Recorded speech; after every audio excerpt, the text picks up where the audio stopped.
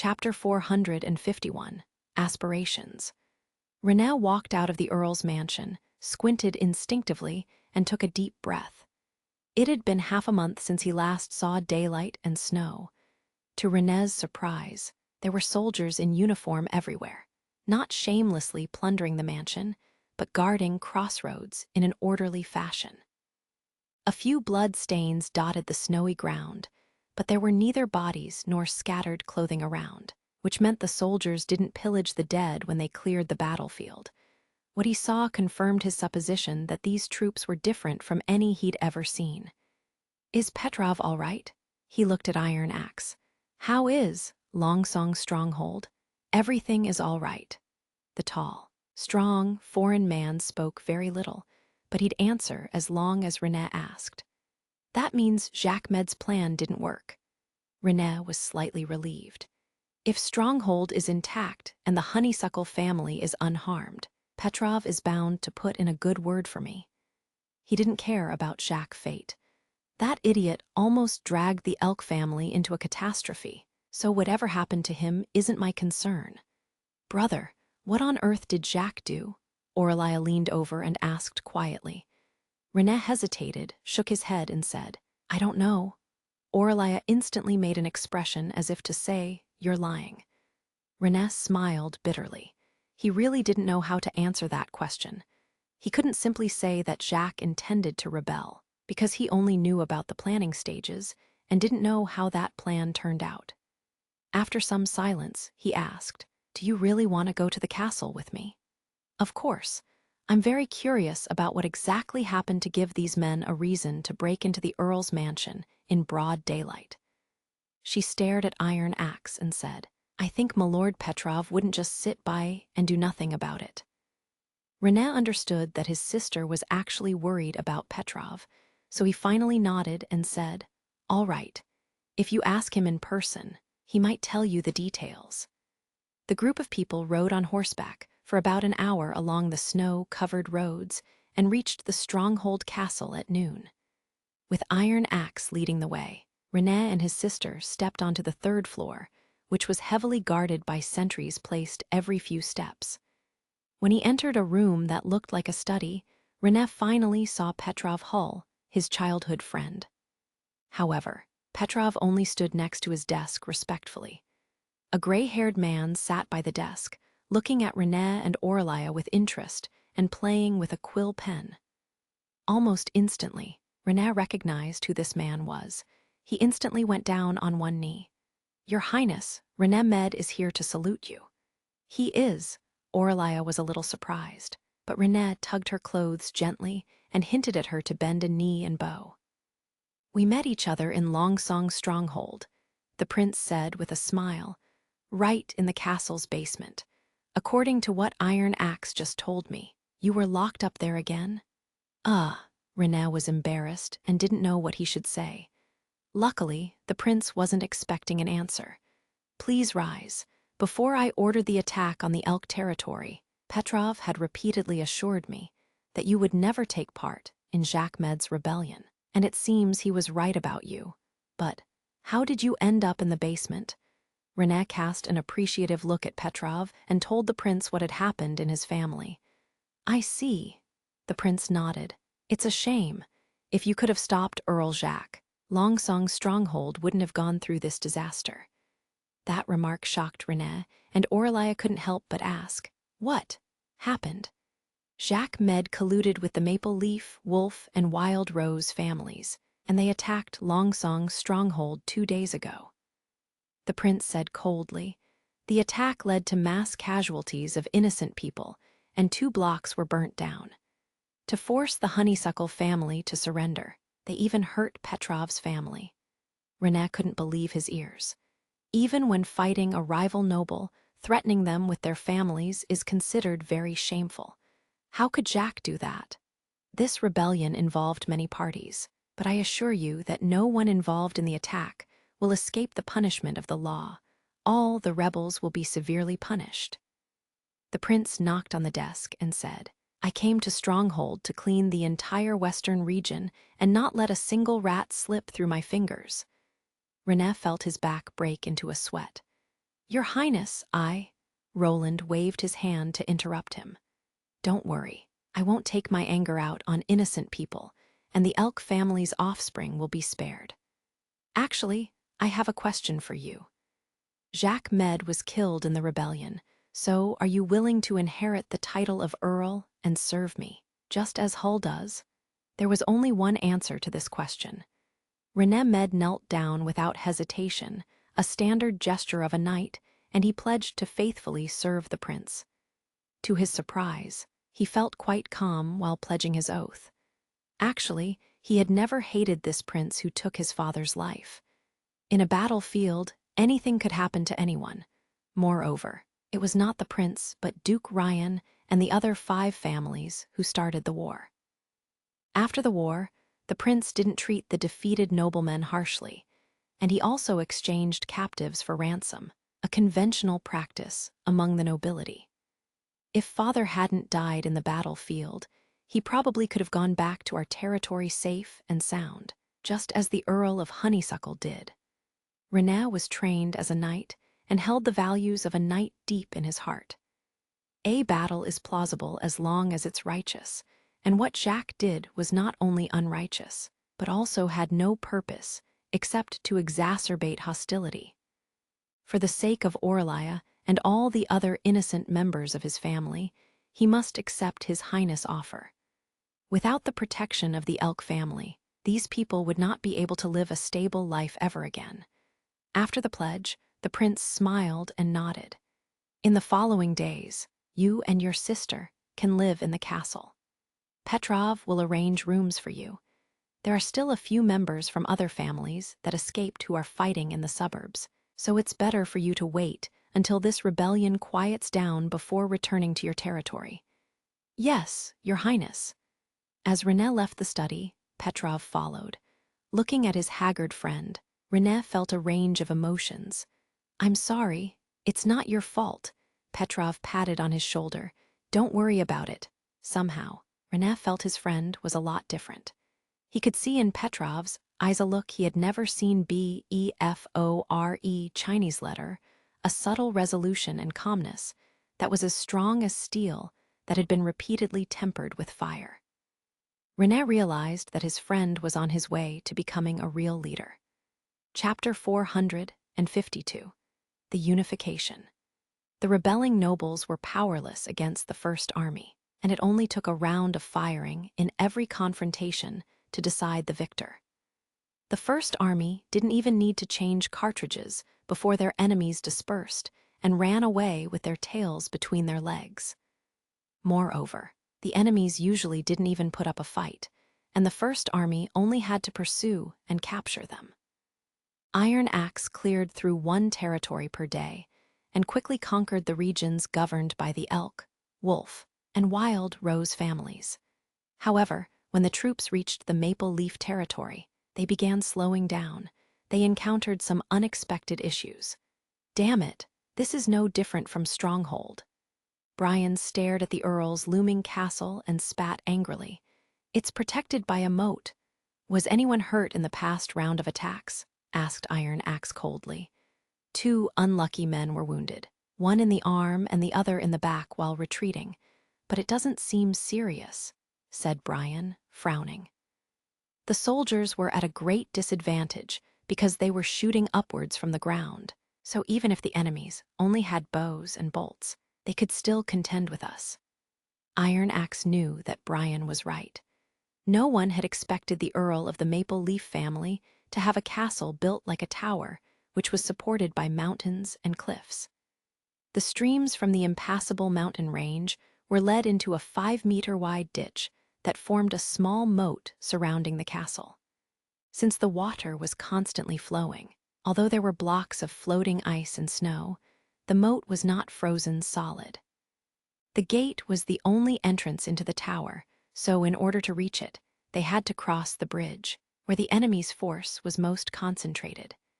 There were no concealments around the Earl's castle, only plains of snow, so standing on the higher ground made up for the enemy's disadvantage of using crossbow bolts. After 2 rounds of probing attacks, the First Army only shot down 3 or 4 people and suffered many casualties themselves. "I wish we'd brought cannons with us," said Brian bitterly. "If we shot a few cannonballs at their gate, they would surrender in no time. It's too bad that the troops can't bring them here because it's too far from Stronghold and the snow's too deep." Iron Axe glanced at the sky. "Let's call it a day and arrange for the troops to set up camp." The territory of the Maple Leaf family was northwest of Longsong Stronghold, next to impassable mountain range, and it lay on the border of the western region.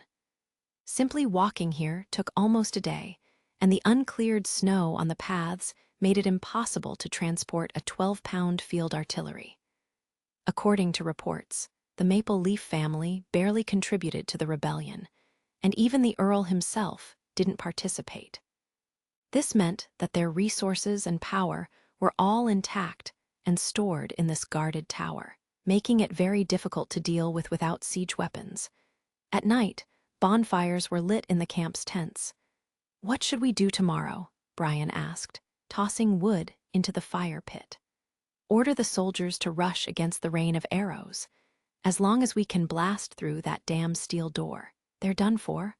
But the First Army would also lose dozens of soldiers." Iron Axe shook his head and didn't answer. If he were still in the Iron Sand City, he would gladly sacrifice hundreds of soldiers to complete his mission without feeling regretful. However, after he came to the western region, he felt somewhat protective of the soldiers whom he watched improve and whom His Highness Roland put so much effort into. After a long pause, he sighed, "Let's use the witches." Brian was shocked. The witches? Iron Axe didn't want to do this either. He remembered the prince had once told him that a decent army should be able to complete its mission independently at all times.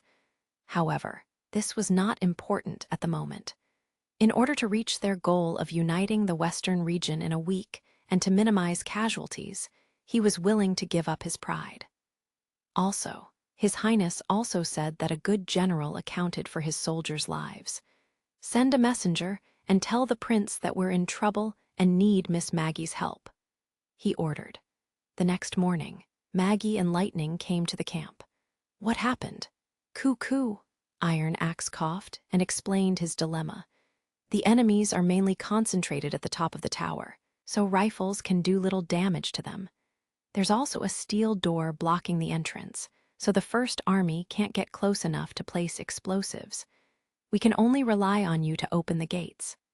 "We've got this," the little girl said, patting her chest. Throwing explosives was a familiar task to them, and they were even trained with the First Army in the small town. Iron Axe nodded and immediately arranged the soldiers to begin the last attack. Even if the explosives didn't have the desired effect, they would at least scare the enemies and give themselves enough time to break through the steel door. "Are you fighting as well?" Brian watched surprisedly as Iron Axe strapped a rifle to his back and stuffed a few cartridges of bullets into his belt. "Rather than say, 'Charge for me,' say, 'Charge with me,'" Iron Axe smiled. His Highness always said this. When the two men led their soldiers into the charging position, Maggie's figure appeared in the sky. She transformed into a giant beast and charged towards the tower, her claws grabbing a bag of the new explosives. Everyone witnessed this stunning scene, and the First Army erupted in cheers, while the side on top of the tower descended into chaos. The mercenaries and guards of the Maple family all turned their crossbow bolts around and began shooting at the beast with no avail. Meanwhile, Maggie finished collecting her strength, flapped her wings forcefully, rose rapidly into the air, and released the bag. The bag of explosives shot towards the top of the tower like a cannonball. Iron Axe felt his surroundings go quiet, and then he saw a glaring ball of fire rise from the top of the tower. Suddenly, the earth began to shake. The entire world seemed to be trembling, and huge columns of smoke shot up through the snow. A heat wave struck him in the face, forcing him to stumble back a few steps with his ears ringing. This is the power of God.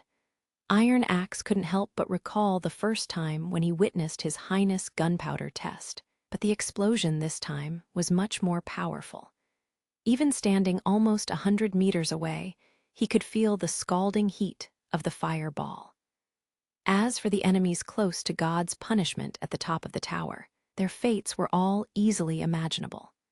He quietly prayed to the three gods, raised his rifle high, and shouted, "For His Highness the Prince, First Army. Charge for His Highness!" The soldiers echoed his words and swarmed to the Earl's castle. This time, no one dared to stop them.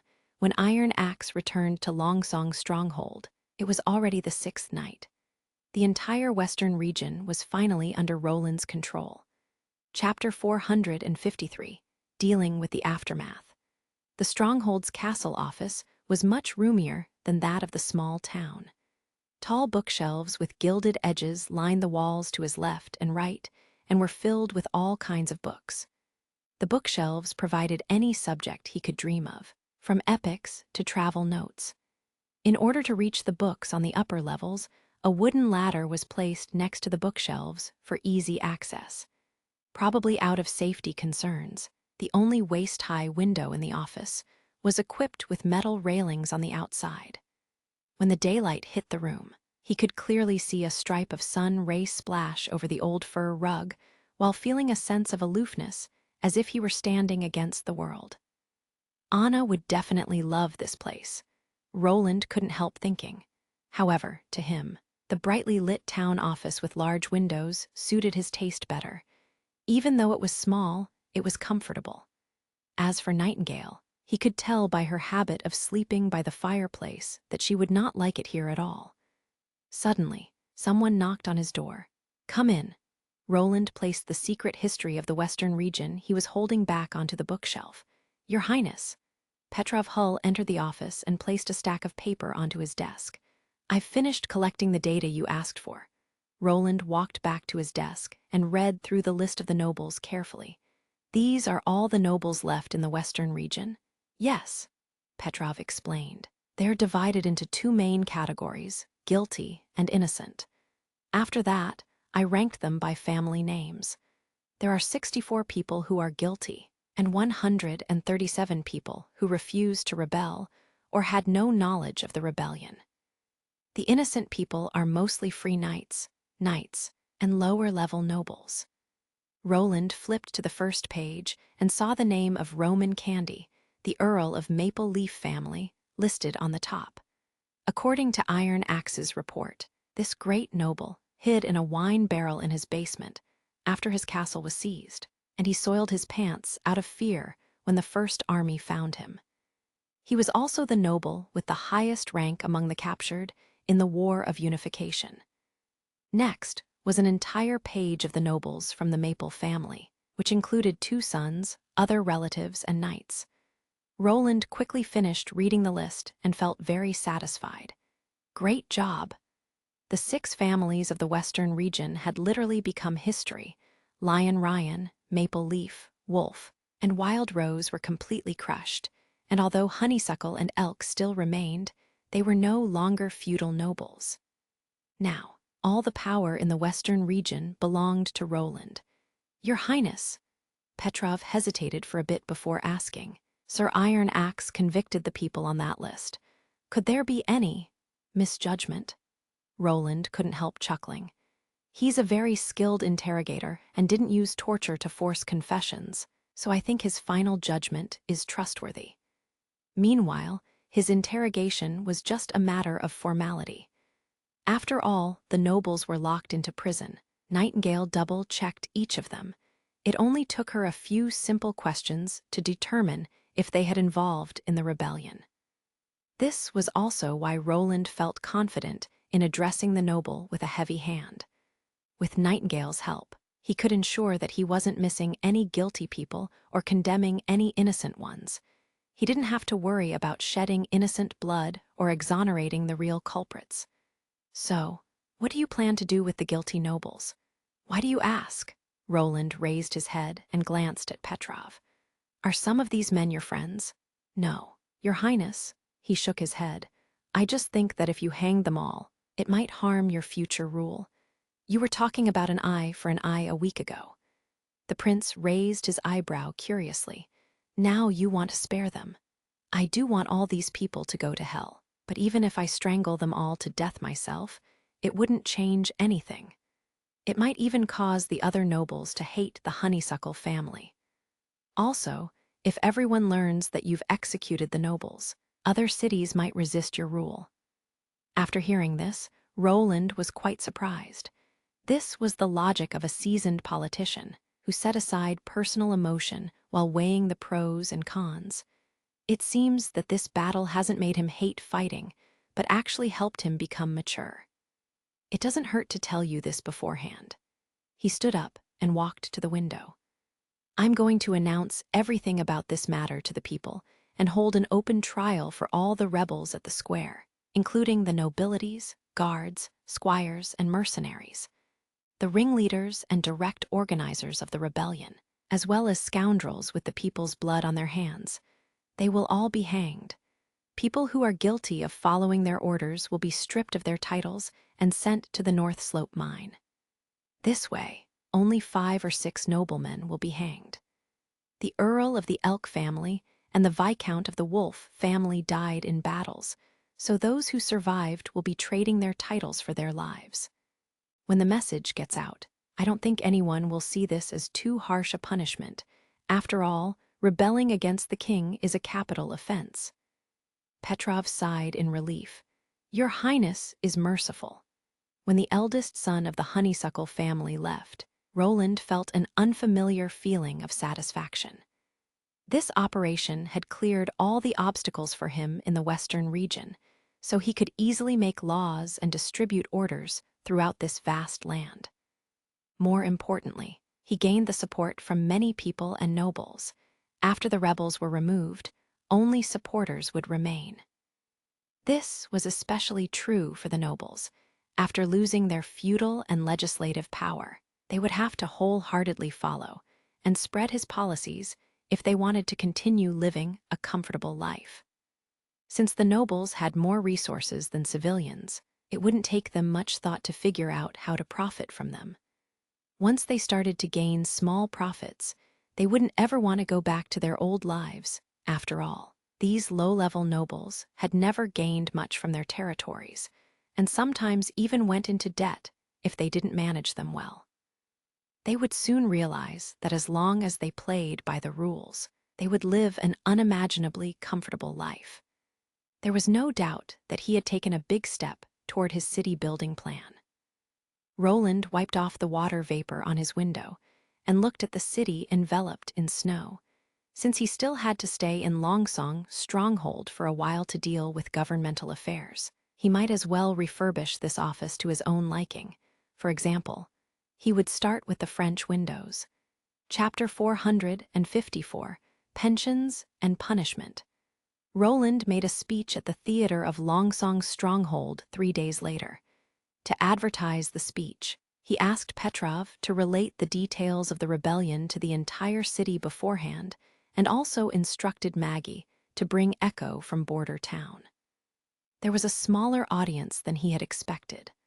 Although it was already spring, the endless snow stopped people from going outside. Fortunately, driven by the prince's promise that soldiers killed in action will be well compensated, all members of the Second Army and their families came to the theater. It would take Roland some time to earn trust from the rest of his subjects, but Roland believed the best marketing was word of mouth. Once the seed was sown, it would spread its roots to more people. This was the reason he insisted on an army consisting of ordinary men. They were as sharp as swords, as impregnable as fortresses, and perfect role models for publicity. Good morning, my subjects. I'm the Lord of the Western Region, Roland Wimbledon. I believe most of you have already heard my name. Roland surveyed the audience and continued, First of all, I'd like to express my deepest sorrow and grief for those who were injured or lost their lives in the rebellion. This was a conspiracy plotted in King's City. In order to disturb the peaceful Western region, Timothy has tried to wage war against us numerous times. Unfortunately, the 4 families of Western region didn't side with the people. but instead helped the wicked perpetuate wicked deeds, thus causing this tragedy. The prince did not linger on the details of the rebellion.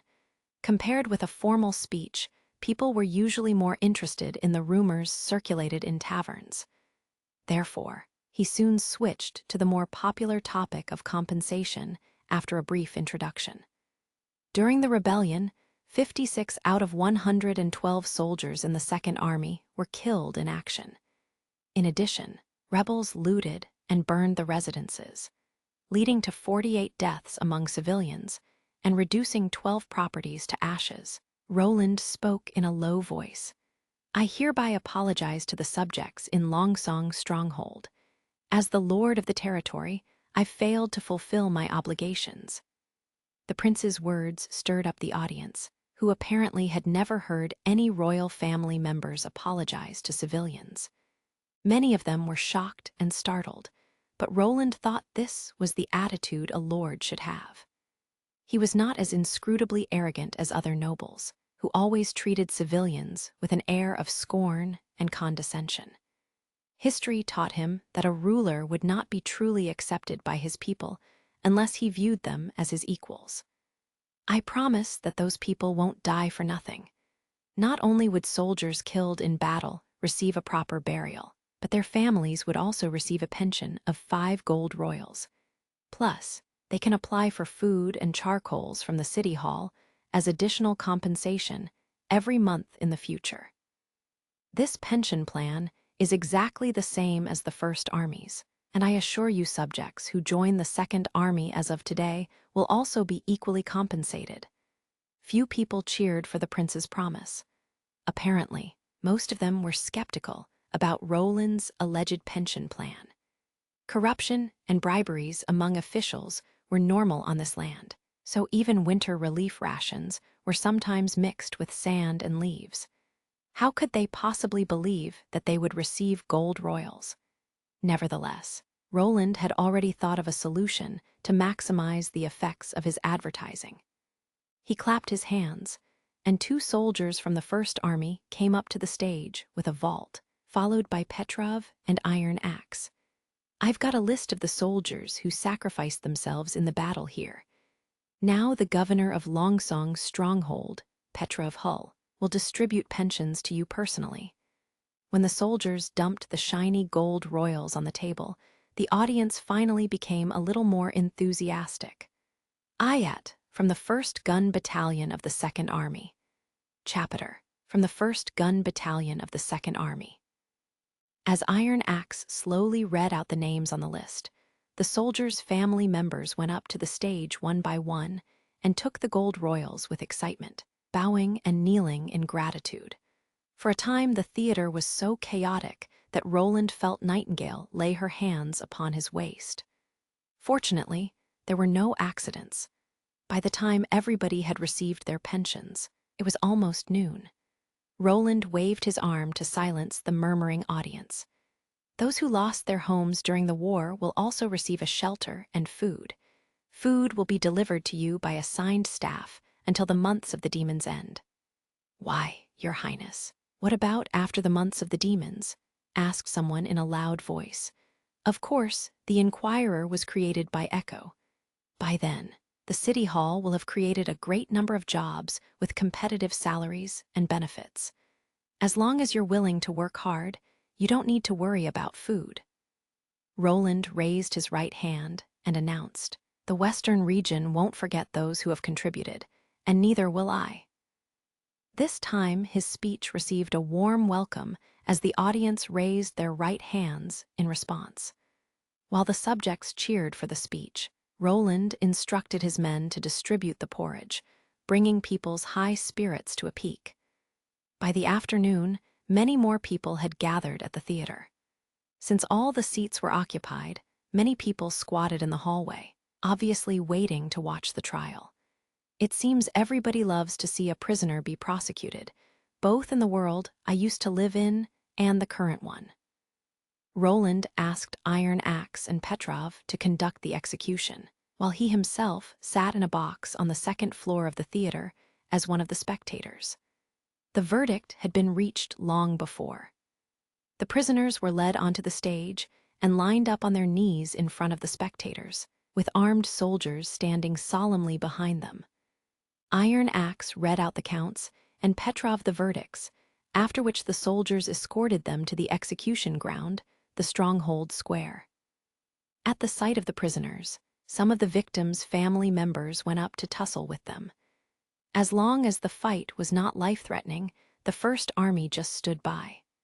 Nobody took pity on these scoundrels, who should have known the subsequent consequences the moment they committed murder and plunder. In the end, 132 prisoners were sentenced to death, 6 of whom were great nobles. The rest were mercenaries, guards, and servants. The execution methods varied. Since gallows were limited in number, only the nobles had the privilege to be hanged, whereas others were shot. It was also the first time firearms were used for execution. The other 900 people who had participated in the rebellion but had not committed murder were imprisoned, awaiting to be sent to the North Slope mine in batches. Now, Roland had weeded out all the nobles who challenged his authority in the western region. The following day, he summoned the innocent nobles to the castle hall. As it was just the beginning of the cleanup, he still had a lot of work to do before he could truly rule this region. The most important step was to establish a new order. Chapter 455, the second step of city construction. Roland arranged a feast for the nobles to ease their minds. A long table covered with a white tablecloth stood at the center of the hall, with a large variety of delicacies, delicious wines, and beautifully arranged flowers on it. The nobles were seated on either side of the table, facing each another. After drinking a few glasses of red wine, everybody seemed to feel more comfortable and less stressful. Given that the honeysuckles and the elks were both Roland's supporters, and that all of the great nobles had been crushed, these petty nobles were unlikely to strike up a discordant tune at this hour. On the contrary, they voluntarily revealed their intentions to stand on Roland's side during the conversation. Under such circumstances, Roland knew it was time to talk about his new policies. After they all had been fed, he distributed the booklet that was prepared beforehand to each noble. It was the marketing graphic book, which he carefully designed and drafted. "Your Highness, what's this?" As he expected, the nobles soon asked in surprise, "Why are the drawings in this book are so lifelike?" "Yes, they look so real. It doesn't look like a picture. No paint can express such delicate colors." They were, no doubt, nobles from the big city, who knew how to properly appreciate artwork. Roland clapped his hands and replied with a smile, "They are indeed illustrated by a painter. The only difference is she's a witch, and the paints she has used are actually her ubiquitous magic power." All of the nobles were startled by these words, not sure whether they should put down the booklet or not. "The local church has fallen from power. What are you worried about?" the prince said, raising his brows. "Witches are no different from us. I've confirmed that myself many times." Petrov almost choked. "Your Highness is right." "Of course your Highness is correct. Ha," the other nobles chimed in, managing to summon up a laugh. Looks like I just said something that contains an unintended meaning." Roland put on a look of indifference and switched the topic while thinking. Ever since he became a prince over a year ago, he had noticed that his ability to remain unflappable amid changes had improved by leaps and bounds. Or rather, he had become increasingly bold. The point is the story inside it. The drawings are just to make it more readable and interesting. While the nobles were still absorbed in the story, Aurelia, the Elks girl, looked up abruptly and asked, "Is this the family history of a noble?" "Aurelia," René reminded her while lowering his voice, "you should call the prince your Highness?" "Correct. He used to be a noble in the western region." Roland gestured René that it was fine and then continued, "Some of you may still remember him." "Your Highness, I know him," answered one knight. "His name is Tigwipine. We used to be neighbors, and his territory used to be adjacent to mine." "I also met him once," someone else recalled. He was just a baron back then. His father was a feudatory of Joe Cole, but since Lord Joe left the western region, his territory has diminished. Viscount Tigui is currently living in Border Town, Roland said, smiling. The graphic book records how we met, as well as what happened later.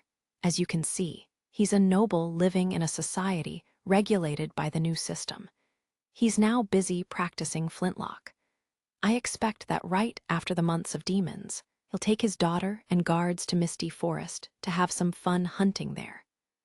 As far as I know, ever since he sold his territory to the east of Stronghold and settled down in Border Town, not only has he been promoted to a higher rank, but his properties have increased by several times as well. Fear originated from the unknown. The same held true for changes to the system. As the nobles were ignorant of what impacts all these changes would bring about, they abhorred anything foreign or unfamiliar. In order to reduce their fear and resistance, Roland picked Tigui Pine as a living example and asked Soria to sketch out his life in a cartoon format. Compared with those dull biographies, cartoons apparently presented the details of the story in a more vivid way. You may have known that I'm planning to build a city in the western region. In fact, I've been thinking about that for quite a long time. By then, Border Town, Longsong Stronghold, and the narrow land in between will all be consolidated into one. Roland continued. Someone may ask how the two towns, so distant from each other, can possibly be connected. I have to say that the unification will be confined only to administration. In other words, the new city will be governed by the same laws and policies. This is also the reason I take back nobles' feudal and legislative powers. Your Highness, but our territories, somebody asked. They'll still be yours, he interrupted. Like I said, you won't lose anything except these two types of power. The very nature of feudalism is to grant lands to others who will then become your subordinates, and thereby expanding your influences, leading lower nobles to defend against enemies and fight for profits for you.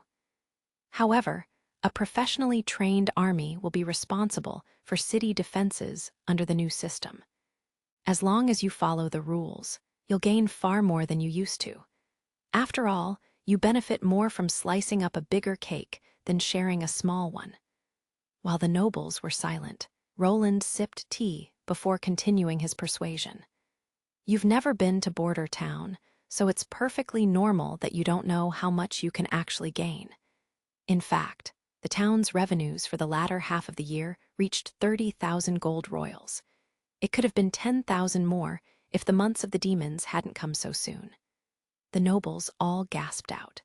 30,000.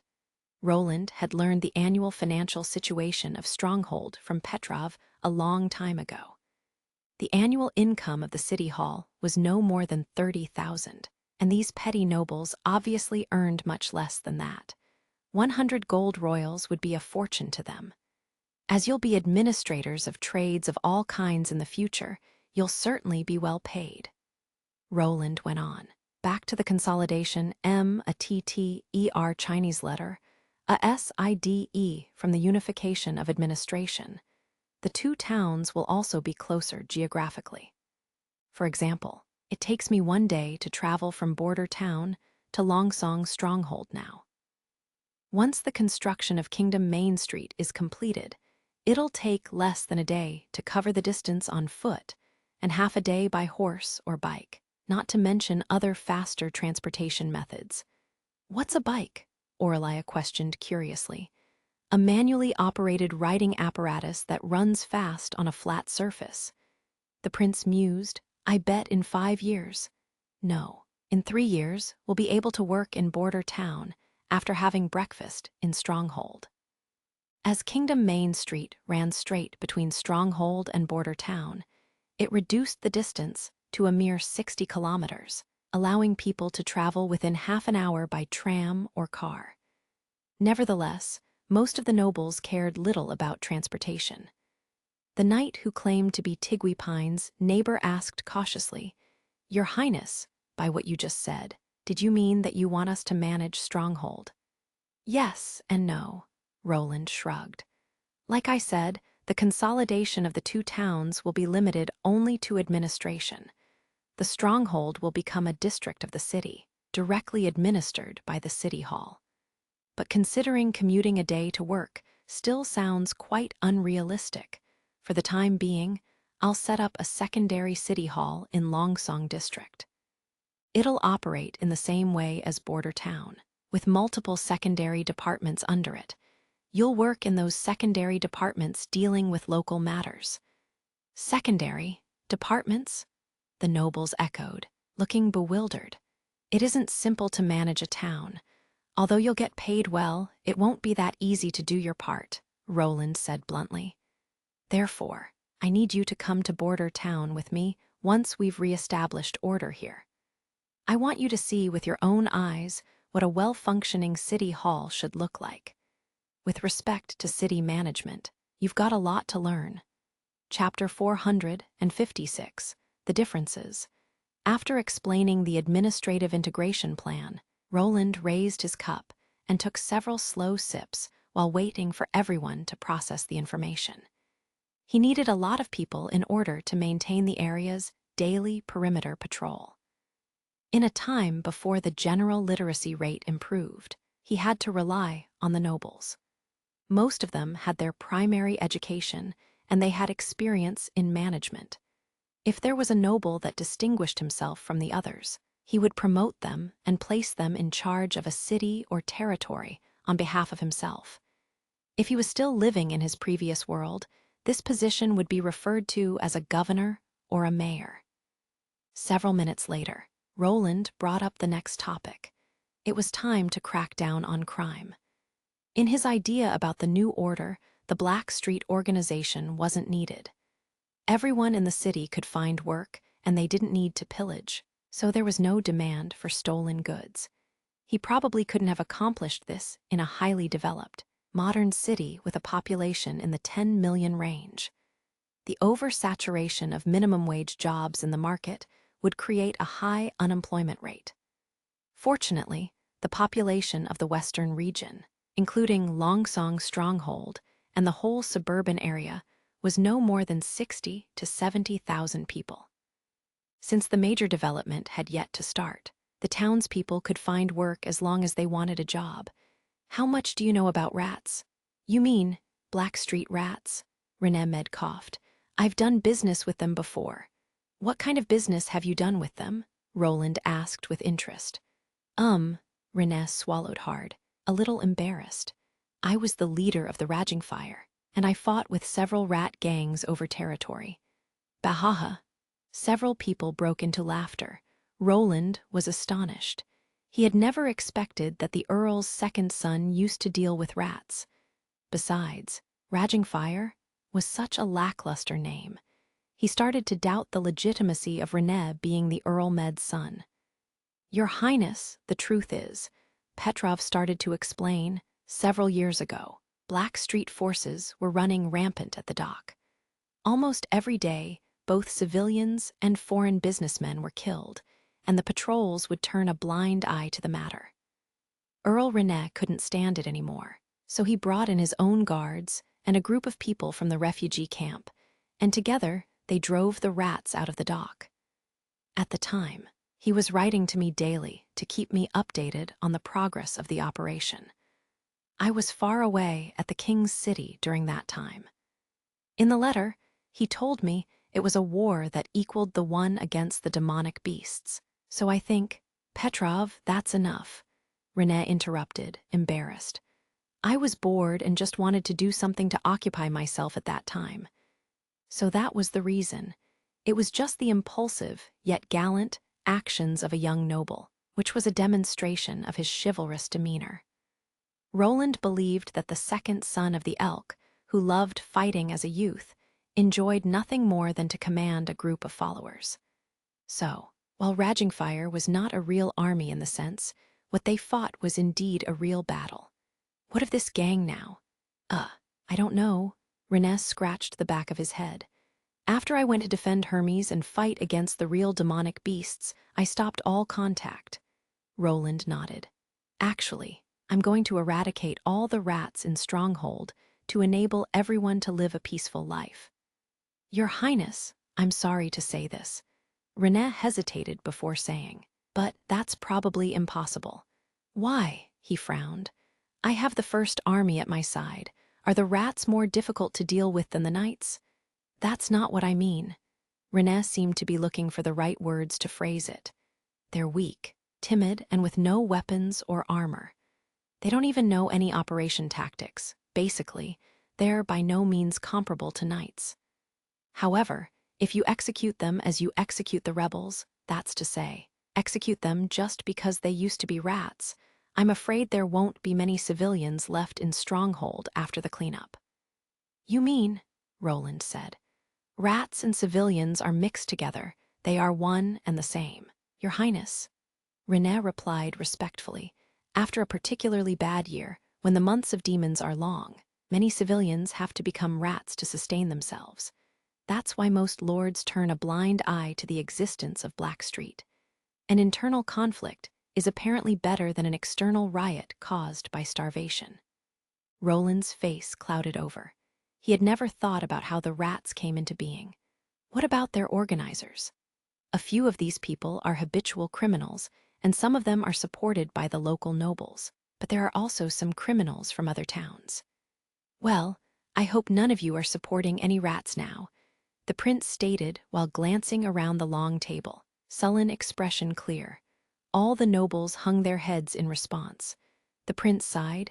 It doesn't matter now. As long as you help with my cleanup plan, I will forgive your past misdeeds. After a pause, he looked at René. I have a task for you. Yes, Your Highness. In the coming month, I will be focusing on cracking down on all of the criminal activities in Stronghold. You should cooperate with the First Army to eliminate all of the Blackstreet gang leaders and completely break down all their organizations. As for the specific methods, I'll send someone to you with instructions. Your Highness, what about the citizens that are depending on them? Without the gangs to provide them with food, they are not likely to survive the months of the demons. René was worried. Plus, this year, the months of demons arrived earlier than usual, so there might be even more people depending on them than in the previous years. I'll let Petrov open the barn and distribute food to the citizens until the end of the months of demons. The nobles around the table started to protest. Your Highness, that's not going to work. That type of support will just make things worse. After that, everybody in the town will become a beggar. All of the nobles ventured to prevent him. Roland slammed his fist down, hitting the table hard. I've made up my mind, and I don't want to hear your protests any longer.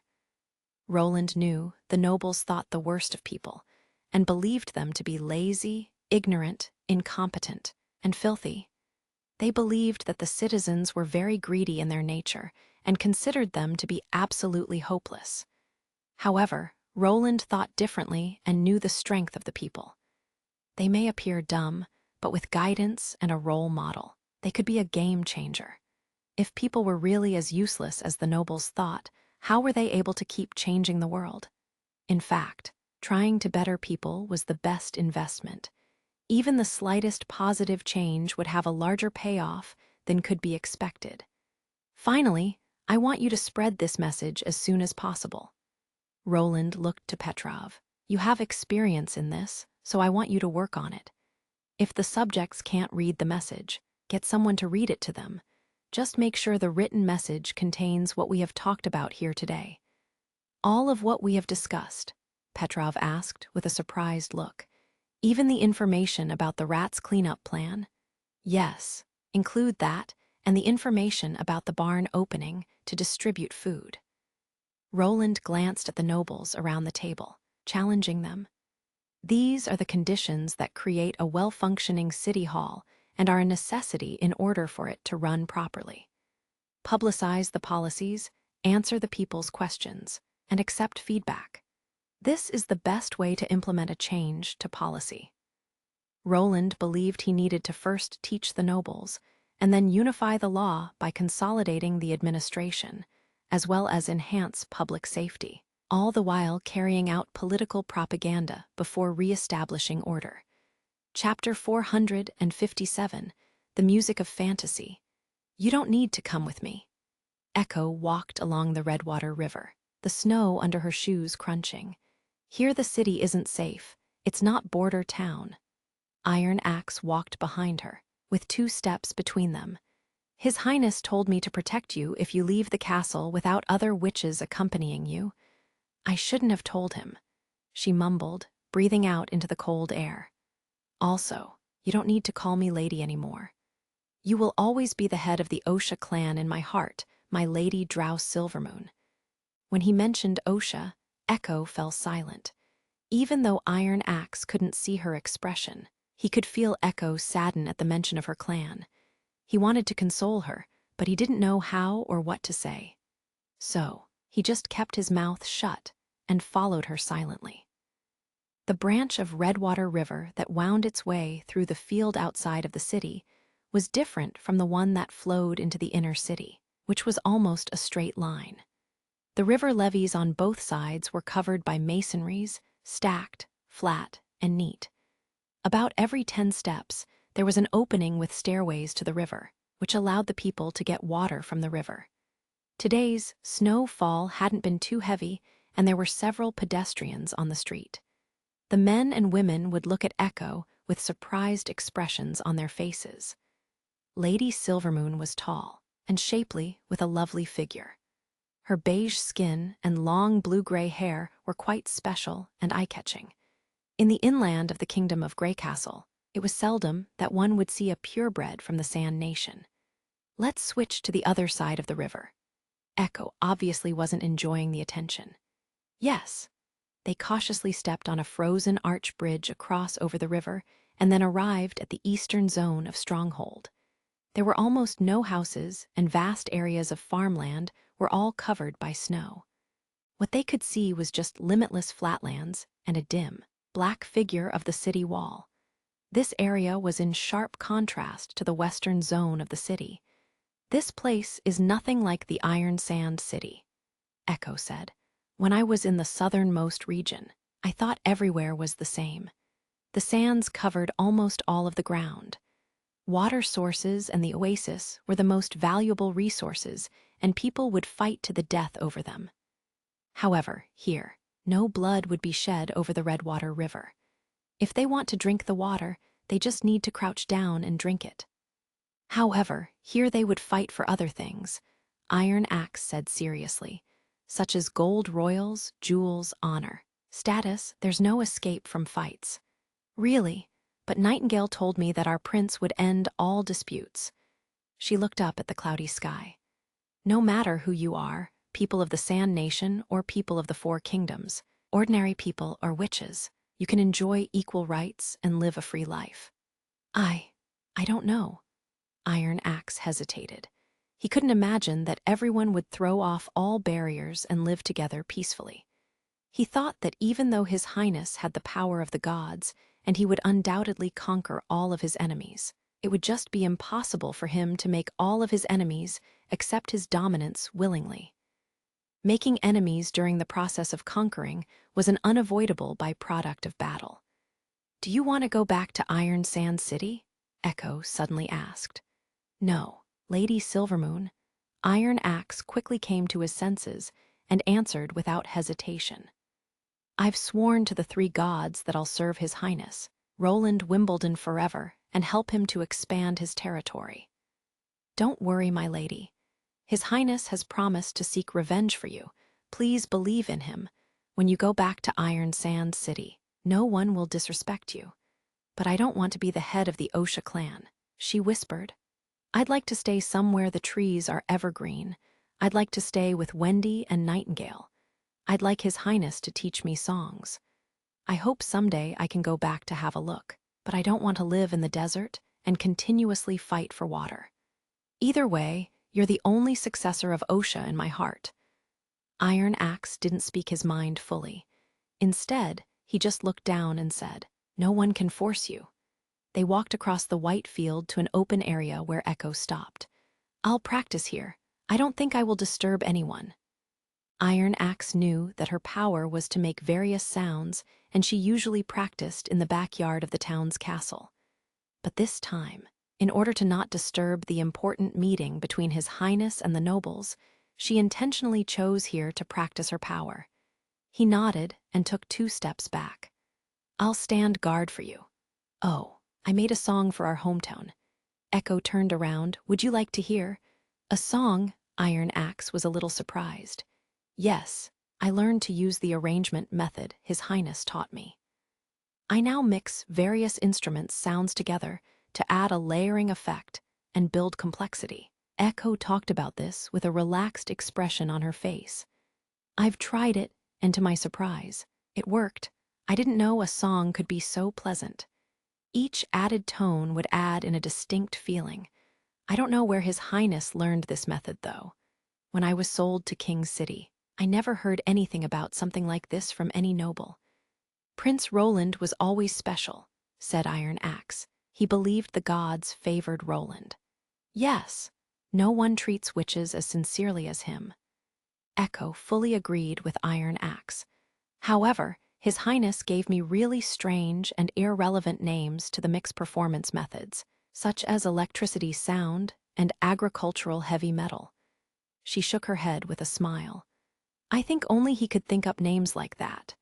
Before Iron Axe could reply, she started to sing. When the mixed melody reached his ears, he was shocked and immediately stood, frozen in place. What an amazing tune!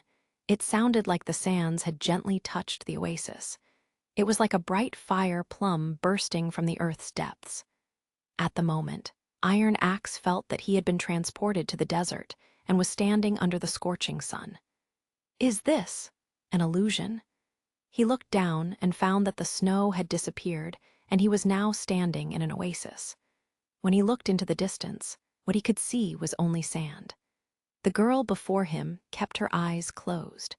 Her song resounded through the air as she stood in the shallow water, disturbing its smooth surface. What a breathtaking beauty! Going through sand and dust to seek the traces of the oasis. Your footprints were left in the sea of sand. Your shadow was reflected in the spring. Someday, the oases will become the new deserts, and the deserts will also breed new oases. The only eternal thing is the legend of you. Someday, I'll follow your footprints to find your shadow at the sleepless and wordless moment before dawn." When the song faded out, Iron Axe was back at the snowy Longsong stronghold. It seemed that nothing had happened, and that everything he had experienced just now was an illusion. He swallowed hard for a while and then opened his hand. There was a tiny grain of transparent sand shining on his palm. Chinese letter. Chapter 458, The Song of Resonance. Roland could not believe what he was hearing. "You said that you saw a vast desert in Echo's song and you've brought back a grain of sand?" Roland asked. His mind was racing. Was this simply an auditory delusion?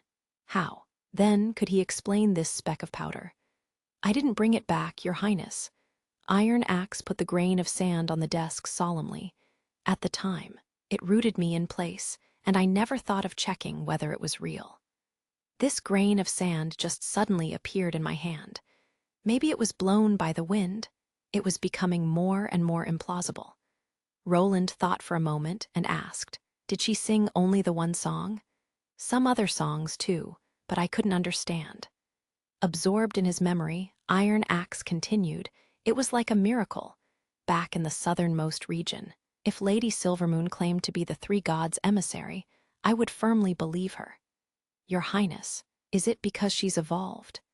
This Iron Sand man of the Majin clan had followed Roland more than a year, and now had a much better understanding of witches. "I think so, but it's the first time I've seen such a situation," Roland answered. After some thought, he decided to send for Echo and ask her in person. When Iron Axe left, Roland picked up the grain of sand and looked at it carefully. Was it created by magic power? "I'm not sure," Nightingale's voice came from behind. "There's no trace of magic power in it." This did not necessarily mean that it was not made by magic power. It was a real thing in the real world, like Soria's pictures.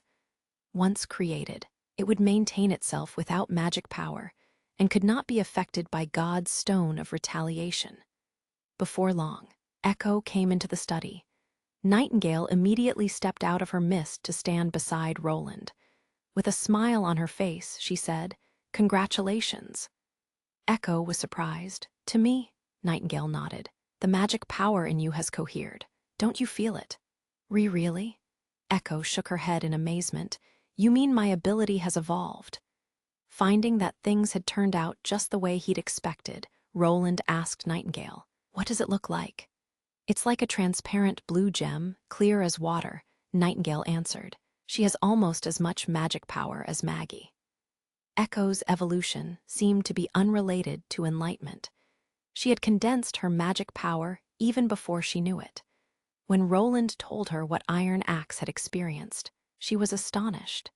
He actually felt like he had returned to the southernmost region and was in the Sea of Sand. The phrase felt like maybe inaccurate. He returned with a grain of sand from the desert. Roland said with smile, "Sand can be found everywhere, but I don't believe he went so far as to dig in the snow or mud for it only to deceive me." He paused a little and asked, "What did you see at the time?" "Nothing at all," Echo answered with some embarrassment. "I had my eyes closed and wasn't paying attention to my surroundings." "So how about showing us?" Roland suggested. He propped his hands on his chin. With interest. "Sing the song you created, the one about your hometown." "Here?" "Yes," he said. "Dinner isn't ready for another half hour. It won't disturb anyone." "I want to hear an immersive song, too," Nightingale encouraged. "Ah, fine."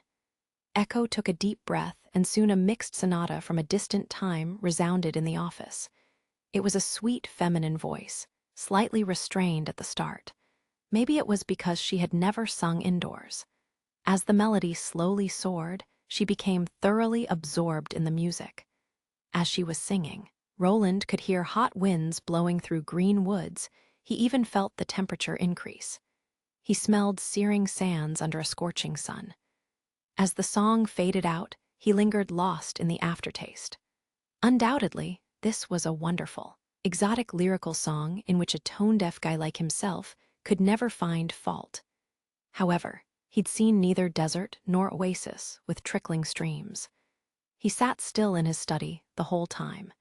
He glanced at Nightingale, who shook her head. It was apparent that she had not seen any miraculous scene. Either was it because her ability was not effective this time. Roland contemplated and then asked Echo, "Did you write this song?" "Yes," she nodded. "Now sing several songs I've taught you." He thought for a moment and decided, "Let everyone come and listen." Soon, the study was crowded with witches. The 3 witches from Sleeping Island had even come, too. They were still holding their cards in hand. Echo was clearly a little nervous, but with the encouragement of Nightingale, she calmed down. She sang all the songs, including the Guerrilla's song. She received warm applause from the witches without exception. After listening to the witches describe their feelings, Roland had a rough understanding of Echo's new ability. The amount the audience could be affected by her singing depended on their respective experiences. If they had the same experience as depicted in the song, they would be influenced more. He came to this conclusion based on the newer songs he'd taught to Echo. Guerrilla's song was the most popular one because the witches had seen the first army marching along to the beat of music. Therefore, they could understand this song better. This could also explain why her southernmost region song had resonated so strongly with Iron Axe.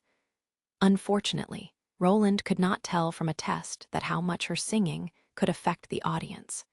He was wondering if the scenes in her song could become real things when a listener was fully absorbed in it. Echo's new ability filled him with expectations. The ability to lift one's spirits should never be underestimated. She could encourage soldiers, pacify the masses, and sing background music for dramas. The next afternoon, Roland met Vader from Border Town in his study. Your Highness, I'm here," he said with chattered teeth. Obviously, he had not recovered from the high-speed flight. The fastest way to travel between the town and Stronghold now was Maggie's express service. However, even wrapped up in a thick blanket, flying at a speed of 60 kilometers per hour under the claws of a large beast was not a comfortable flight. "Good job," Roland patted the fat pigeon on his shoulder. "Coo," she proudly held her head up. "I want you here to assist the elk family with training." He looked at Vader and said, "The situation here is different from that in Border Town, but similar to that of Valencia. Here there are rats, refugees, and violent criminals." "You mean you want me to train patrollers?" Vader asked. He had finally stopped shivering after warming himself by the fireplace. "No, I mean police." Roland explained his plan for taking severe measures against illegal and criminal activities. "The First Army will take care of it in the beginning, but public security work has to be handed over to the local police. The most important thing in training the police is to infuse them with the people's protector concept. Treat the people warmly, like a spring breeze, and punish the criminals ruthlessly, like thunder." Vader repeated what Roland had said. "Yes," the prince said with a smile. "I hope you can train them well."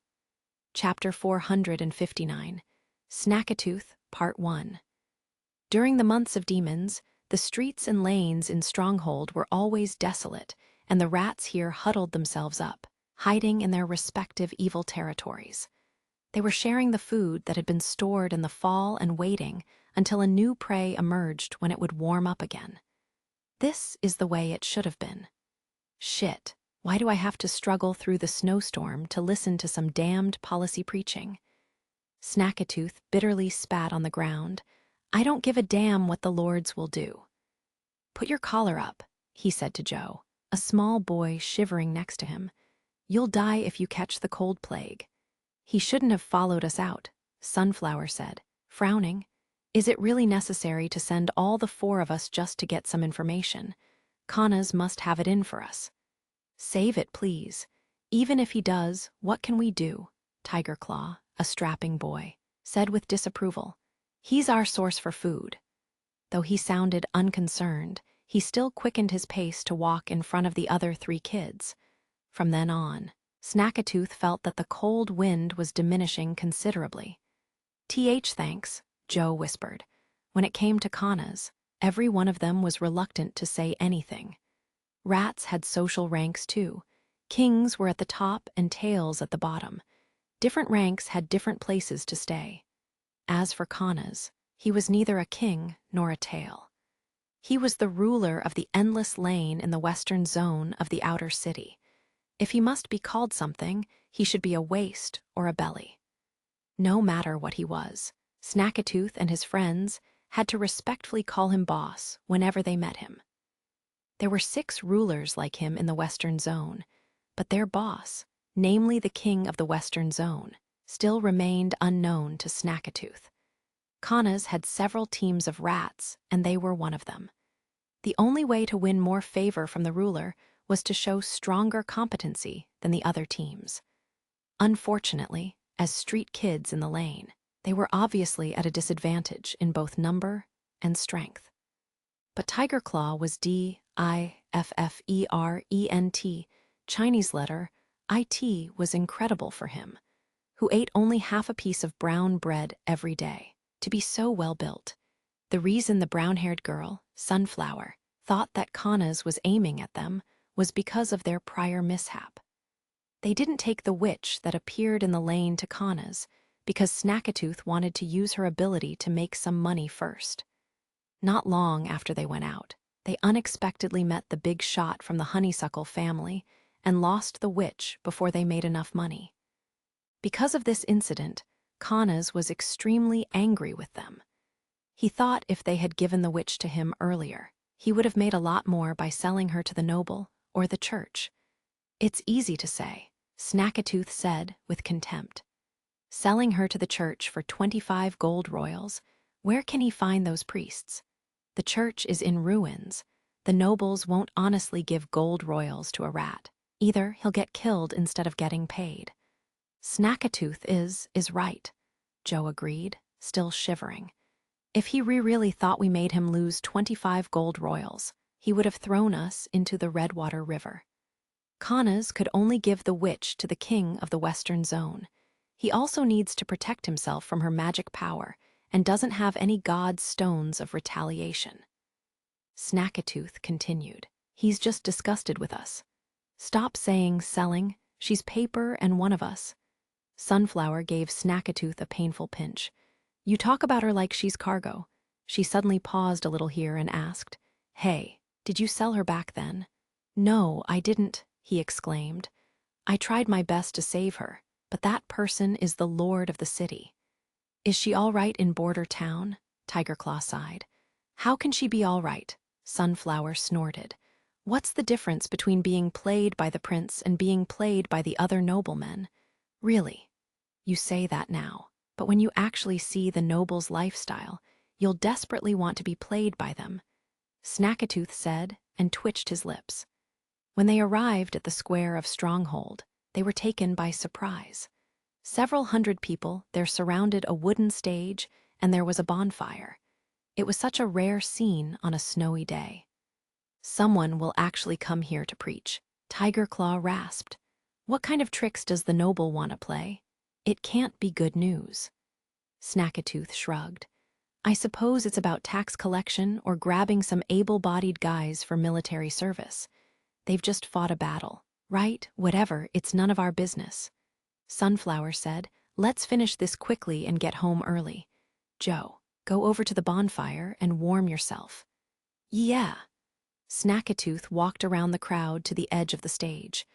The man on it wore a thick, cotton-padded jacket, a wool hood, and a pair of deer-leather gloves. Snackatooth felt warm simply by looking at him. This was so much better than him and his dirty, old clothes. He thought of how great it would be if he had a chance to steal them, but also knew that was just in his imagination. The Elk family label on the man's cloak indicated his identity. A rat could never afford to offend an attendant of the 4 families. Go with Joe to warm yourselves. I can take care of this here, Snackatooth said to the other 2 kids. Really? Tigerclaw asked and raised his eyebrow a little. Of course, I've got a good memory.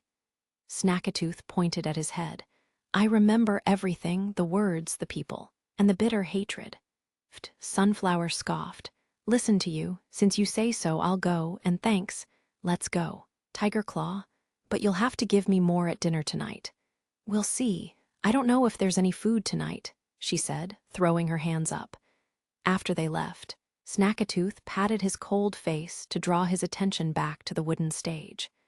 The information was useless for a rat tail like himself, but it might mean profitable opportunities for rat bellies and kings. Unfortunately, even if they did make some profits, the tails at the bottom would still get almost nothing. My fellow citizens, here's a joint declaration by the Lord of the Western Region, Prince Roland Wimbledon, Earl of the Elk family, Shalefi Hull, and the Lord of Longsong Stronghold, Petrov Hull. The man took a sip of his hot ale and continued to read a piece of parchment in his hand. The City Hall of Longsong Stronghold now opens the grain market to the public. Any citizen who has extra grain at home can sell them in the market freely now. But pay attention, please. Starting next month, any unauthorized sale of grain will be considered a felony, and only the City Hall has the right to purchase and sell grain.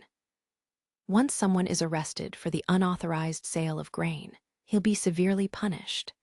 The City Hall also welcomes public tip-offs about this kind of offense and will reward anyone who offers correct information 25 silver royals.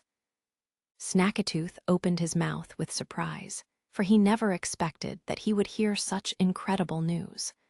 The noble wants to forbid the private trade of grain. Besides, both the grain purchasing and selling prices offered by the City Hall are extremely low. Who will sell grain to them at this low price? The grain price in Stronghold has already increased threefold because of the early arrival of this year's months of demons, and it's impossible to drop before the snow ends. If the City Hall sells grain now, no matter how much, the nobles and merchants will buy it all. Did the prince and the city lord never think of this issue? Wait, if they really do forbid private trade in grain, what will happen to us? Snackatooth suddenly shuddered at this thought. Most of the citizens bought most of their grain from rats. Once the policy was carried out, and all the grain in the market was bought by the noble and merchants, it would be a disaster for almost everyone. Chapter 460, Snackatooth, Part 2. Snackatooth never expected that much more unbelievable things were yet to come. The speaker's next announcement rendered him motionless. In 5 days, which is the second week of the first month of spring, the city hall will distribute rations at the square. Everyone can come here to collect 2 bowls of steaming hot oatmeal, one for lunch and one for dinner. Citizens, let's all thank the prince for his generosity. At this, the crowd began to stir. My God, Gale was right, this was really in the notice. Yes, I came just to confirm that. Do my ears deceive me? Free oatmeal every day. Are you coming? 2, don't you have plenty of oats and dried meat at home? It's still 2 free meals. My lord didn't forbid me from coming. Didn't you hear that he said everyone? My lord, someone suddenly shouted. Is the oatmeal really free? How long will this continue? This was the question on everyone's mind. The crowd quieted and turned to look at the attendant in unison. The attendant waited for the good news to sink in, and then announced calmly, "That's right. The oatmeal really is free, and the distribution will continue until the end of the months of demons. Tell all your neighbors and friends about this news, because His Highness will always stay true to his promises." Hundreds of people instantly became excited, but Snackatooth still couldn't believe his ears. Free food? What does this mean? It means that they can temporarily avoid being threatened by Kanas and starving in the snow. No, not just them, but all rats will be able to easily obtain food. Now, they'll be even more difficult to control. Kanas won't just sit by and let this happen, so what will he do? Send someone to disperse the crowd, disrupt the distribution, or bribe City Hall officials to dump all the oatmeal into the Redwater River. However, Snackatooth also noticed that the announcer kept mentioning His Highness, which meant it was the legendary Prince Roland that gave orders to distribute rations, not the Duke or the 5 families. Will he let these rats roam shamelessly, or will he really be different from the other noblemen? He didn't trust any of the noble, and the day paper was taken away was still fresh in his mind. However, a small voice in his head kept asking him, what if it was true? What if it was true? Luckily, his doubts didn't last long because the elk attendant on the stage began to read another notice. He used to think that these orders were simply the nobles' tricks to mess with the citizens and had nothing to do with orphans like him. But even more surprising than the last 2 notices was the third one, which directly applied to the rats. Citizens, listen up. There are brighter days to come. The announcer shouted something to calm the rowdy crowd and then said, in 5 days, or when the oatmeal distribution starts, His Highness will begin cracking down on crime in Longsong Stronghold, including black street organizations, theft, and any behavior that threatens the safety and belongings of the citizens. When the time came, please don't hang around Black Street or visit pubs, casinos, and other unsafe areas to prevent unnecessary harm. Order in Stronghold needs to be maintained by all citizens, and the City Hall is currently recruiting public safety officers and police personnel. Next, I'll explain the requirements. Snackatooth didn't feel like listening anymore, so he made his way out of the crowd and ran next to the bonfire. Hurry, let's go back. Are you done listening? Sunflower rubbed her hands and asked reluctantly, you should get warm before you leave. No, we have to go now, he said urgently. What happened? Joe could sense that something was off. I'll explain to you on the road. Snackatooth stomped his foot. We need to go back right now. Otherwise, Kanas will hear about this through someone else, and we'll be done for. The gathering spot for rats in the western zone was a 2-story house buried deep in the endless lane. Kanas was an intimidating one-eyed man, and his temper and methods were just as cruel as his appearance. Snackatooth personally saw him nail someone who was messed up to a wall and then whipped him to death. At the same time, he controlled the food supply of several rat organizations in the area, so no one dared to disrespect him. Snackatooth felt the same way, so he knelt carefully in front of Kanaz and told him about the notices. "Is the lord of the city targeting us?" Kanaz asked with a frown. "What kind of nonsense is that?" ... It's not the lord of the city," reminded Snackatooth carefully.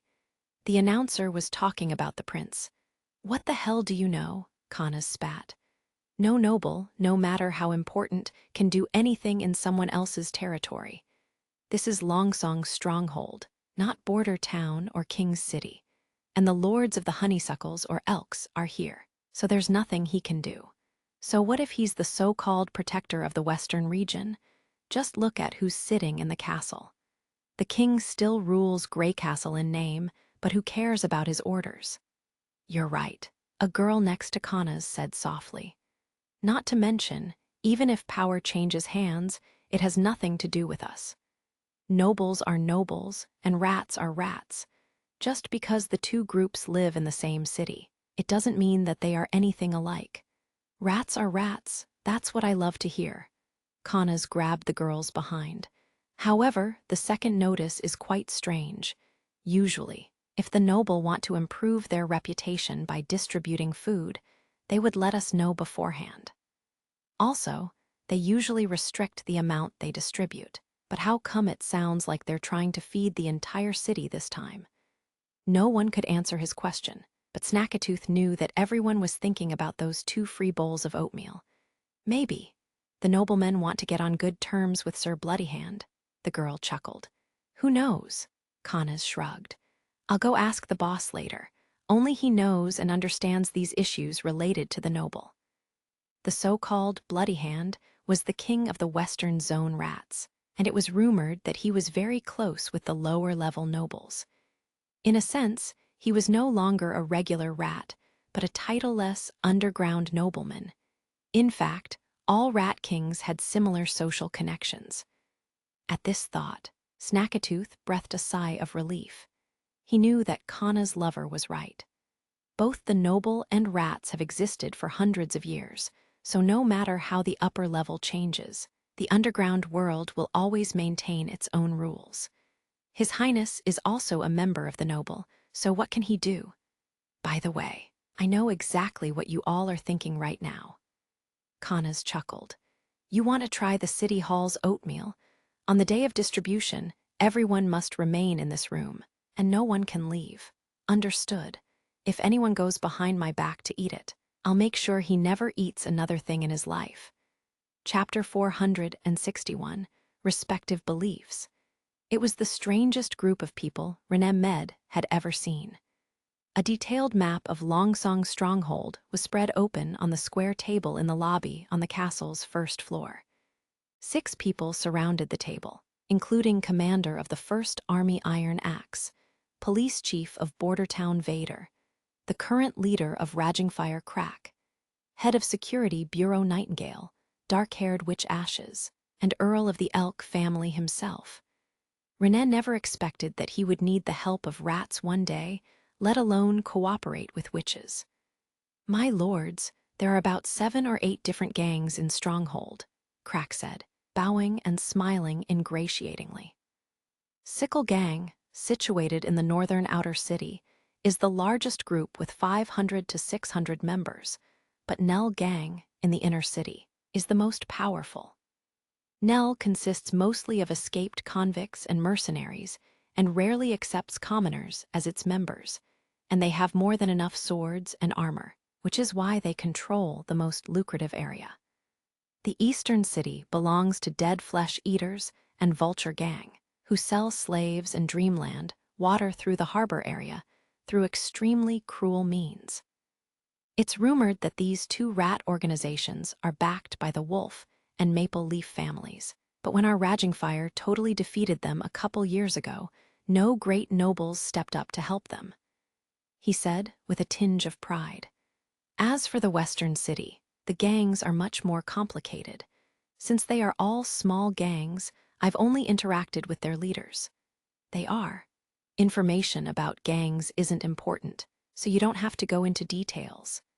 The tall Majin man interrupted. I only want to know if you can take us into the lairs of these underground rats. Ahem, my lord, Crack nodded towards him. A common saying goes, the lairs of rats are riddled with caves and holes. I know the main gathering points of all the gangs, but I don't know every single one of their shelters, especially the hiding places in dried wells and basements, so I can only rely on leaders and cronies to find the specific spots. He's right about that, Renee sighed. If we went face to face with the rats, they wouldn't stand a chance, but it'll be much more difficult to clear them all out. We might have a chance of success if we launch a surprise attack, but now that the notice has been announced, the leaders will all hide away by the time we act. Hide? The dark-haired witch laughed. Unless they hide in Redwater City, if they'll have to stay in Stronghold, there's no way we won't find them here. Yes, you're right. Crack wiped the sweat off his forehead and didn't argue further. The witch named Ashes gave off a terrifying feeling of pressure. Renee had been in battle and fought demonic beasts in Hermes, so he knew what a true warrior should be like. But even soldiers in the Judgment Army, who had faced hundreds of battles, would falter in front of her. She didn't need to make some scary expression, because even when she was simply standing, no one could dare to look into her eyes. There was no doubt that she had not only seen blood and slain enemies, but also hovered between life and death. That was why she had such a menacing aura.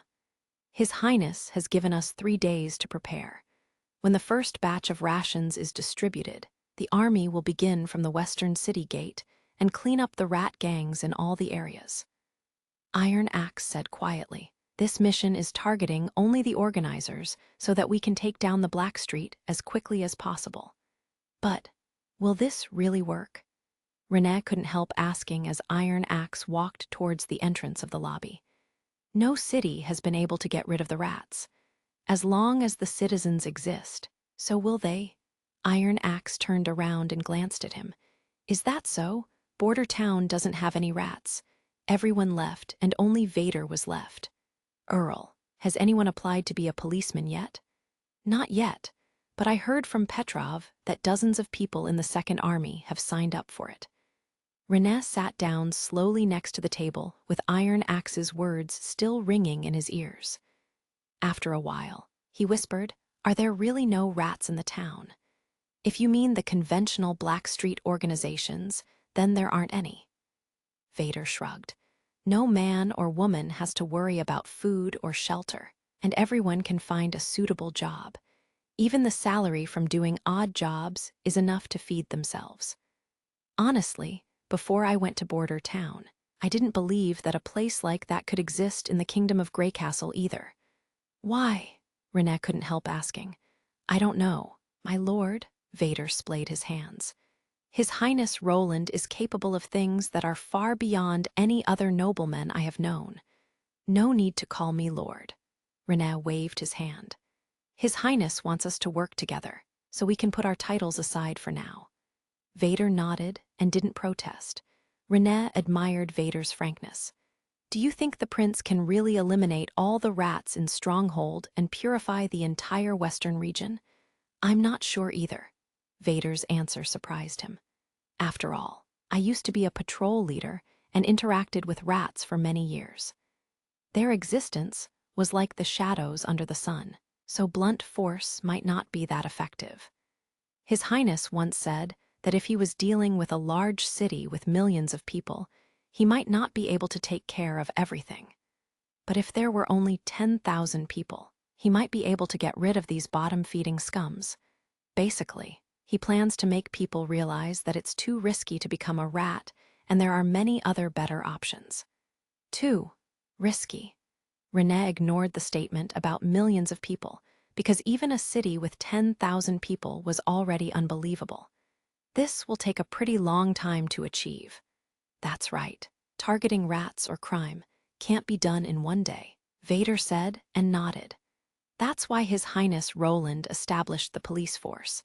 I told you before that this organization is completely different from a patrol team. It was really different.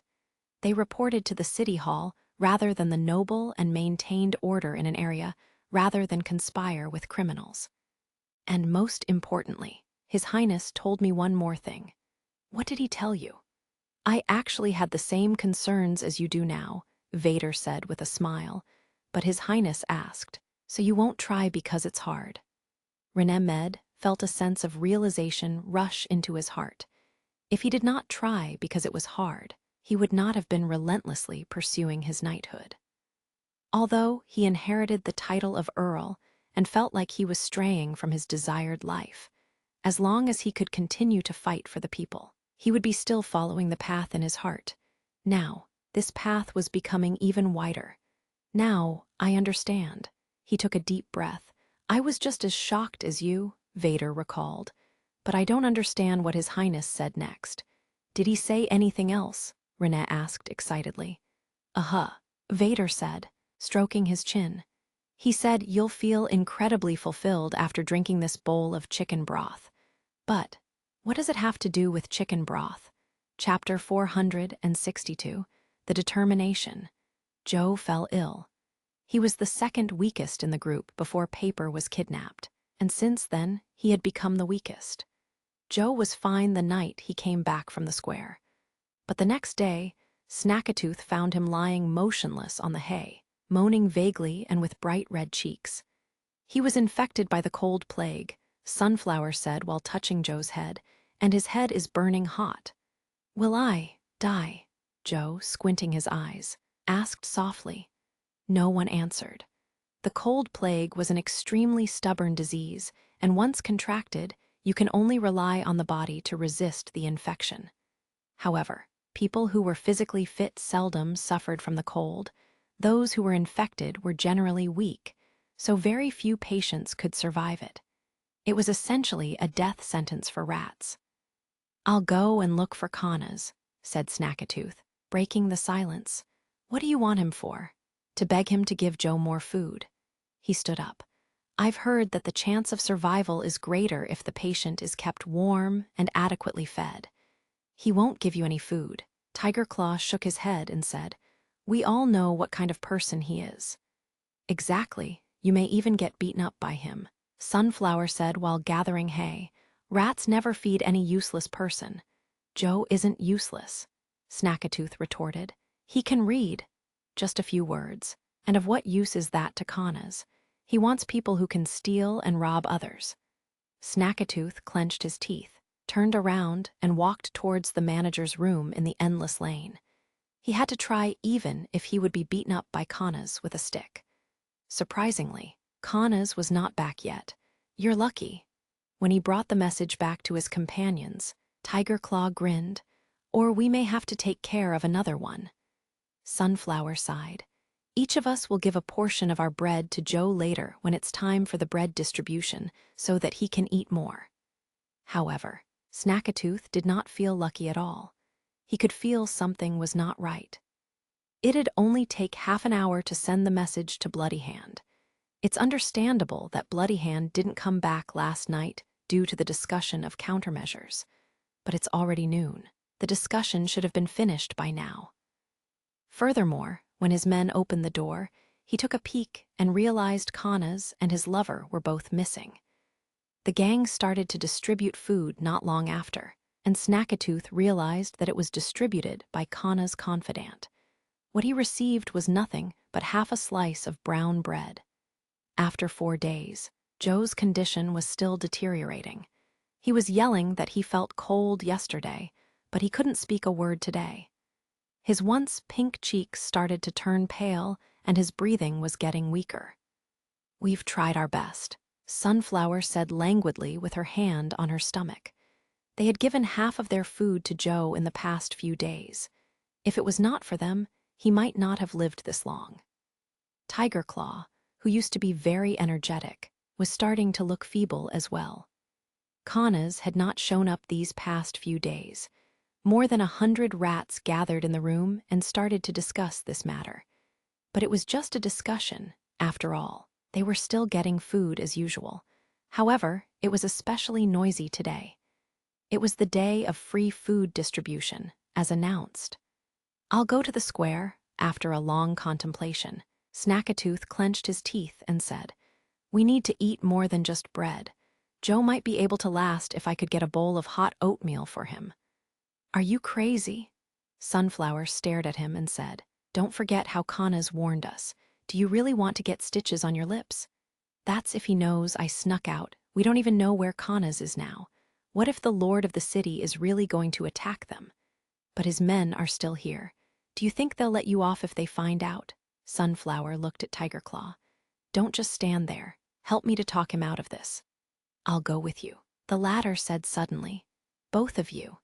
This food distribution may have already been ruined, or perhaps there's no food at all, and it's simply the noble's act of disguising it. I suppose it shouldn't be considered disobeying Kana's warnings in this case." Tigerclaw twitched his lips and said, "I'm strong. I can run there and back while carrying Joe on my back, and it won't take us too long. Kana's isn't around now, and his confidants are hiding in his room roasting themselves in front of the fire. No one will notice us." Sunflower hesitated. "You just stay here," Snackatooth said, "so you can cover for us in case anyone asks. Just say we have diarrhea and had to go to find a sheltered place to relieve ourselves. No worries. We won't need long to rush back from there."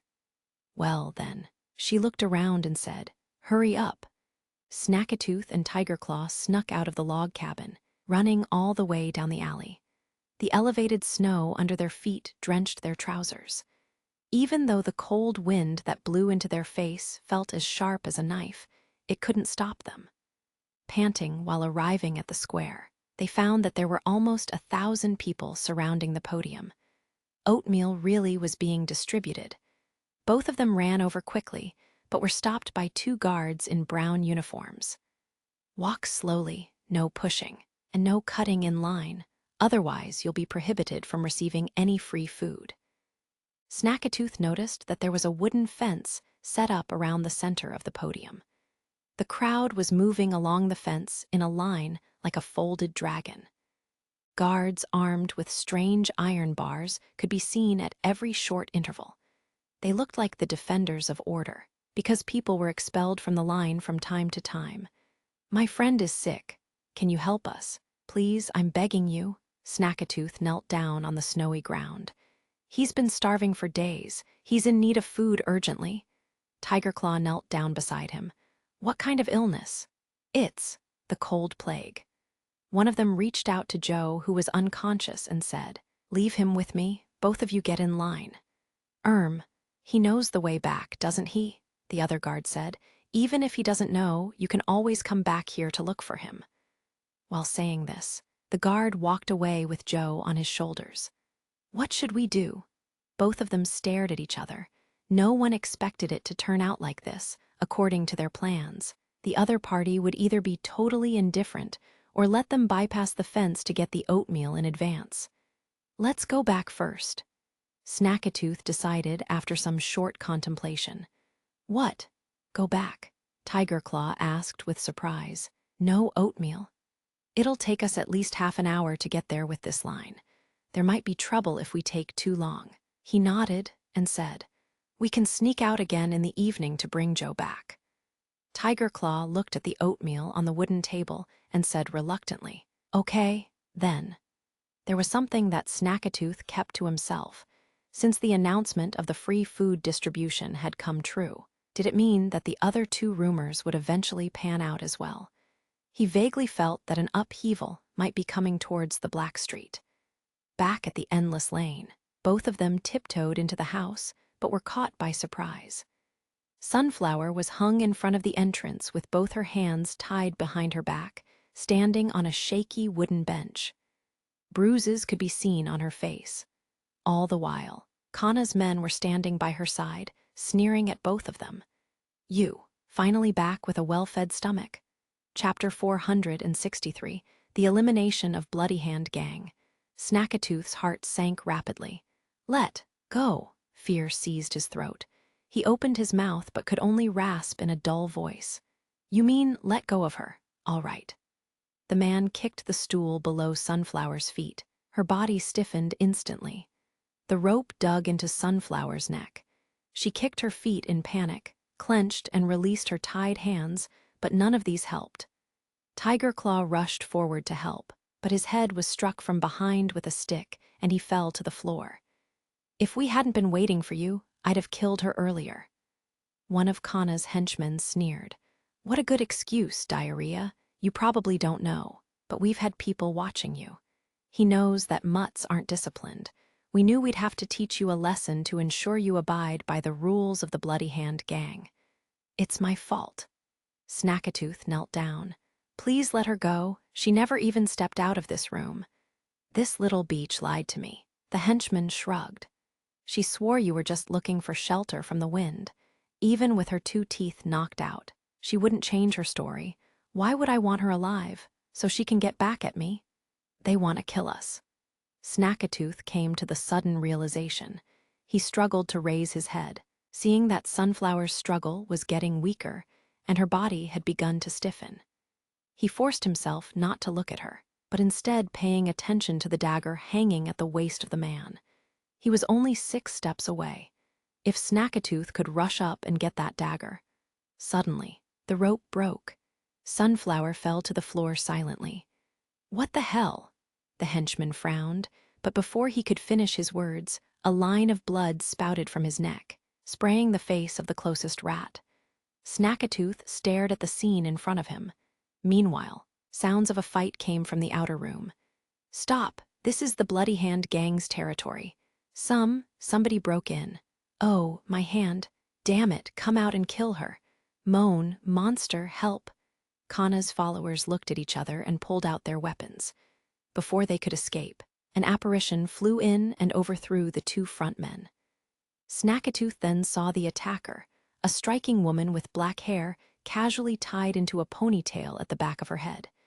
She was wearing a long black gown and her eyes were golden. Snackatooth felt his blood freeze when she cast a glance at him. Drop your weapon. Put your hands over your head and kneel down, if you want to live. The woman stuck out 3 fingers. I will count to 3. Anyone who doesn't follow my instruction will die. 3. There were only a few seconds of silence before someone shouted, God, such skills. She must be worth 100 gold royals. Everybody, let's move. Catch her and boss will definitely reward us well. Catch her alive. Never mind, you'd be better dead. She held up a giant, oddly shaped ornate sword and charged into the crowd. Snackatooth couldn't believe his eyes. The sword was made of cast iron, and whatever it touched shattered instantly. She moved at such a fast speed that her enemies' lime powder and crossbows were barely useful. The once effective hidden weapons couldn't hit the target now. The crowd could not escape from her, let alone fight back. Protect your friend, child. A voice came, but the source of the voice was nowhere to be seen. He swallowed his saliva and crawled to Sunflower's side in panic. He put his hand to her nostrils to feel her breath.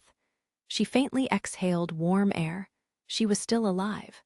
Snackatooth felt like crying. The happiness of having survived overwhelmed him. What was written on the announcement was real. These people had been sent by the prince to eliminate organizers of the gang. Now they had hope. Bending over Sunflower, he burst into tears. As more soldiers in brown uniforms rushed into the room, the fight ended quickly. All the conscious rats were told to stand in a line and walk out of the room one by one. My head aches. Tiger Claw complained with one hand rubbing his head. The bump is so big. Be grateful you weren't beaten to death. Snackatooth glared at him with tears in his eyes. What happened? Sunflower massaged her neck, on which appeared a black line from the rope. I thought I was dead for sure. I'll tell you after we get out of here. Snackatooth shook his head. He was afraid if he spoke too much, he would burst into tears again. Your turn. The guard at the door twisted Snackatooth's arms to his back. Snackatooth didn't resist, and he followed the guard outside. A woman in a white gown was standing in the yard, a paradox to the lethal goddess in black. Her face was covered by a hood, with only strands of curly blonde hair showing. "You may leave after answering the Lord's questions." "Yes," Snackatooth faithfully replied. He was in awe of this army's capabilities. "Have you committed murder?" Her voice was brisk and pleasing as if it was from another world. "How about rape? Robbery?" Suddenly something struck his mind. She was the one who had warned him without showing herself. "None of those." "All right," she nodded. "Wait at the square for your dinner from His Highness." Snackatooth stopped after 2 steps. It took courage to ask, "Are you a witch?" "That's right." Snackatooth hadn't expected an answer, but to his surprise, the witch gave an upfront reply. "These are Kanaz's followers." Snackatooth continued to speak, biting his lip. "He hasn't been here for 4 days. He must be hiding somewhere with Bloody Hand. Bloody Hand is the real head of the gang. Never let him go. Don't worry, they can't escape." The woman smiled and said this with a tone of unquestionable confidence. "Do you mean His Highness sent witches to hunt for the head of rats?" Tigerclaw's eyes were wide in disbelief. "Not only witches, but also many common men." Snackatooth told the bizarre story he had just witnessed. "What I've guessed is right. Witches are accepted in His Highness territory. They can appear in public without worries and even fight with others."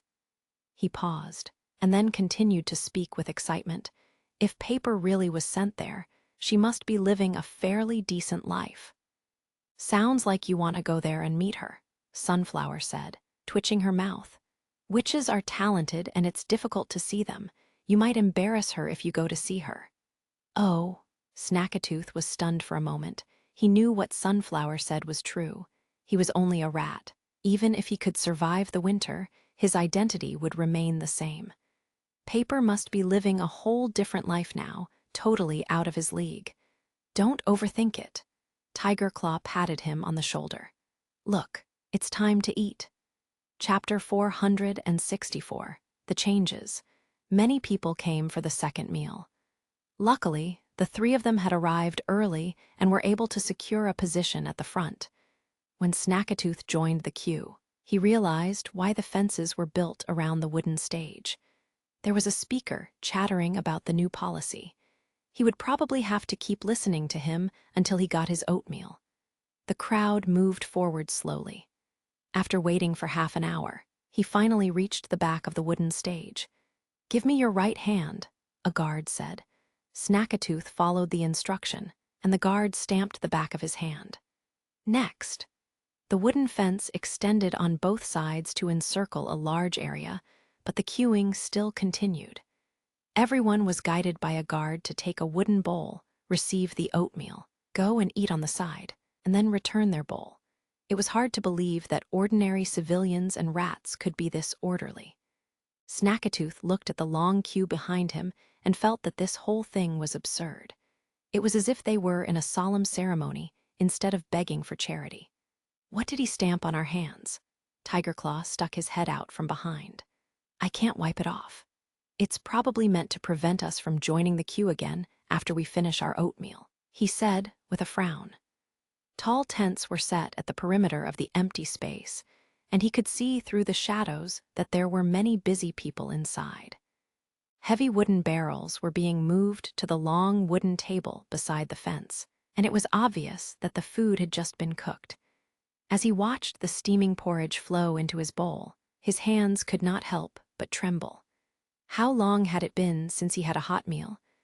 The oatmeal was watery and did not come with vegetables or condiments, but just the golden porridge and its overflowing aroma was enough to make him salivate. Compared with black bread, which contained stones and husks, the food in his bowl made him feel warm again. Tears were starting to collect in his eyes again. Snackatooth finished the oatmeal quickly despite how hot it was and licked the bowl clean. Although he wished he could go back and beg for another bowl, he finally dispelled the idea after he saw the surveillance guards. He put the wooden bowl into the designated pot and followed the crowd to exit the fenced area. There was another wooden stage at the exit, and the speaker was answering questions from the public enthusiastically. After eating some warm food, the howling wind did not seem as cold as before, and the 3 of them slowly followed the crowd to the wooden stage. You asked why His Royal Highness distributed the oatmeal. That's a good question, the man said excitedly. It's because His Highness is determined to eliminate the rats. Those who are menaced by rats and those who are forced to comply with the rats for food can be completely liberated and no longer subject to their threats. At the same time, He did this so that the families that don't have enough food storage can survive the harsh times. This is His Highness' benevolence. You said earlier that the oatmeal would only be provided till the end of months of demons. So what happens after that? Someone asked loudly. The scene suddenly quieted as the people eagerly awaited the answer. Snackatooth also listened attentively. It's simple, you can support yourselves, the speaker said with a smile. Support ourselves, but I don't know how to farm. Could you please explain? Sir, don't worry, let me explain to you slowly. He waved his hand. After the months of demons, Longsong's stronghold and border town will merge to form a new city, so the empty areas in between will require a lot of you to reclaim and reconstruct. Only hard work can create wealth, and only hard work can change destiny. You'll have a stable salary, and the money you earn will support you and your family. At the same time, His Highness promised that those who officially have a job will be accepted as citizens of the new city. His words stirred a wave in the crowd, and Snackatooth felt his heartbeat speed up. Yes, I know what you are thinking, said the speaker loudly. Many of you are rats, or citizens forced to become rats. It doesn't matter. You can work for a new life. You no longer have to live in the dark underground, and you don't have to worry about being sent to the gallows. You can rely on your own hands to earn legitimate rewards, whether it's food, clothing, or even shelter. Sir, do we only need to be willing to work? He smiled and nodded. In the future, His Highness will need more than 10,000 people, so yes, as long as you are willing to work. Snackatooth suddenly understood something. During the next few days, the three of them went to the central square for oatmeal at noon every day. More and more citizens heard the news and came to the distributions, until they occupied almost half of the square. Of course, some people didn't go for the food. They just wanted to witness the end of the Black Street Rats. It looked like there was a festival going on in Stronghold every day. After the oatmeal was done being distributed at noon, there would be trials and executions on the other end of the square. As the woman in the white robe had said, none of the rats could escape their arrest. Snackatooth saw Kanas in one of the trials. His face was pale as he knelt and trembled on the scaffold, no longer domineering like before. Then, as the iron pipe roared, his head was smashed into pieces. Apart from Kanas, Snackatooth also heard the names of many other big figures among the rats. These included Bloody Hand, Iron Crow, Ripper. They had all been fierce kings in Black Street. Their appearances were not much better than Kanas. Every death of a rat king was met with warm cheers and chants of "Long live His Highness."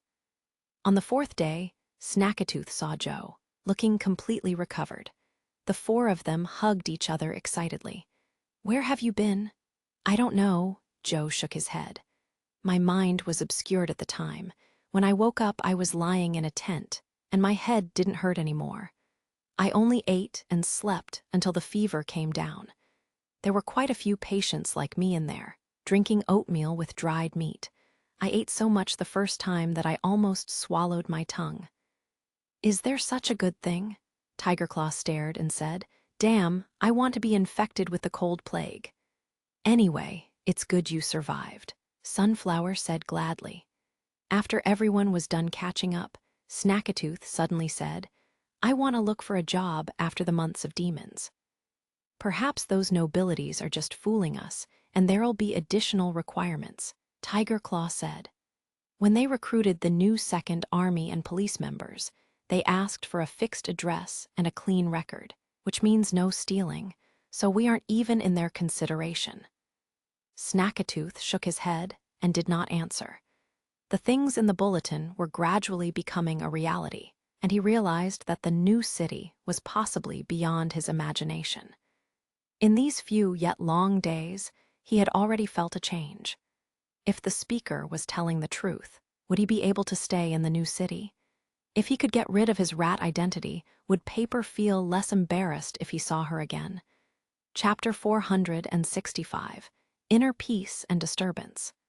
Wendy, Scroll, and Spear were sitting in the castle hall, enjoying the top-grade black tea that was imported from the city of Glow. Wendy took the whistling kettle off the pot hook in the fireplace and poured the boiled well water into a teacup. Watching the water surface, gradually being dyed a transparent orange, and sniffing the mellow aroma that came from the rising steam, she felt her whole body become lazy. After blowing on the cup to cool down the tea, she took a small sip. The initial taste was slightly bitter, but it slowly turned into a fresh and sweet taste that rejuvenated her lips and tongue. As the warm liquid flowed into her abdomen, she uncontrollably let out a satisfied groan. On the other side of the hall, Paper was still fiddling with the sigil of God's will. She had already mastered the skill of injecting magic power into the sigil, and was also able to accurately control the output of magic power. But no matter how she tried, she was only able to light up the first magic stone on the sigil. Whenever I see her, I'll think of the days in the Witch Cooperation Association, Scroll said emotionally. At that time, nobody thought that we would all be able to live a life like what we have today.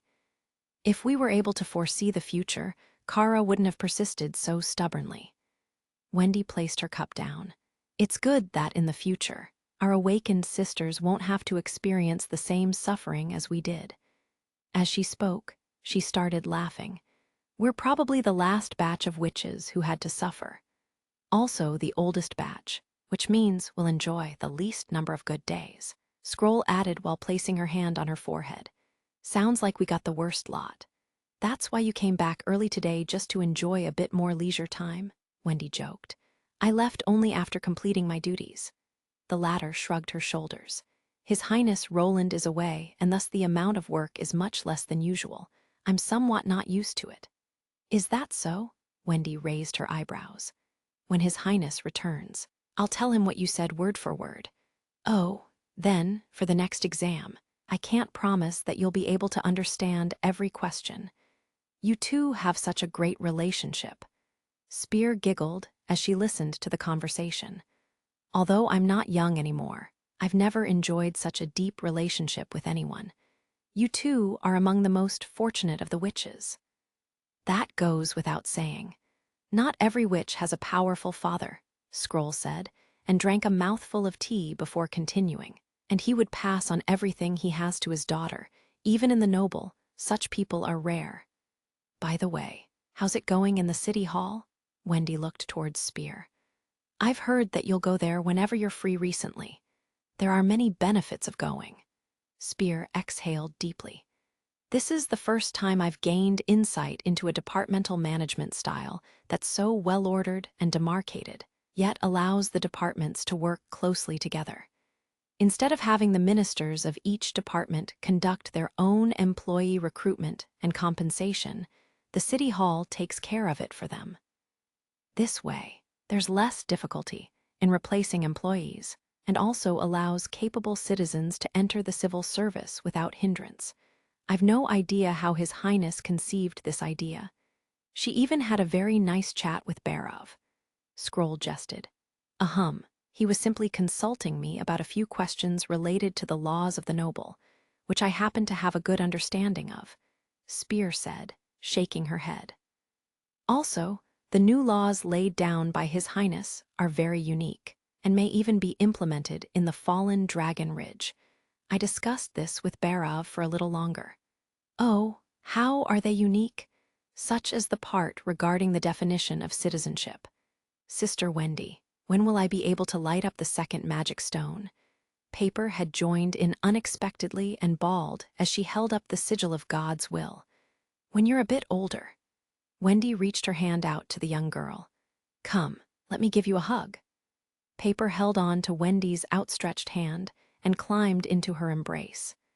Wendy caressed Paper's head as she watched the other two witches discuss the new laws, and felt a sense of calm, It would be so good if this life could last forever. At this moment, a guard entered the hall. He first glanced around the room before walking up to the four witches with a slight hesitation. Something happened. Wendy recognized him. He was a personal guard of His Highness. Lady Wendy, someone has arrived from outside the castle, and she claims that her daughter has just been awakened as a witch, the guard said, while making a salute. His Highness has specified that when he's not around, you'll be in charge of such issues. What? The three witches were shocked simultaneously. A new awakened witch. That's what the person said. Quick, take me to her, Wendy immediately responded. At the main gate of the castle, Wendy saw two citizens waiting in the cold wind. One of them seemed about 40 years old, her hair already turned half white, and the wrinkles on her forehead were deep and long. She was wearing an old-fashioned coat, and her stature was slightly hunched. The other person was much younger, about 17 or 18 years old, and she stood reservedly beside the elder woman. "This is Lady Wendy of the Witch Union," the guard introduced. "Our greetings, Lady Wendy." The two citizens bowed respectfully. They claimed to be migrants from the Southern Territory and that they moved into an inner-city residential district half a month ago. I verified their identity cards and found no issue with the information they provided. "You're the witch." Wendy looked towards the young woman and spoke in the tenderest voice she could. "What's your name?" "Lady Wendy's asking you a question." The elder woman tugged on the younger one's sleeve. "Summer." The latter murmured, "You're her, mother?" "Yes, yes, indeed. Her father is still working at the furnace area, so I brought her over." The elder woman nodded repeatedly. "Lady Wendy, may I ask if what His Highness stated on the bulletin is true? That witches are entitled to a wage of 1 gold royal every month." "It's true indeed, but she has to be willing to join the witch union." Summer opened her mouth. "She's willing. She's definitely willing to serve and dedicate everything to His Highness." The mother interrupted her daughter. "Do we have to sign a contract? When will we receive the money?" These words made Wendy frown uncontrollably. It was not hard to decipher from her tone that the mother not only treated her daughter as an object for sale, but also thought that the witch union was a place of pleasure for His Highness. Wendy held back her unhappiness and replied placidly, "His Highness is currently handling some affairs in Longsong Stronghold, and I'm not sure when he'll be back. Furthermore, there'll be a few examinations and tests before she can join the union. You may leave your daughter to our care in the castle, and when His Highness returns, we'll arrange for you to sign the contract." No matter what, Summer was innocent, and thus Wendy did not want to impose her anger towards the ignorant mother onto her. Even though witches were already accepted by the majority of the town's inhabitants, the refugees who recently arrived in the western region still possessed a gross misunderstanding of them. "I'll entrust her to you, Lady Wendy." The mother made a deep bow and then patted her daughter's head. "Behave well and don't disappoint His Highness." "Mom, Summer wanted to say something, but the elder woman had already turned and walked towards the exit ramp. Chapter 466, Reappearance. "Summer, right, don't worry." Wendy walked up to the young woman and held her hand. "The witch union isn't what your family thinks, nor do you have to stay in the castle all the time." "Really?" Summer asked softly. "Of course," Wendy smiled. "We stay in the castle because we have nowhere else to go. Before His Highness took us in, we lived vagrant lives. Our families were either broken or perceived us as strangers. You're considered fortunate to have a family." She paused briefly. "Let's go inside. The wind is strong here." "Okay." The young woman lowered her head and followed Wendy into the castle. "This is the new awakened witch." Scroll was already waiting at the door. "What's her name?" "Summer," Wendy replied, and then looked towards the guard. "Can you help me inform Lady Agatha to return to the castle? Tell her that there's a new witch. She should be in the Riverside Chemical Lab right now." "My pleasure to serve you, Lady Wendy." The guard bowed before he turned and exited. Indeed, when Nightingale and Sylvie aren't around, Only Agatha is able to distinguish magic power by type and capacity. Scroll nodded in agreement. What's her ability? We don't know yet. Wendy then caressed the young girl's head and asked, How old are you? 18. Summer became nervous again in front of so many strangers. 18? Spear seemed surprised. Isn't that the age of adulthood? When did you realize that you were awakened as a witch? Scroll asked. Tell us your story in detail. Just 3 days ago, when I turned 18, Summer replied meekly. That day, my elder brother caught a fish for me as a gift, but it was taken away by my second sister, and only half of the tail was left for me in the end. At night, I hugged my quilt and cried. I then dreamt that the fish returned to my bowl. When I woke up, I discovered that the fish was indeed there, and I also had a new elder sister. A new elder sister? What does that mean? Wendy asked in astonishment. One was sitting at the table and eating fish, while the other one was paralyzed with fear on the floor. However, the former soon disappeared together with the fish. Summer recalled what happened. At that time, I could feel that. Those things that appeared had something to do with me. However, when I told my family about it, I was beaten up by my father and told not to scare my second sister. I really didn't scare her on purpose. Who would think that a dream could become real? That wasn't a dream. Wendy confirmed what the girl said. It was an awakening call. Magic power would gather inside a witch's body on the aforementioned day of awakening. During this process, a witch would not only be able to feel the weird changes inside her body, but also, for a majority of witches, they would be unable to restrain the strange magic power, causing them to use their newly gained ability involuntarily. Hence, apart from the extremely unbearable day of adulthood, the second highest cause of loss of witches was the day of awakening. The consequence of performing magical effects in front of normal people was obvious. However, Wendy had never heard of a case whereby the day of adulthood and day of awakening fell on the same day. Albeit this was no doubt possible, the day of adulthood was just a more special day of awakening. After that, my second sister called me a witch and said that I had to leave home. My elder brother retorted that there was no issue with me being a witch, as there were many witches in the town.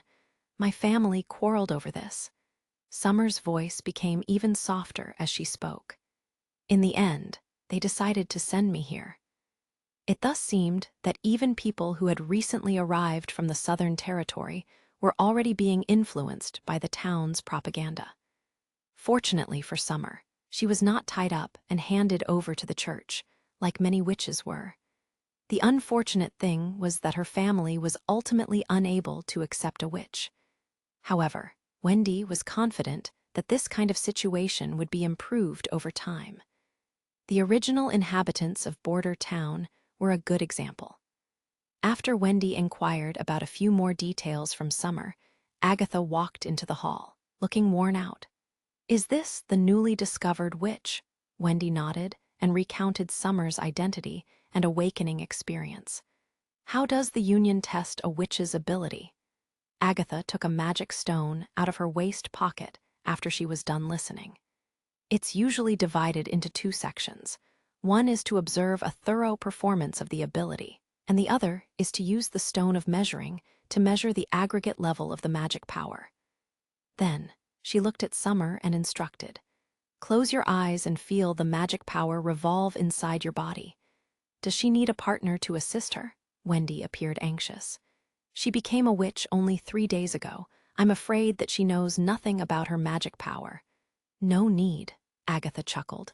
I'm only worried that she's scared. As they spoke, the magic-filled stone emitted a ray of pale green light that enveloped Summer. A mist gradually appeared around her chest. Its center was pale yellow in color, and it seemed like it could dissipate at any time. She wasn't lying. After observing briefly, Agatha stopped the operation of the stone of measuring. It's indeed a feature that only occurs when the day of awakening and the day of adulthood are on the same day. The type of ability is the summoning type, which you're all familiar with. The level of magic power is extremely low. Extremely low? Wendy winced. Did such a coincidence also occur in Taquilla? The Union had witnessed the awakening of thousands of witches. Something like this was rather common. Agatha replied proudly. As for witches who awakened only near the end of adulthood, it was as if they never had a day of adulthood. What? Their magic powers were never able to develop and thus remained in the pre-adulthood form forever.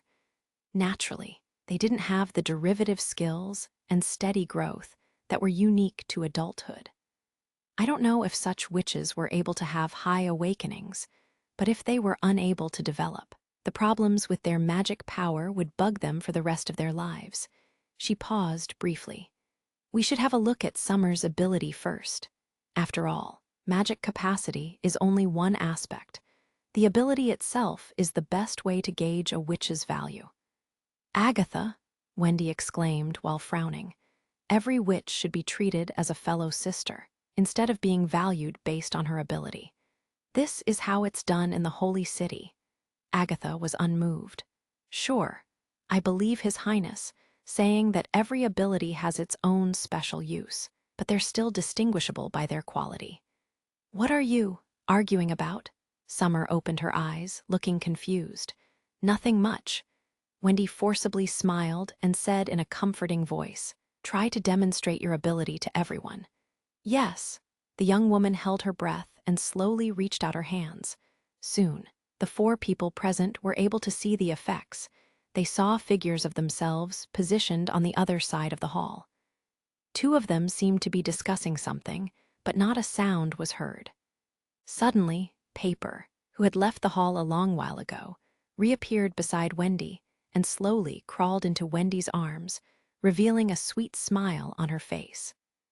Wendy subconsciously reached out a hand to the figure of herself, but her fingertips passed through the figure as if there was nothing there. Chapter 467, You Are Irreplaceable. After the illusion disappeared, the lobby fell into an eerily silence. After a while, Scroll finally sighed and said, No wonder your sister fell over in shock. That's quite terrifying indeed. The ability to place an entire group under an illusion is very rare, but not new, Agatha said slowly. When I was in the Union, I knew at least 2 witches with similar powers, one of which was a senior witch from Starfall City. How many times can you use this ability every day? Asked Wendy. Can you control the specific time period that the illusion shows? According to His Highness' usual practices, there should be a comprehensive test of her ability that sought to understand its characteristics, efficacy, and usage. About 2 or 3 times, whispered Summer. And what do you mean by time period? Are you asking how recent the things I show are? Seeing Wendy nod, Summer stroked her own head in embarrassment. I've never tested it, but I think earlier things take more effort. Wendy couldn't help but laugh. It doesn't take effort, but the magic power inside your body. Magic power?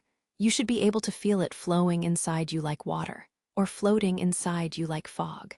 Using your ability requires magic power, explained Scroll.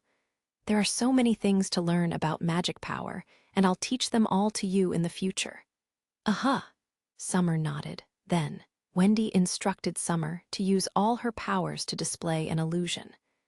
This time, the illusion was from a day and a half ago, when the lights were shining in the lobby, and the Sisters of the Witch Union were having dinner at a long table. Afterwards, Summer completely exhausted her magic power and lowered her arms, panting, with beads of sweat emerging on her forehead. Wendy recorded the results of the 2 tests on a notebook, but she couldn't think of a single use for Summer's ability. Her illusions can only show the past, but can't predict the future, so we'll have to wait for His Highness Roland to return and judge. At this thought, she couldn't help but feel a little frustrated. His Highness once told her that he wanted to make the Witch Union a self-governing organization and to appoint her as the director. However, she wasn't as nearly knowledgeable as His Highness, so she couldn't think of all the uses for her sister's abilities as well as he could. After collecting her emotions, Wendy was about to say a few words of encouragement to Summer when Scroll made a gesture towards her. The two witches stepped aside, and Wendy asked, "What's wrong? Were you planning on telling Summer that she could stay here if she didn't want to go home?" Scroll asked with a frown. "Did you forget that witches need to be verified before joining the witch union?" Wendy obviously knew that witches needed to answer 10 questions about their identity and background under the supervision of Nightingale before being accepted. But Summer probably didn't lie. Her identification was made by Soria, and her background matches up. Not to mention that she just awakened and is a non-combat type witch, so even the church won't be able to predict something like this. Magic power isn't the only thing that can harm someone. A dagger or a pack of poison can have the same effect, if not better. No, how could she possibly? But you can't rule out this possibility. Scroll interrupted. The city hall is in charge of resident verification and won't inspect every household, so a sudden awakening is actually the best way of getting into the castle. She paused. I know that this possibility is very small, but don't forget that we can't afford to lose His Highness Roland. Lady Tilly is also living in the witch building right now, so if something happens to her, the relationship between Border Town and Sleeping Island will completely splinter, and all of His Highness work will be for nothing. It's too high of a risk.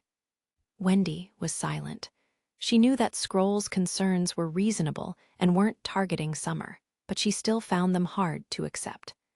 As the first witch to be awakened in the town under the rule of Roland, Summer was treated as a potential enemy spy, which was simply heartbreaking. After a long time, Wendy said, "I understand, I'll send her back." "I'll go with you," Scroll sighed. After they left the castle, Summer instantly became much more energetic and began holding Wendy's hand and asking about the witches and the Lord. "What's wrong?" Wendy asked after answering all her questions. "Why are you so glad that you don't have to live in the castle?" Summer gulped and lowered her head in embarrassment.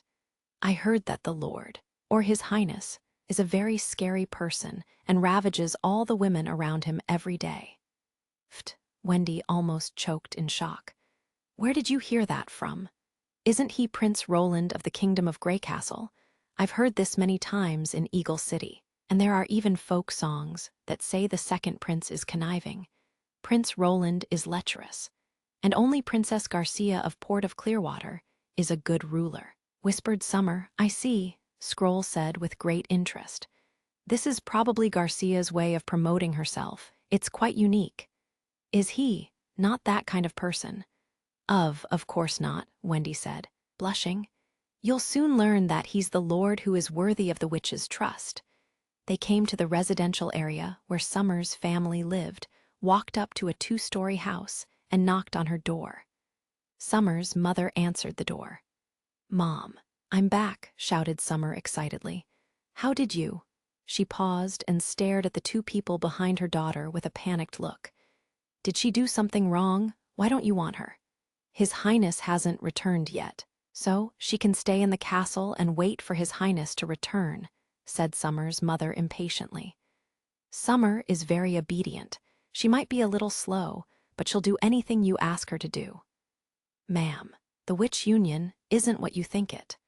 Wendy felt anger rushing into her heart, but Scroll interrupted her before she could finish her sentence. Scroll took out 1 gold royal and waved it in front of the woman. "Your daughter is indeed a witch, so we'll sign the contract when His Highness returns. Here's your compensation for the first month." "Yes, yes." The woman's attention immediately moved on the shiny coin. "Thank you, my lady. Remember, you're now taking care of her on behalf of His Highness.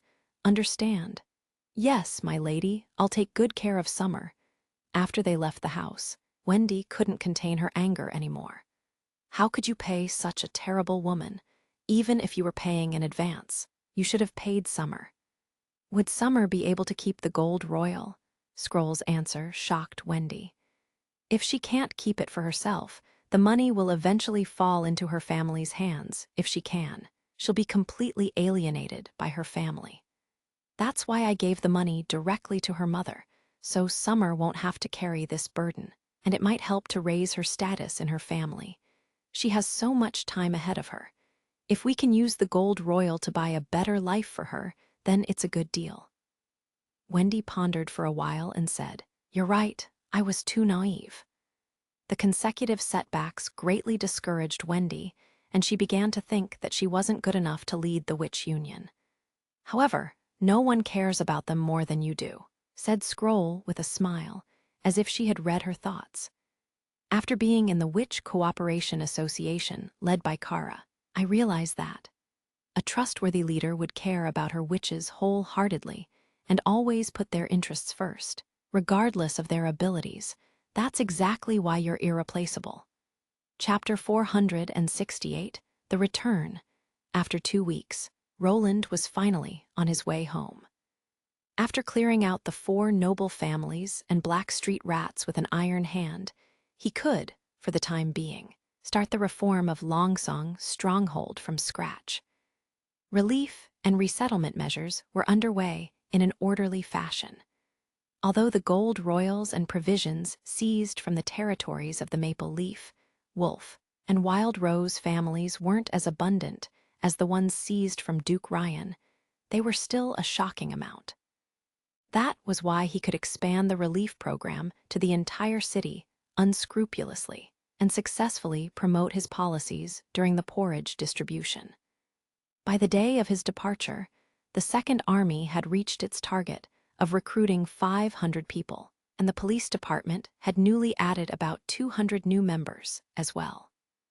Roland left half of his soldiers and Vader in Stronghold, so that they could not only manage defenses and maintain order, but could also train the new recruits into usable warriors. He knew the time for him to implement his policies was limited.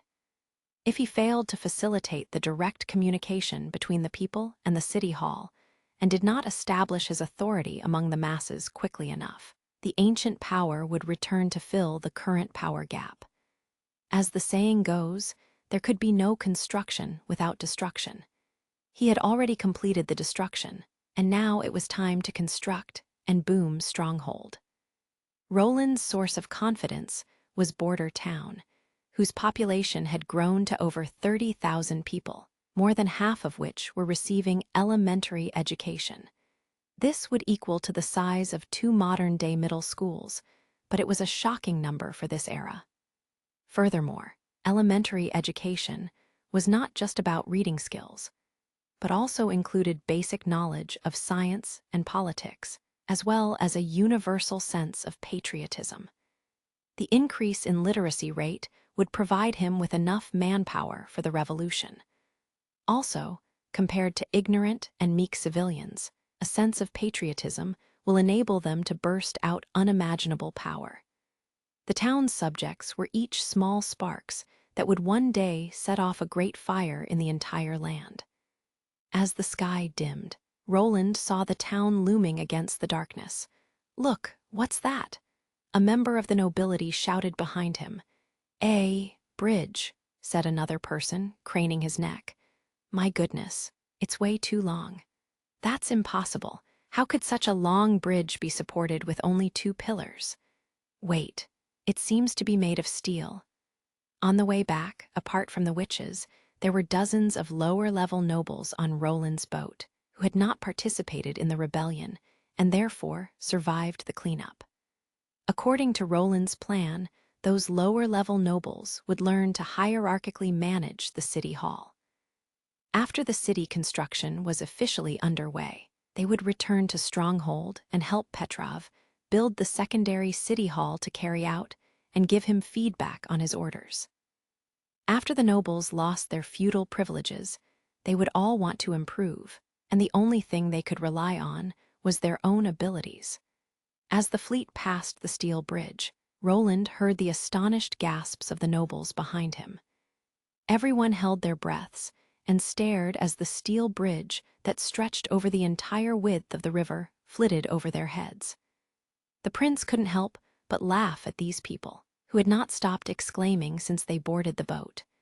First, they were shocked that a boat made of stone could float on water, and then they were amazed by the spinning wheel and the puffing steam engine.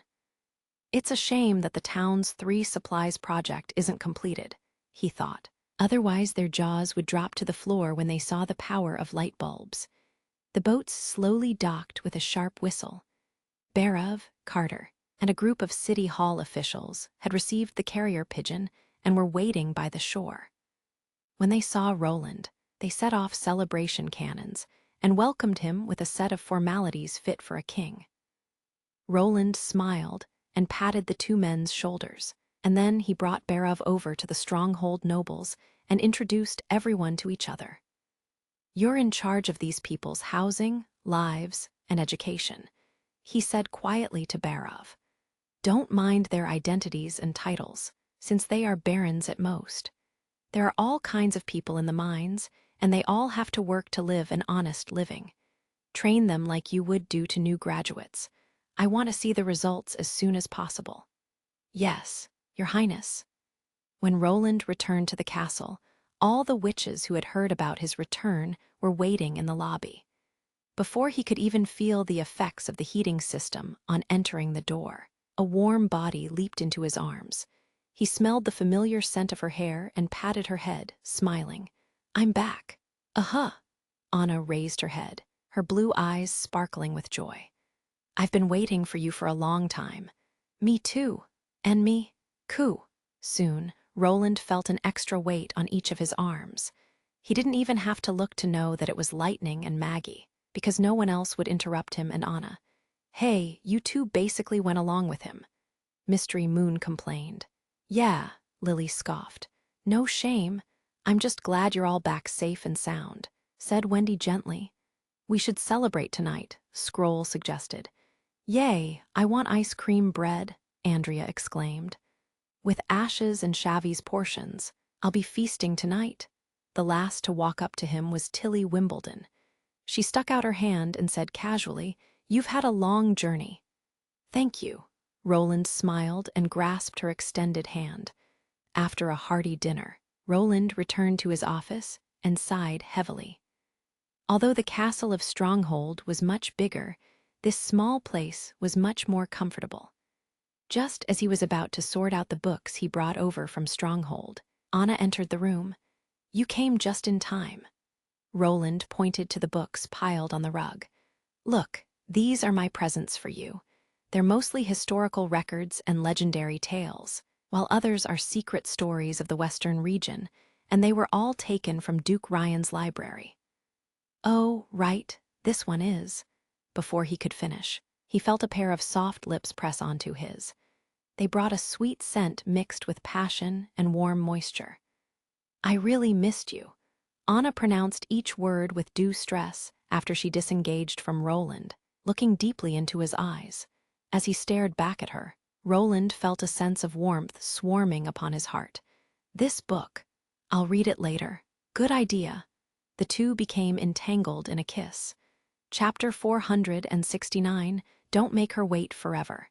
The next day, Roland walked into his office humming and found that Wendy was already there waiting for him.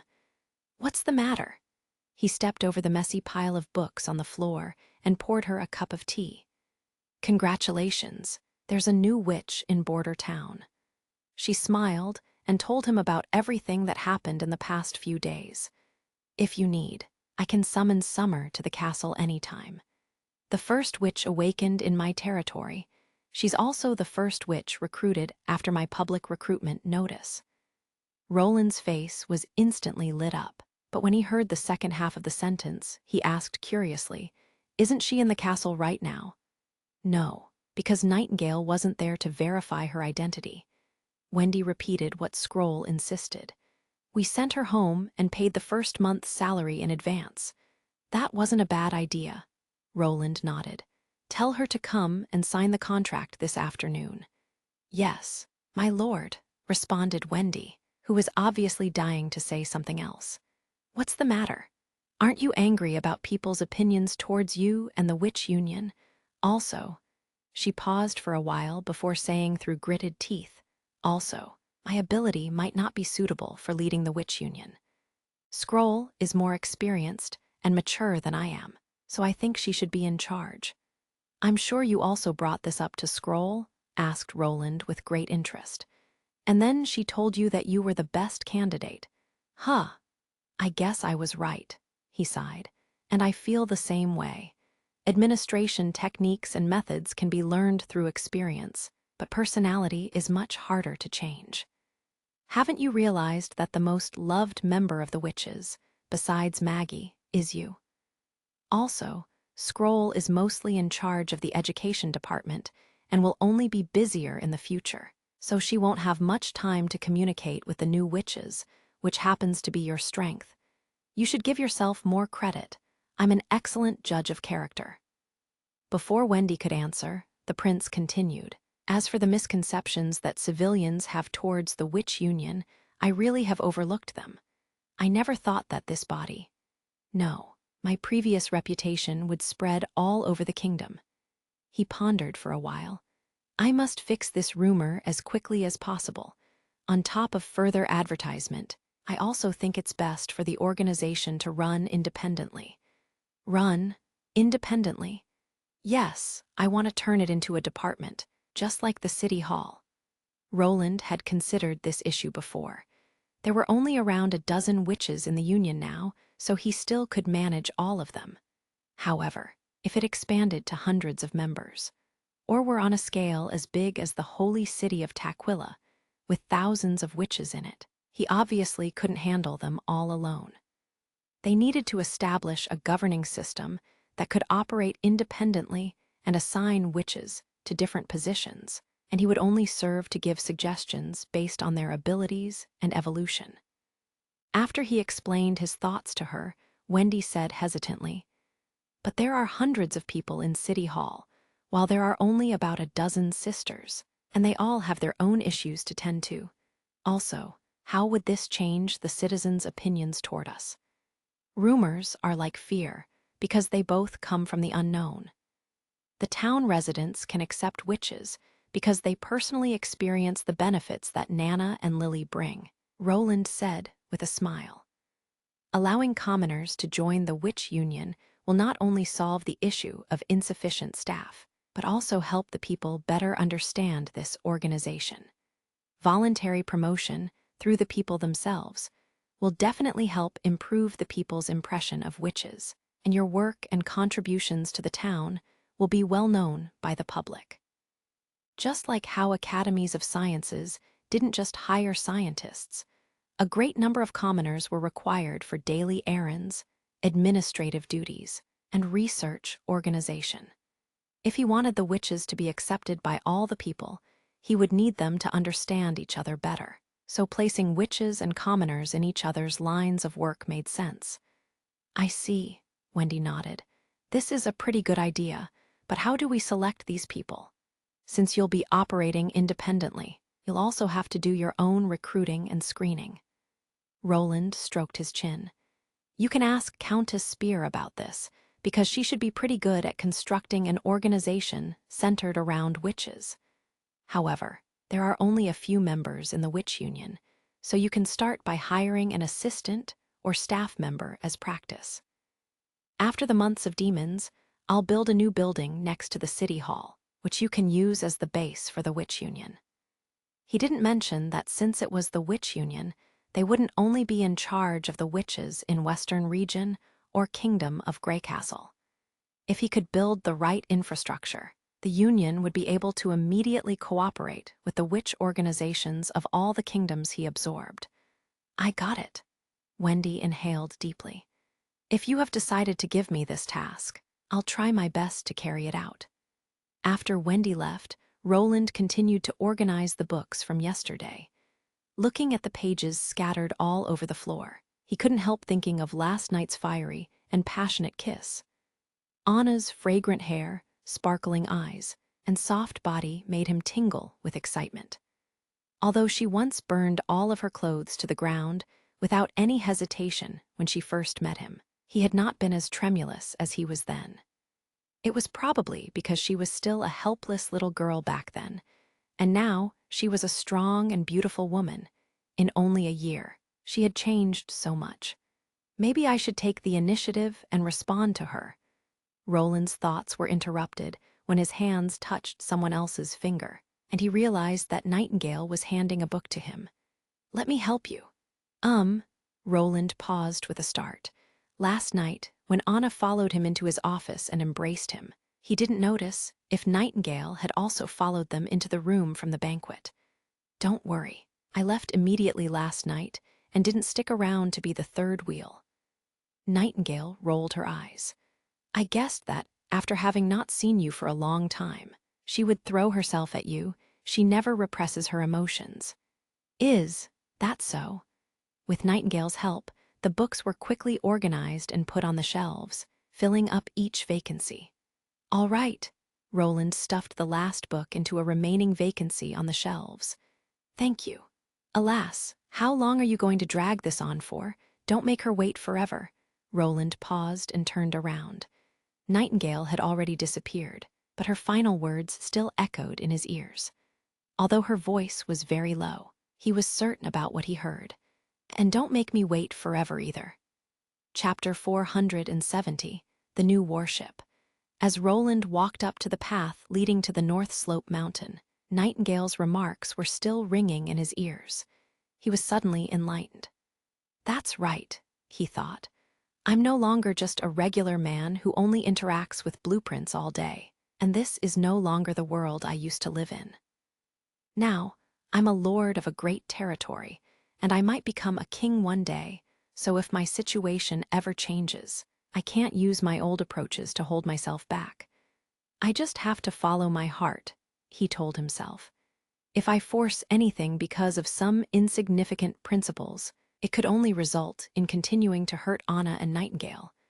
At this thought, Roland felt a weight had been lifted off his heart. He inhaled deeply and pushed open the backyard door. Opening the steel door was just like opening his heart, and he instantly saw a whole new world. Oh, here comes His Highness. Hummingbird and Lucia ran up to greet him. You're here. Anna smiled sweetly. Roland saw a faint red mark on her pale neck and couldn't help but recall the passionate scene last night. However, since he already made his decision, he didn't mind waiting a little bit more. Have you completed the model? Of course. Anna made a beckoning motion. When the two walked out of the yard, they saw a steel boat floating in the middle of a pond, surrounded by snow. The steel boat was about 1 meter long and 20 centimeters wide, seeming much slimmer than those unwieldy concrete boats. The bow had a distinct thin point. Its stern was flat, and the unique part of it was that the hull was covered with overlapping supporting bars, as if it were pieced together with thousands of squares. This is exactly what I wanted, Roland exclaimed. Compared to the concrete boats that were poured into steel molds, the pure steel boat had a unique delicateness, and the overlapping bars made it look like a work of art. He knew that every piece of this model was cut with blackfare according to shrunken proportions, without a single junction missing. If this model were brought to the modern world, it would be worth tens of thousands yuan. Is this the new kind of boat you want to build? Yes, Roland nodded. It's also the town's first regular warship. Originally, Roland planned to use the concrete boats as shallow water gunboats, but he realized that if the steam engines didn't provide enough power, the concrete boats would be too slow. Even when only carrying fuel and crew, the fleet's average speed during the journey to Longsong's stronghold was only 8 to 9 kilometers per hour. If the boats also had to carry 152 millimeters stronghold cannon, gunpowder, and other weapons, their speed could drop to as low as 5 kilometers. This was equivalent to even less than 3 knots per hour. This was due to the big dead weight of concrete, which wasn't an issue in simple supply transport, but it was an undesirable feature in warships. If the town was still suffering from a lack of steel like it was 2 months ago, Roland would have to put up with this flaw. However, with the production of Star of Steel, the current amount of steel inventory was enough to build a true steel-clad warship. Roland chose the simplest technique of module assembly, which meant soldering pieces of steel boards together with beams to form a large hollow unit, and then connecting these units together to form the hull bottom. This piecing method eliminated the traditional need for a keel, and since the enemy did not have any cannons, he did not worry about defense mechanisms. The sides of the hull were made almost entirely of thin steel plates, thus minimizing the cost and dead weight. As for the propulsion, Roland decided to use the propeller technology instead of a paddle wheel. The power still came from a steam engine that turned the two propellers by rotating gears. In the blueprint he gave Anna, he also left room for it to be remodeled as a triple expansion steam engine, since he planned to invent a new type of steam engine more suited for boats when he began mass-producing the steel boats. When they returned to the backyard, Anna began to cut the first steel plate.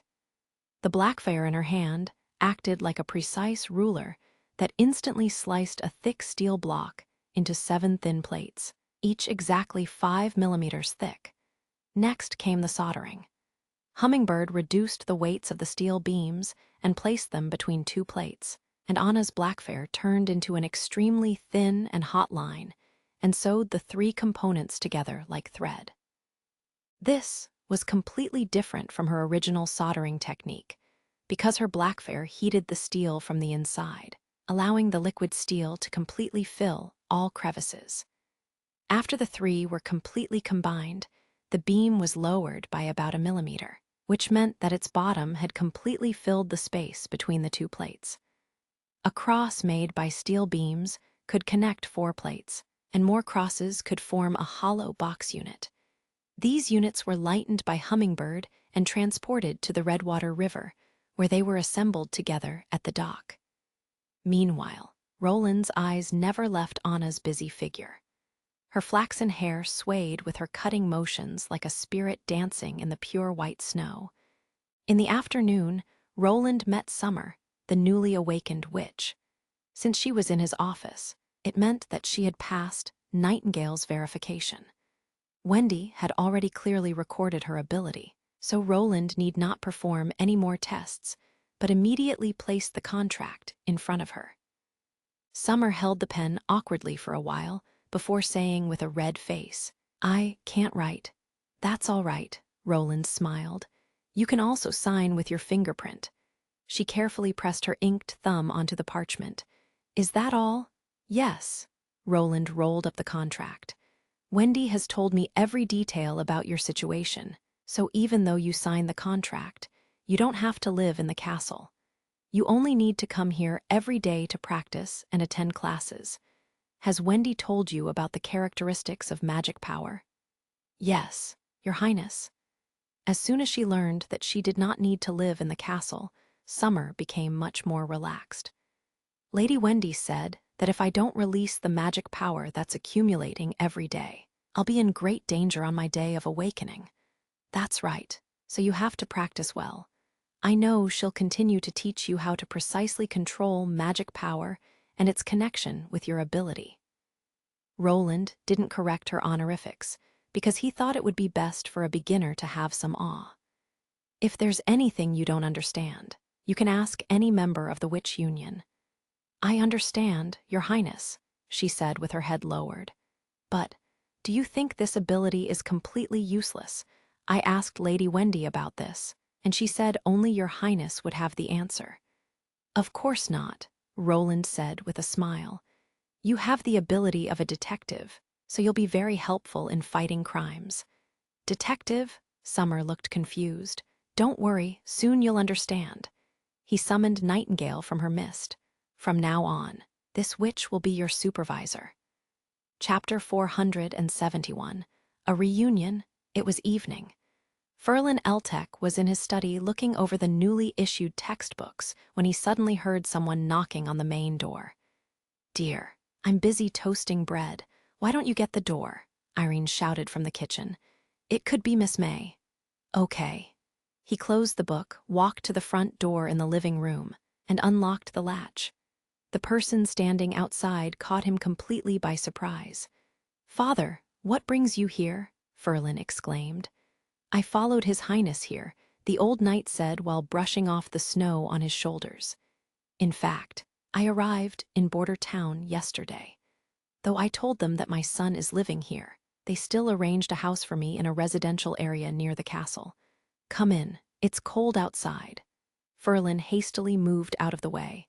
"Yes, The knight seemed surprised as he stepped into the house. "You have central heating in here? You know central heating? I only found out about it today. The last time I was here, I'd already felt that the city was inexplicably warm.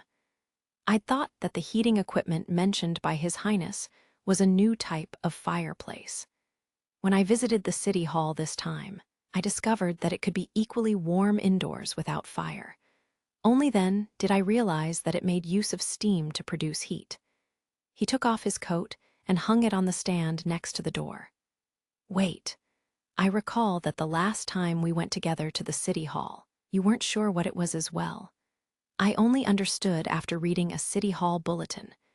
Ferlin poured a cup of tea for his father. Before they do anything, they would always spend some time to explain it to the citizens. The bulletin area in the square is now even more popular than the convenience market. Does it mean that, within 2 months, His Highness was able to install the device in the homes of ordinary citizens? The knight said approvingly. "Wouldn't it have cost thousands of gold royals? Our residential area was among the first to be installed with it. The western and northern zones are still in the process of ditching. It's said that water and heating supply are part of the 3 Supplies project. When the construction is completed, we'll be able to do things at night as we do in the day." "Nights like days." The knight's eyebrows were raised. "Does it mean more candles or oil lamps?" "Neither. The city hall officials claim that electricity will be delivered to every home." "Electricity?" The old man was stupefied. "I also think that it's beyond reason, but that's what His Highness propaganda states." Ferlin agreed with his father. "With electricity, nights will be as bright as days."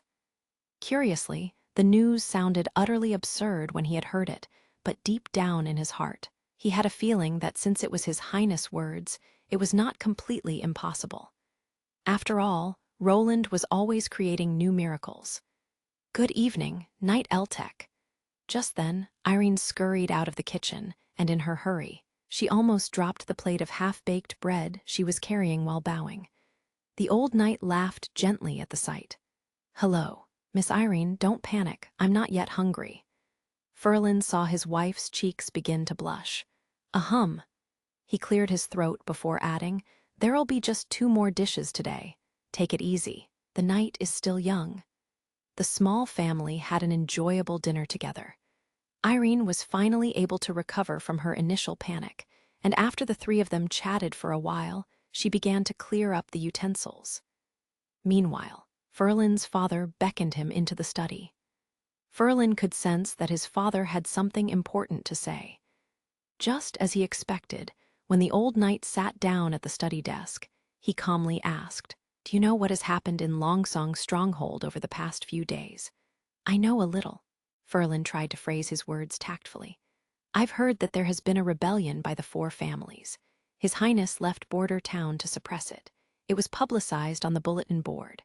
The city hall even mentioned this." The old knight was astonished for a brief moment before he explained the whole matter to Ferlin. "Though I sent someone to inform His Highness, I didn't expect him to arrive so quickly. The result was guessable. The 4 families were no match for His Highness troops. The Maple Leaf, Wolf, and Wild Rose families were completely crushed, leaving only the Elk family in a critical state. Our family was nearly implicated in the event." "What?" Ferlin was greatly surprised. "Father, of course it wasn't me." The knight sighed.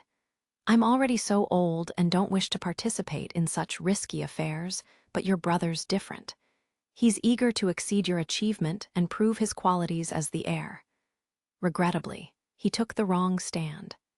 "Are you saying that Miso participated in the rebellion?" Ferlin's face sunk. His father nodded. "After the rebellion collapsed, he was captured by His Highness soldiers. On the Day of Judgment, I went to the square to see him for the last time." Ferlin closed his eyes.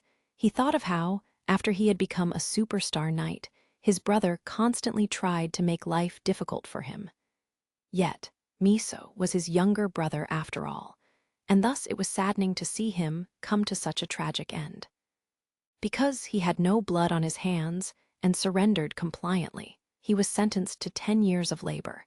He should be in the North Slope mine now.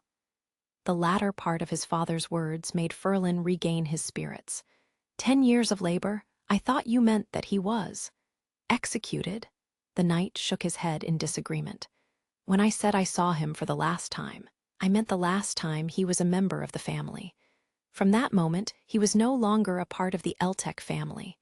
You severed ties with him. Correct. The knight inhaled a deep breath. I'd warned him long ago, but he never took my words to heart. Someone who fools around with the family's future and risks the fate of every family member is definitely not suitable to be the successor. Even though he spoke assertively, his facial expression betrayed his sadness, and the wrinkles on his forehead deepened. Now, I only have you as my child. Father. Ferlin felt his eye sockets tingling, and he involuntarily held his father's hands. I've never begged in my life, but this time, I hope that you'll succeed the Eltec family. I have a premonition that it'll prosper again in your hands. The old knight said slowly. I'd agreed to follow His Highness here also in order to occupy a good position in the upcoming reforms. But positions can't be inherited. Father, the knight's position will also become an honorary title. I know, but you've ignored the benefits of connections and experience. His Highness has stated that the positions will be given out based on merit and outstanding ability. With the experiences and relationships that your predecessors have built up, your chances of getting a good position are far greater than that of the average person. He patted the back of his son's hands. Even if you still wish to become a teacher, I shan't stand in your way, as long as you continue the family name. Ferlin remained silent for a long before he finally nodded and said, I understand, Father, I promise you. If that's the case, I can rest assured. Knight Eltec seemed greatly relieved. By the way, if you have the choice, which department do you wish to work in? Well, how about the Second Army? I've heard Chief Commander Iron Axe say that apart from the battlefield soldiers, the Army also wants to form a strategy department. This plan will be tested out in the Second Army first. The old knight fixed his gaze on his son. Actually, I know that your current job isn't your favorite line of work. If you were truly happy with reading books all day, you wouldn't have chosen to be a knight in the first place. His eyes seemed to pierce insightfully into Ferlin's heart. You're still the morning light that I know, my child. Chapter 472, A Pledge of Love. Garments, shoes, mugs, spoons, and forks. May checked off each item by counting with her fingers. Is there anything else I should take with me? The floor was littered with an assortment of household supplies, everything from a water kettle to a wooden bowl. The bedding is the most important, Irene thought and then said, You'd better take a set of the pillow, sheets, and blanket. Hearing these words, Roja and Gate both burst out in a fit of giggles, but they were soon silenced, however, when May shot them a cold glance. The bedding isn't necessary. Carter says he'll buy a new set from the marketplace.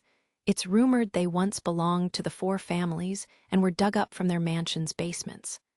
Wow, then they must be made of fine silk, Irene commented enviously. I've heard there's a tailor in King's City retailing fabric and garments made of pure silk. It's unfortunate that only great nobles and wealthy merchants can afford them. If they came from the four families, they must be just as good. Yes, pretty much, May replied nonchalantly. I remember he said one set was worth 5 gold royals. Wow, the 3 girls gasped in surprise. 5 gold royals. God almighty. Roja smacked her lips. It would take me nearly 2 years to make that much money. How can you compare to the star of the Western region? Gate said derisively while tapping her on the head. Miss May is a celebrity who has performed in King's City. As for His Excellency Carter, he's Chief Knight of His Highness. You can't compete with either of them. That's really awesome, May, Irene said, looking at May with her radiant eyes. I envy you so much. May knew only Irene felt genuinely happy for her, and her sincerity was why Morning Light was attracted to her in the first place. May also wondered how a girl like Irene, who grew up in the theater, was impervious to worldly temptations and desires, all the while retaining the innocence and kindness of childhood. Although she had put her past romance out of her mind, May was still delighted to see Irene was a little envious of her. When you rise to fame, you can buy a set for yourself. You'll be paid several gold royals for starring in King's City just once, not to mention the tips you'll get from the nobles after the show. But how long will it take me to become as good as you? Irene asked in frustration, mouth pulled tight. Looks like you're pretty busy here. Are you rehearsing? Right then the door was swung open abruptly. A good-looking young man poked his head in and asked, "Am I interrupting?" His Excellency Carter. Gate and Roja immediately bowed. "Good morning, Mr. Knight." Irene turned to smile at him. "We're discussing what May should take to your place, and we were just talking about you." "Really? What did you say about me?" Carter asked curiously, scratching the back of his head. "Nothing." May stared at him and thought silently that he always appeared to be the perfect gentleman when his mouth was shut, but the illusion was shattered once he started talking. "Why did you come here today? Today isn't your day off. Is it? Don't worry. His Highness gave me some time off today, so I brought you a gift." "A gift?" May glanced about the room. Gate soon took the hint and said, "Oh, Miss May, I just remembered that I've got something to take care of. Feel free to let me know when you've finished packing." "Me too. I have to do the laundry. It's been there for a few days now." Roja also took her leave with a bow and pulled Irene away with her as she walked out of the room. "Huh, I don't need to do anything. Hang on. I want to see May's gift too." When the girl's voice gradually faded away, May sighed in relief and bolted the door. She turned to Chief Knight and asked, "So, what's the gift? I hope it's not a new invention of His Highness again." Carter glanced around before breaking the silence. "Your father. He's busy. Do you think everyone has free time like you?" May snapped impatiently. She had thought it would take a while for her father to become familiarized with the new surroundings after he moved from stronghold to border town. However, to her surprise, he had found a clerical job at the city hall in only 1 week, and there was nothing she could do about it. Now, he was a regular employee at the Ministry of Construction. "I'm busy, too." Carter threw up his hands in defense. His Highness transferred one of the most efficient employees from the Ministry of Justice to Longsong Stronghold. Now, I have to deal with all sorts of tasks. On top of interrogating spies and verifying the status of the residents, I also need to hunt for criminals at large. I don't even have time for meals these days. You have no idea how fierce these criminals are. Unlike any of the locals in Western Region, these guys are gangsters, initially hiding among refugees. Now, as things have gotten a little better, they've started to make trouble. But don't worry, they only stir up on the outskirts of town, where the temporary camps are to the west, and they won't get into the inner city easily. And I'll catch any of them when they're found messing around." Seeing Carter describe the matter so passionately, May broke into laughter. "All right, I got it. So, Mr. Knight, as you're so devoted to the peace and order of the town, would you like to have lunch and a few drinks here before heading back to your business?" "I'd love to, but I'm afraid my break is almost over." Carter put down the parcel in his hand. "Try this on to see if it fits. I asked His Highness to design it." "His Highness?" May was a little surprised. "Yes. When I told His Highness about our wedding date, he mentioned a type of gown specifically worn for weddings. The only thing is that it takes a lot of effort to make one. I begged His Highness for quite a while, and even bribed Miss Soria with ice cream bread before I finally got this dress." When May unfolded the fabric, she saw a snowy dress in the parcel. May's heart stopped beating for a moment when the knight spread out the garment. It was a simple gown with elaborate and sophisticated details. The dress was simple in the sense that it was not ornamented with any jewels, nor was it hemmed with a gilding of gold. Instead, it was purely layered with white muslins. However, the cut of the dress was rather showy. It was tightened with a girdle and flared out into a contrasting, voluminous skirt below the waistline. The skirt rippled like waves, perfectly showcasing the ingenious handicraft embedded in its design.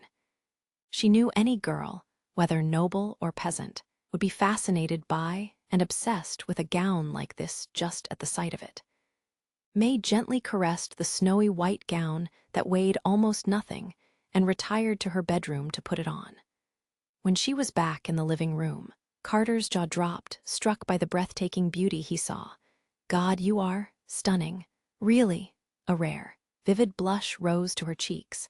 She could imagine what she now looked like without even looking into a mirror. Chief Knight's gaping expression had already told her everything. May went up to Carter and gently pressed her lips to his cheek. Thank you for your gift. I really love it. The knight flung his arms around her in response. Watching Carter's face slowly approaching hers, May closed her eyes. It doesn't sound too bad to be called Maylanis, she thought. Chapter 473, the third step of city construction. After 2 weeks learning and exploration, Barov, the governor of the city hall, held the first municipal plenary session in the castle hall at the end of the first month, in spring of the new year, at His Highness' request. Aside from the directors of all the departments, some of the nobles in Stronghold were also invited to the session, bringing the total number of the attendees to 65. Barov knew the learning process itself was also an evaluation. After working as a city hall governor for a year, he could now easily distinguish capable nobles from useless dandies and idlers. It was why half of the nobles had already failed the assessment. As His Highness described, he had offered these petty nobles an opportunity to catch the express train, but the reality was ruthless.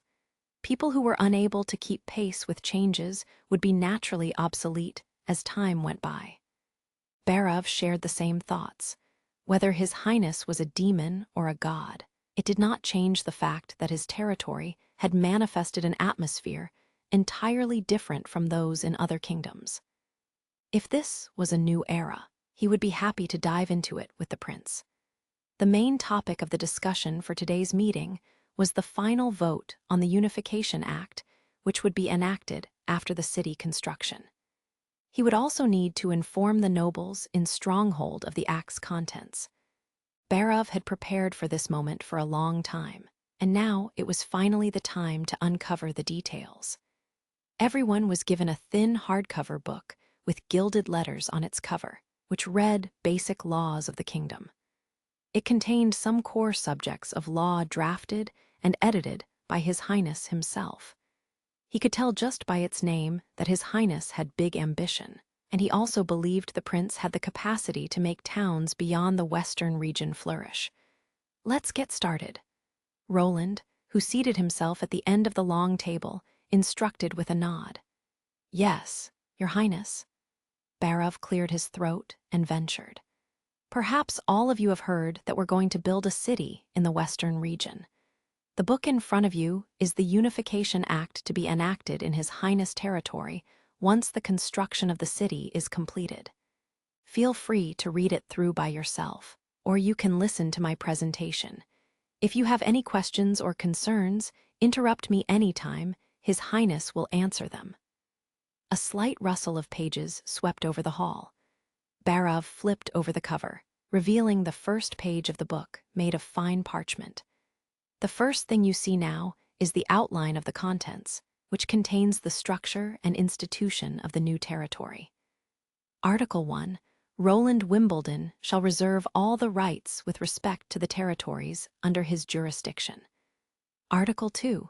The City Hall is the highest authority of the territory, administering all the matters concerning the territory under the supervision of Roland Wimbledon. Article 3. Every person, upon entry to the territory, shall have the right to gain the status of citizenship through multiple channels. The City Hall has the obligation to guarantee the provision of at least 3 such channels to the public. Article 4. Every individual, upon gaining the status of citizenship, shall not be discriminated based on gender or their former status, namely freeman, farmhand, servant, and slave. Every citizen of the territory has the right to the equal protection and equal benefit of the law, and has the legal obligations to pay taxes, defend the territory, and serve in the military. Article 5. Every noble shall be treated equally as a regular citizen and shall no longer be privileged based on his/her title. Titles shall be honorary without granting the subject noble executive power, and they shall be conferred by inheritance in accordance with the law. Article 6.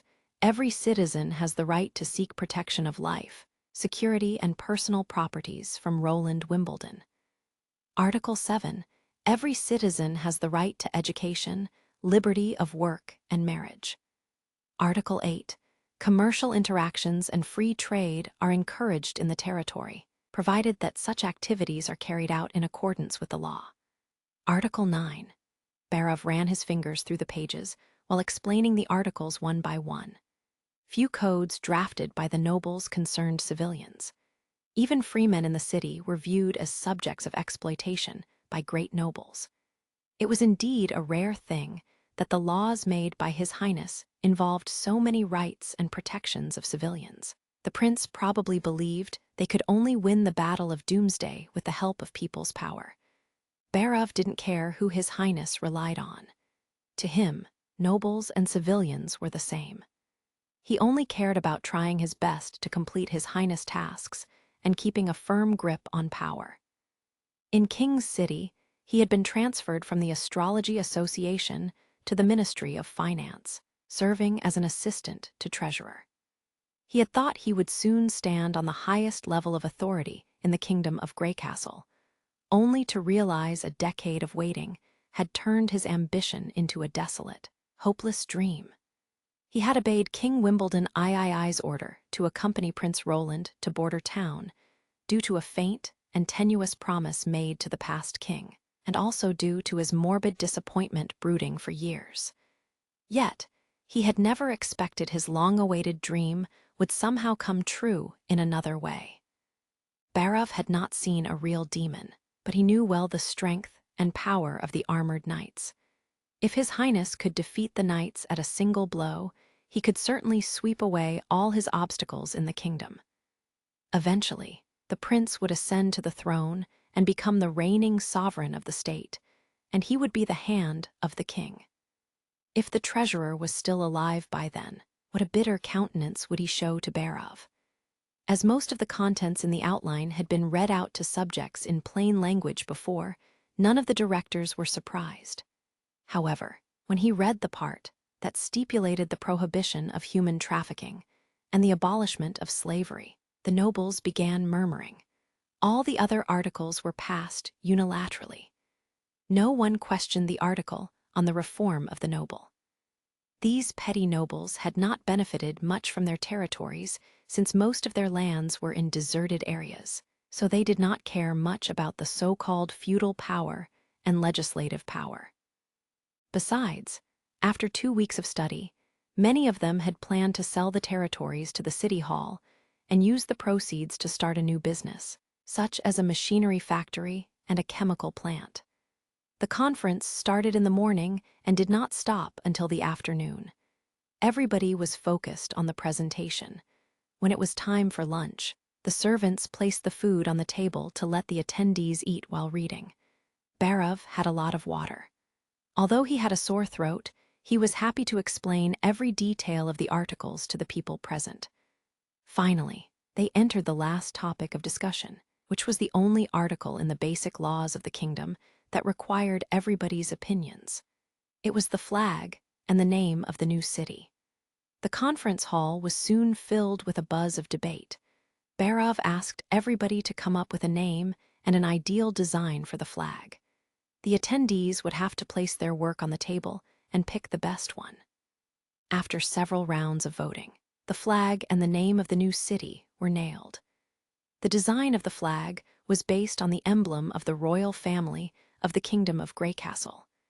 Its basic pattern was a gun and a tower, above which was a big pentagram with 3 smaller ones below. The big pentagram represented Lord Roland Wimbledon, while the smaller ones each represented the city hall, the army, and the witch union.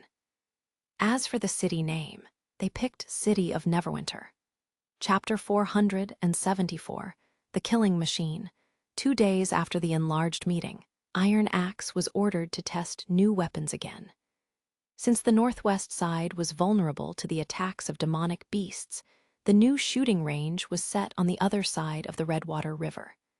When Iron Axe got there, the prince's guards had already surrounded the place with hemp ropes and red flags and set a checkpoint at either end of the steel bridge.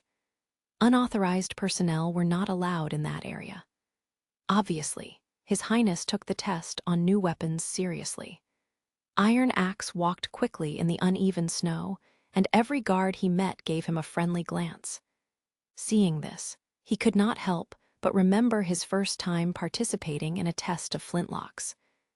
Back then, he was a nobody, and the people of the Kingdom of Greycastle were vigilant and suspicious of him because he was from the Sand Nation. He had lived in the town for 5 years by then, but only had built up relations with huntsmen living near him because of his expertise in archery, and no one knew him beyond the old district. At the time, he believed that he would live in seclusion in this desolate town as a hunter until he died of old age or got killed by demonic beasts or prey. He didn't expect that His Highness would handpick him and show him the power of fire and thunder. Then, fast changes began to happen.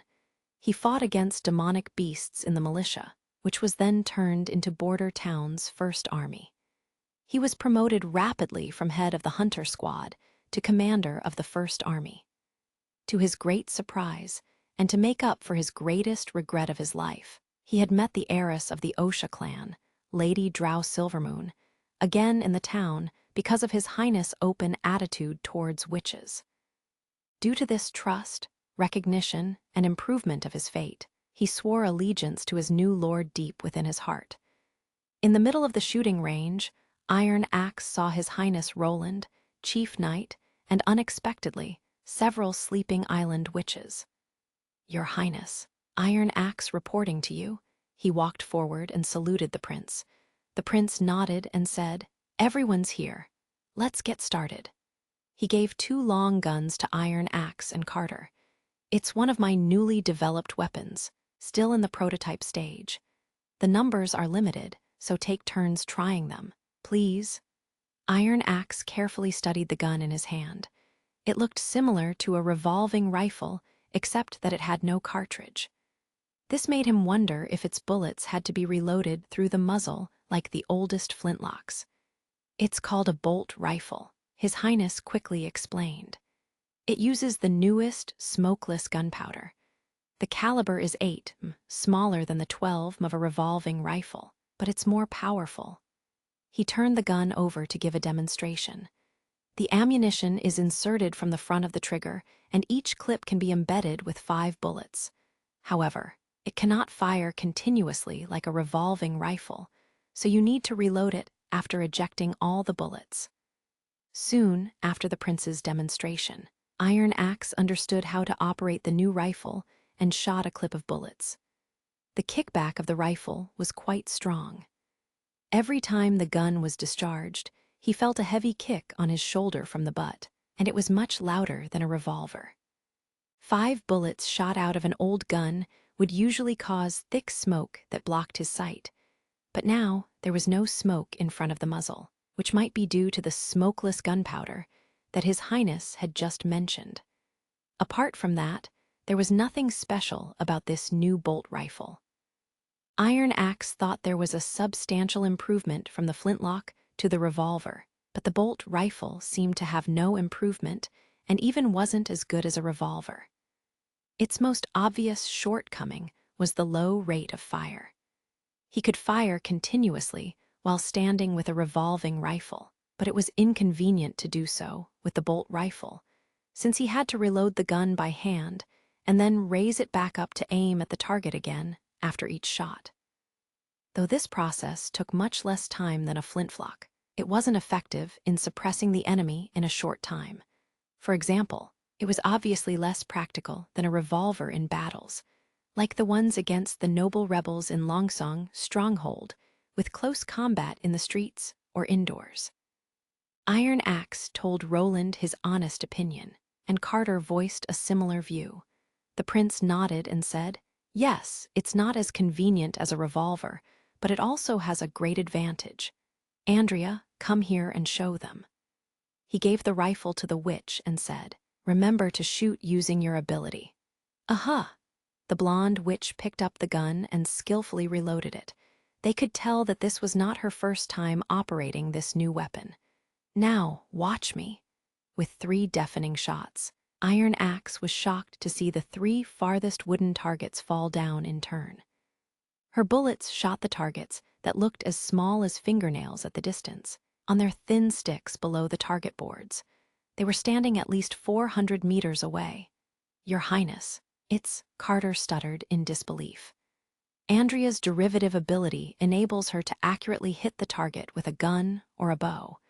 The prince explained with a smile, but her ability works on neither bullets nor arrows. It only gives her proficiency for using weapons. For example, she'll hit a target 10 meters away if she throws a stone at it, but if she throws a bird at it, her ability just won't work. "You mean, ordinary people can also achieve that kind of proficiency through training?" Exactly. The greatest merit of this bolt rifle is its greatly improved shooting range and accuracy. Unlike the guns before, there's no gap between the barrel and the cartridge, so there's no air leak in this new rifle. Roland nodded and answered. With a telescopic sight on it, any ordinary soldier can use it to precisely shoot down enemies, around 400 to 500 meters away, while a revolver can only shoot accurately within 100 meters. Iron Axe instantly realized why this weapon was so deadly. Most people would never be on guard against attacks from this long distance. If the shooter hid himself inside a residential area or at a higher point, he could easily kill his target. And if the shooter was Lady Nightingale, nobody could survive bullets coming from an invisible source. "Your Highness, you agreed to give me one when it's put into mass production," Andrea reminded Roland, covering her mouth. "Of course," Roland said and put the 2 rifles away. He walked to the other side and removed a cloth covering something. In fact, bolt rifles are just the beginning. This one is the focus of today's test. Iron Axe took to the newly unveiled weapon as soon as he saw it. Different from rifles made of steel and wood, this new black gun seemed to be made of pure metal. It was also bigger than all the other guns. Including the tripod beneath it, it was about half of his height. Its long barrel was half as thick as his wrist. Connected to the big gun, a long, thin piece of cloth carried shining bullets. It was obviously nothing like the guns before in both design and size. Chapter 475. The Light. This is a heavy machine gun. It uses the same bullets as a bolt rifle. "You can pull a bullet out of this pouch and shoot it from the new rifle," the prince said and patted the big machine gun. "Its mechanism is far more complicated than a rifle, so I won't bother giving you all the unnecessary details. I named it Mark I Type HMG. I'll show you how to use it." He sat behind the firearm and pulled the trigger. What happened next was hard for Iron Axe to comprehend. All of a sudden, flames shot out of the muzzle, and the strong airflow caused by the gunfire shot the fluffy snow into the air. The strip of bullets seemed to be constantly pulled into the gun. Simultaneously, hot, empty bullet shells were rapidly ejected from the other side one by one. Several dozen shells fell to the ground in just a second. This machine gun sounded fiercer than a whole team of riflemen in the Flintlock squad.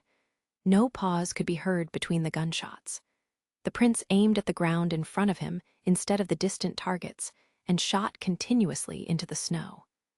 Before the snow in one place could fall back to the ground, the snow in another place was propelled upward, making the snowy ground look like the surface of boiling water. The hail of bullets formed a web of death, and anyone attempting to break through, it would be riddled with bullets. It's amazing," Chief Knight murmured. Carter was not the only one who was astonished. Iron Axe glanced around and saw that all the witches were dumbfounded, and only Lady Nightingale, who always stayed beside Roland, seemed quite calm. Ashes, the black-haired witch carrying a giant sword, showed a mixture of shock, confusion, and frustration. Iron Axe could not help but feel the same way.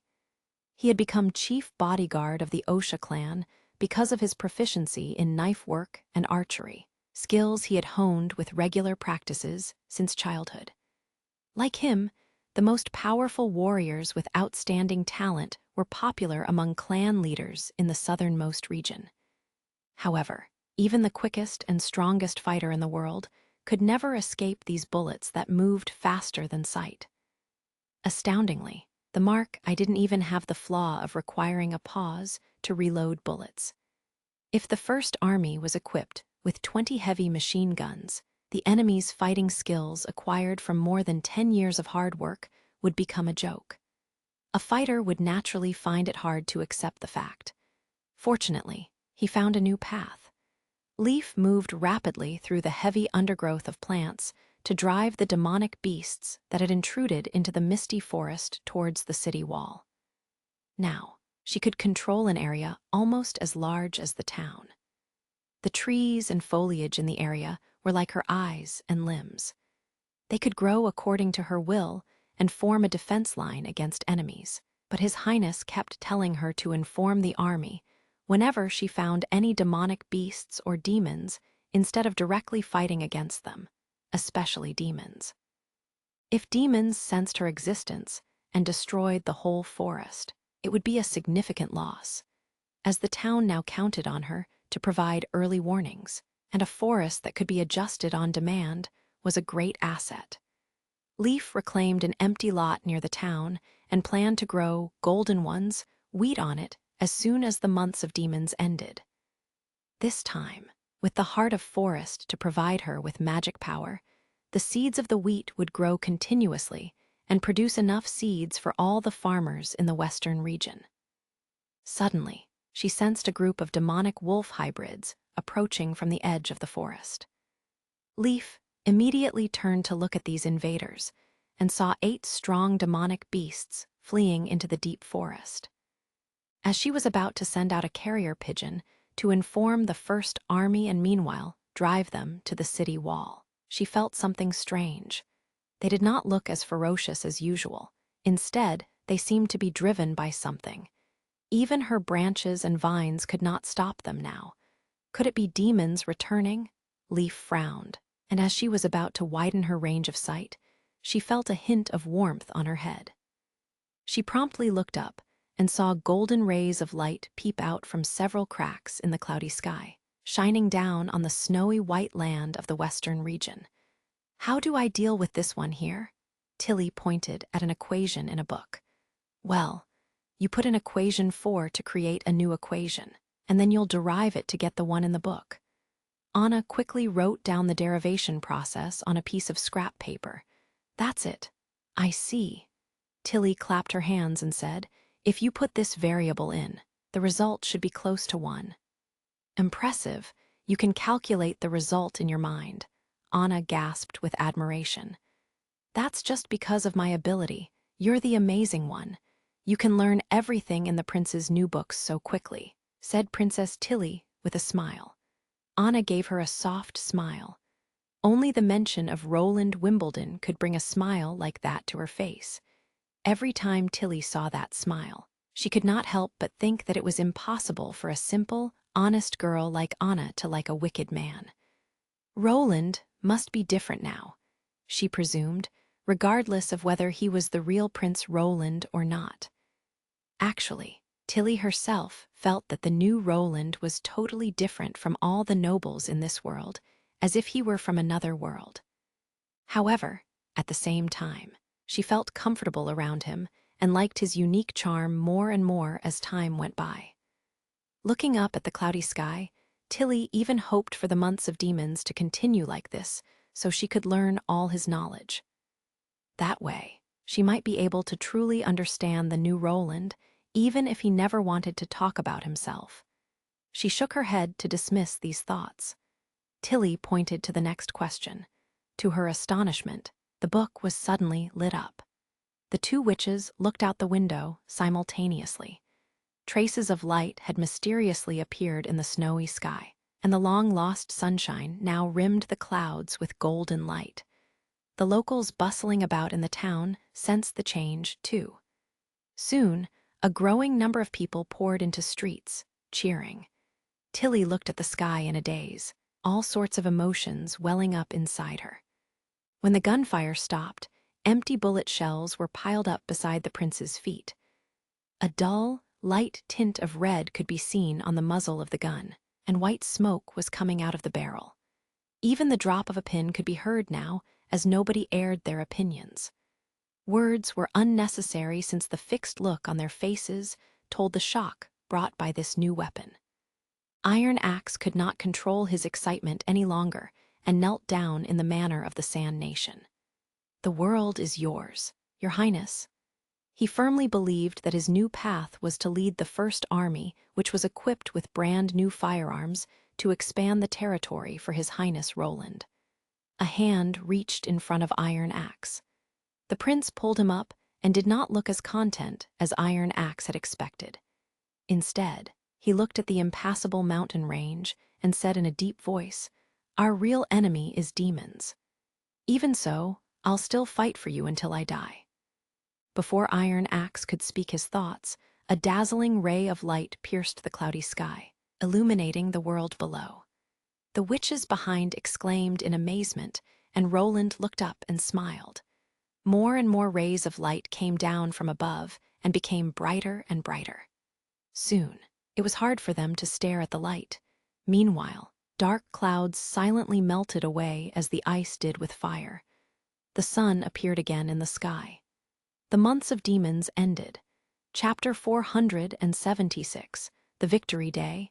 It was still dark outside, and someone had been knocking endlessly on Kakusim's door. He yawned and subconsciously reached out to grab his coat, and then he realized he no longer needed a coat. The thick brick wall kept the chill away, and the incredible heating made the inside warm.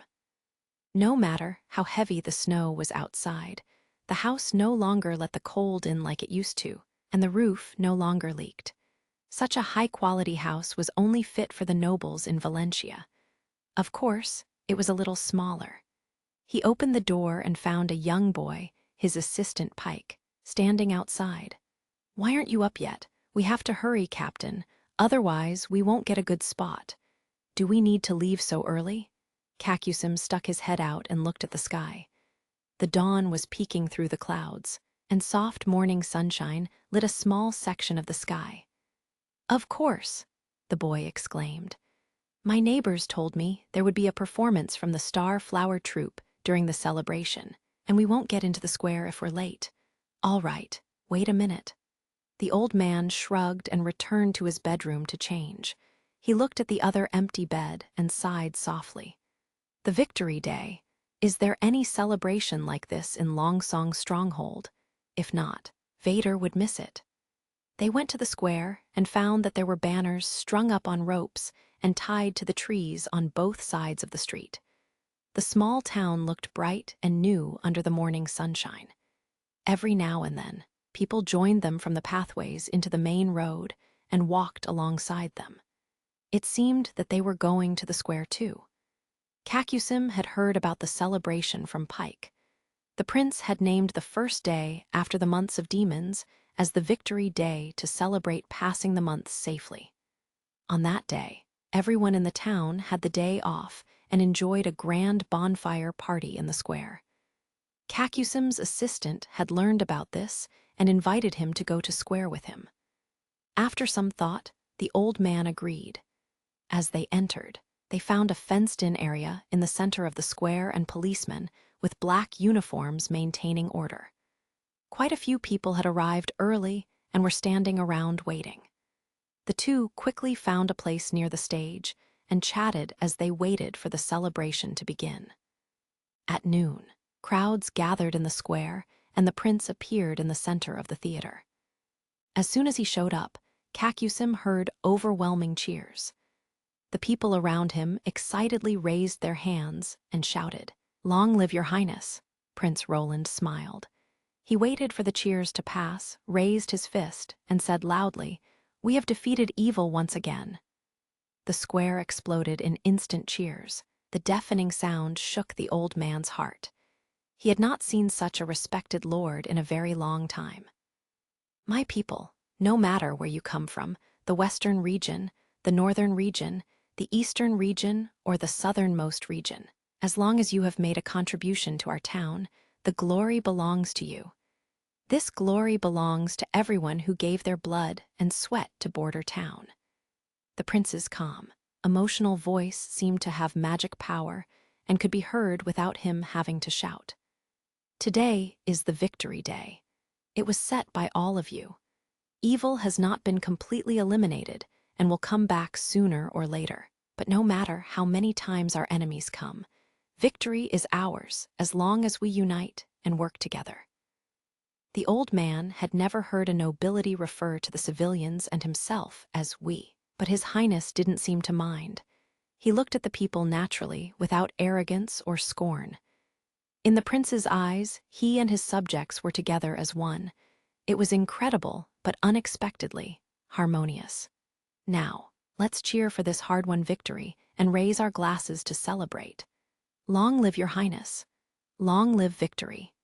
The cheers rang throughout the square, and the people raised their right hand to show their respect, including Kakusim. "This is a lord who is worthy of my loyalty," Pike said passionately while thumping his chest. Next, it was the Star Flower Troop's turn, and many people whistled excitedly. We haven't seen their performances in such a long time. Miss Irene is still so beautiful, but compared to Miss May, she still lacks lasting appeal. It's Miss May now. Haven't you heard the news? She's about to marry Chief Knight, and the prince has already sent a wedding gift. Listening to the people around, Pike asked in wonder. The name of a troupe is usually either the same as the theater or the name of the town. So why does the troupe of Border Town have such a strange name? "You aren't a Westerner, are you?" asked someone immediately. "Miss May and Miss Irene are both from Longsong Theater, and Miss May is called the Star of the Western Region, while Miss Irene is called the Flower of Tomorrow. Now, they both live in Border Town, so the troupe's name is Star Flower Troupe. Look, it's beginning." This was not Kakusim's first time watching theatrical performances, but the story was quite unique. Instead of a normal love story between nobilities, it told the history of the Western region. The actors played ordinary people living in Border Town. In the beginning, they were helpless, confused, and chased around like lambs during the months of demons. Then, they decided to stay in the town and fight against the demonic beasts. The whole story was full of twists and turns, which were very gripping. When the characters died from hunger and cold, or were killed in the line of defense to protect their families, the audience felt as if they were there. The old man was quickly captured by the performance, and even people who had just come to the Western region could feel the sacrifices that citizens of Border Town made and their unremitting efforts for survival. When the play was finished, a thunderous applause rang above the square. Kakusim was dumbstruck by what he saw next. A girl with long flaxen hair held a black line in her hand. She cut the wood stage into various parts and used them to light a giant bonfire. The crowd wasn't scared by this, and they even chanted her name. "Miss Anna, Miss Anna." As sheep baked on the bonfire, the atmosphere in the square reached its climax. The locals spontaneously stood in a long line and then began to dance strangely, the last part of the celebration. According to the people standing around Kakusim and Pike, as long as the dance continued, the barbecue would continue until midnight. "Captain, let's go together," Pike gulped. He was eager to join. "I'm too old to dance." Kakusim shook his head. "You should join them." "I'll go then." He stuck out his tongue. "I'll share some barbecue with you when I get it." Looking at the boy dancing with the crowd, the old man couldn't help but laugh. He had been wondering how to make the name of the concrete boat assigned to him memorable and unique, and now he had an idea. "I'll name it Victory," he thought. Chapter 477, love, and affection. Just like last year, the witches held the feast in the castle. Leaf turned the backyard that had been expanded several times into an open-air campsite fenced by olive trees. Around the raging bonfire, the witches could appreciate the starry night sky anytime. Compared with the last barbecue feast, which was only attended by 5 witches, this one was much more crowded, reaching a total number of 25 witches. All the witches from the Witch Cooperation Association came, along with the 7 witches from Sleeping Island, as well as Maggie, Lucia, Agatha, Spear, Paper, and Summer. Plates of finely cut food and various sauces were put on a small table by the bonfire for the witches to eat freely. After the territories of the rebel nobles were completely cleared, the supply of meat and cloth in Border Town had greatly increased. Also served on the table was the low-alcohol fruit wine brewed by Evelyn, as well as the ice cream provided by Agatha. While Lightning was enthusiastically demonstrating to the crowd how to grill a chicken foot, Maggie had begun to enjoy a hot-roasted steak. Having spent a year in the mountains and jungles with Lightning, Maggie had got familiar with all sorts of grilled food, and she filled her waist pocket with various spices, just as Lightning did. "I think this is a waste of time." Agatha smeared honey on the roasted meatballs in her hand. "The demons are bound to attack us, but we're not seizing this precious time to prepare. Instead, we're just celebrating the latest victory. When the enemy breaks into our city, everything is done for," she said while chewing the food. "Take it easy. It'll be okay." Roland handed her a bunch of stuffed beef balls. Obviously, she was very fond of the juicy meatballs. A proper balance of work and rest will increase the work efficiency. Besides, resting for one day won't prevent us from defeating the demons, and even if we lose, at least we've enjoyed the sweetness of life. "Nonsense," Agatha said while rolling her eyes. She then took the beef balls and put them over the bonfire after dipping it in a bowl of oil. With the help of her freezing ability, she could keep the meatballs at just the right temperature regardless of the heat from the fire. Clearly, her recent work with the process of cooling nitrogen had helped her to perfect control of her magic powers.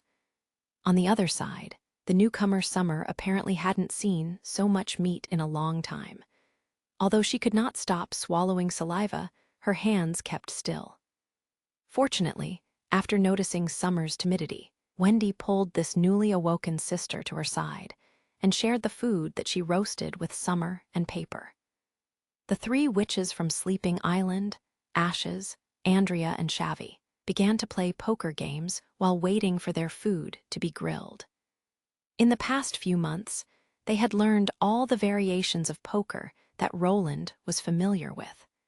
As long as there was no attack from the demonic beasts, they would get together and play poker in the castle hall. And the other witches from Sleeping Island, such as Candle, Evelyn, and Sylvie, who had got familiar with the witches in the little town, were having a good time talking with Leaf, Echo, Soria, and others, just like a family did. Looking at the harmonious scene, Roland felt quite gratified. After a year's effort, changes in the western region began to emerge.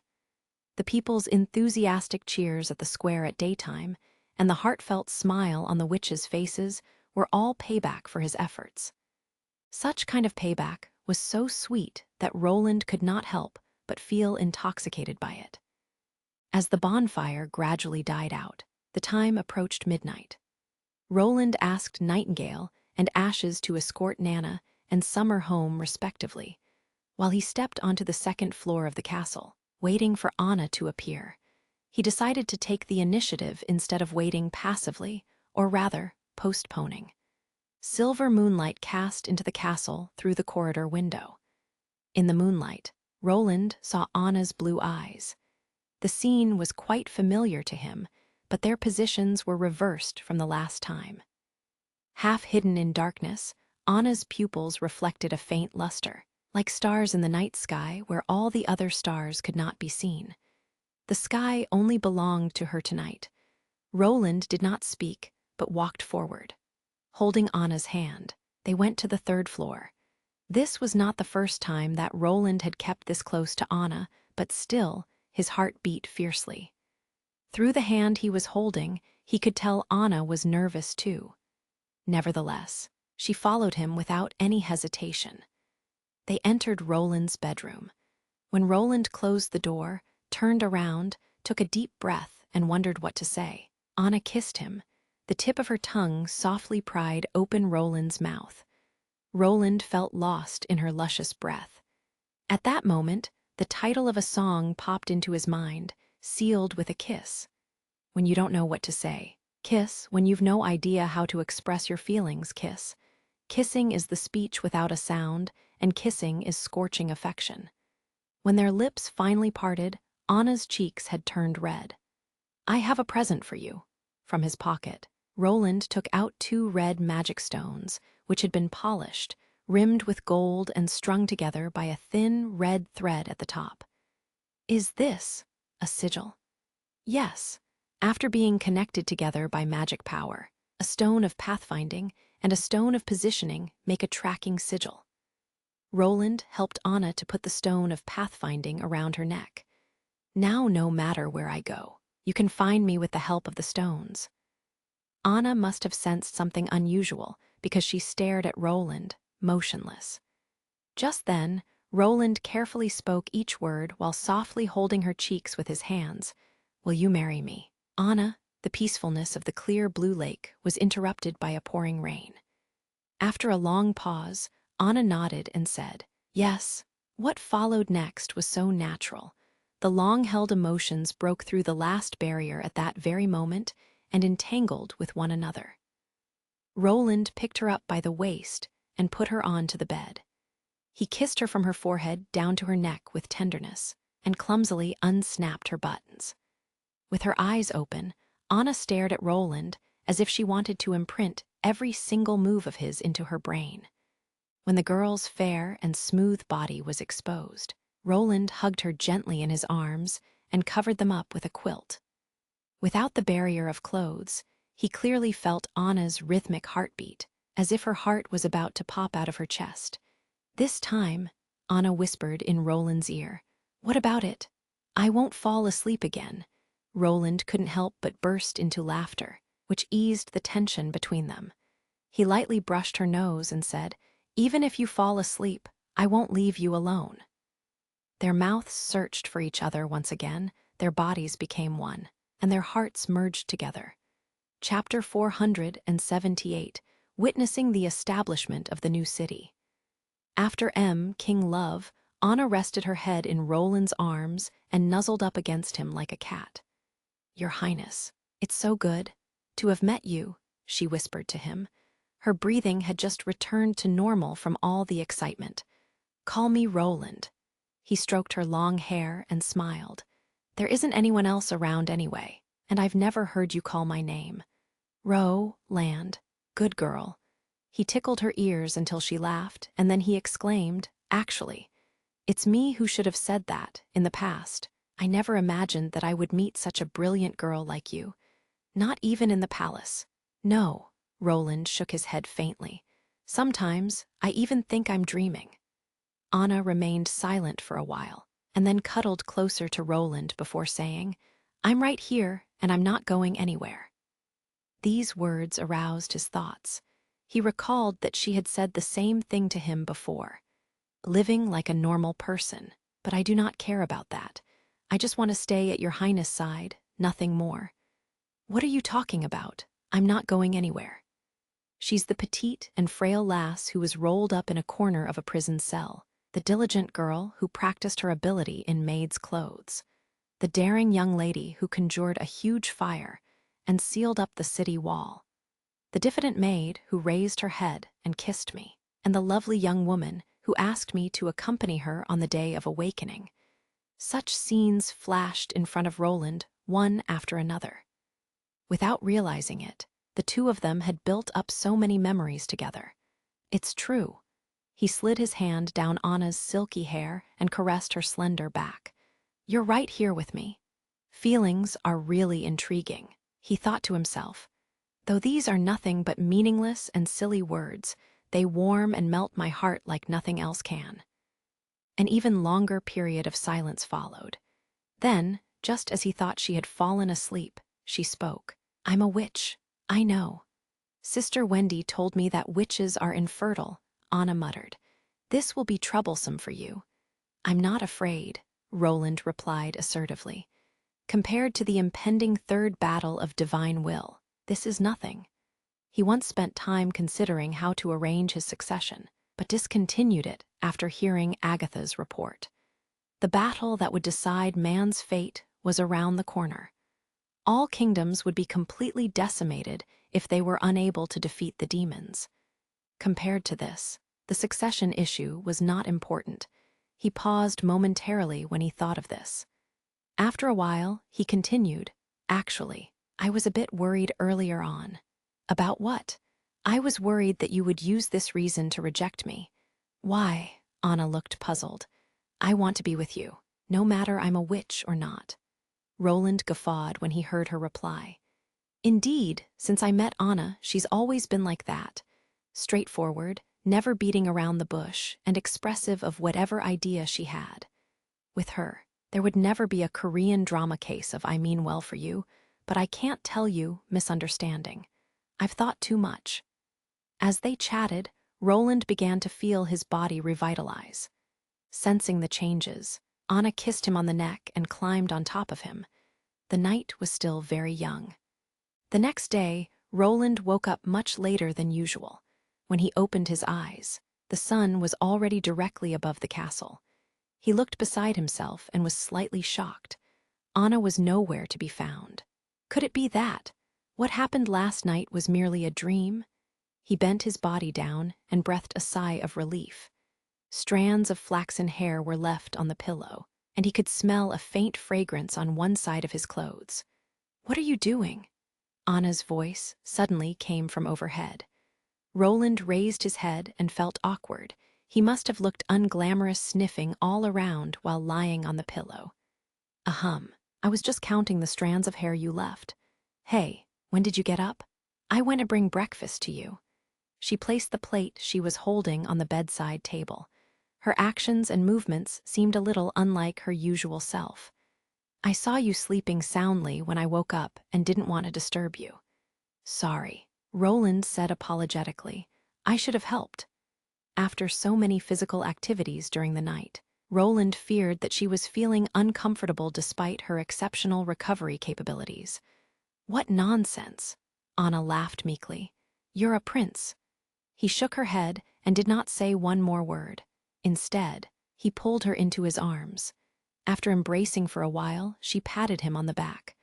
"All right, that's enough. Since you're awake, hurry up and eat your breakfast. I still have work to do today." "Shouldn't you rest for a few more days?" "That won't do," Anna replied earnestly. "We have to face the demons soon. Miss Soria and Miss Agatha are working really hard, and thus it won't be right for me to slack off." She smiled sweetly. "You too, Roland." After kissing goodbye to Anna, the prince strode to his office in buoyant mood. When he pushed open the door, he was surprised to see Tilly waiting for him and sitting by the table. "Good morning," he greeted. "Is there an issue? Look, it's already noon." Tilly smiled back at him. "And you look like you had a good dream." Do I?" Roland placed a hand around his mouth. "Of course, you're all smiles today." She shrugged her shoulders, and the smile on her face disappeared. "This time I came to say goodbye to you." Roland was stunned. "Goodbye? Are you returning to Sleeping Island?" "I've stayed here for too long, even though I've kept in touch with the fjords by letter. But I've to go back sooner or later. Now that the months of demons are over, the objective of my trip can be considered done." She stood up and walked over to the French window. "Don't worry. Even though I'll be across the sea, I'll give you my full support in fighting the church and the demons. Can't you settle here in the western region?" Roland made a last-ditch attempt to persuade her to stay. "There's a huge amount of vacant land on the south bank of the Redwater River. It can accommodate all of the witches." "We've discussed this before." Tilly sighed lightly. "This is not a problem of finding residents." It seems like she has made up her mind, Roland reckoned. Though he understood that the decision was a sign of her political maturity and responsibility as a leader, he was very unhappy about it. At least stay for another week. I'll prepare a few useful things for the witches in the fjords. Oh, Tilly turned and faced him. What are they? Books, courseware, and a few exercises, he said while flicking his fingernails. This will not only save you the trouble of making copies, but also enhance their learning effectiveness. Also, I'll pack a few revolvers. These can be used for self-protection in case you encounter enemies equipped with the god's stone of retaliation. There'll also be 2 steam engines, which can be used to pump water for irrigation and salt extraction. I see. Tilly turned away and said, "Thank you very much." And there's the groundbreaking day, Roland said, emphasizing every word. I hope that on that day, you can join me in witnessing the establishment of City of Neverwinter. Chapter 479, Choice of Nightingale's Heart. Recently, Wendy spent her life in an exceptionally fulfilling way. True to her name, Paper had quickly absorbed the knowledge regarding witches and magic power. She made great progress in learning how to read and write as well as knowledge about the natural world. At present, she was already able to learn new vocabularies on her own. There was only a bit of concern about her tutoring. On occasions, she would raise questions that even Wendy could not answer, and that meant either Anna or Roland had to be consulted. Compared to Paper, Summer's progress was much slower. This was perhaps a matter of age. Every word had to be recited a few times to her before she could remember its spelling. Furthermore, she seemed confused by natural knowledge, but Wendy was okay with it. After all, what she did not lack at the moment was time and patience. In fact, it would be more problematic for her if her students were all as smart as Anna. Every morning, she would call her 2 students into the living room to go through the homework that was assigned the day before. This was in line with what His Highness had told all of the Department of Education's teachers. The knowledge that was learned without practicing would be forgotten quickly, and only through regular practice would the knowledge be committed to memory. Wendy agreed very much with this statement. The next lesson was practicing magic power. For this, Paper could assist Agatha to produce acid, or go to the shipyard to help in accelerating the hardening of cement. Hence, Wendy mainly tutored the newcomer, Summer. She had heard that Summer would soon be joining Nightingale in the Security Bureau and help His Highness to recreate crime scenes. Thus, the most important thing to learn was how to precisely control the reversal of time. Fortunately, using magic ability was as natural as breathing to witches. Even the slowest students could not go very wrong once they felt the operation of magic.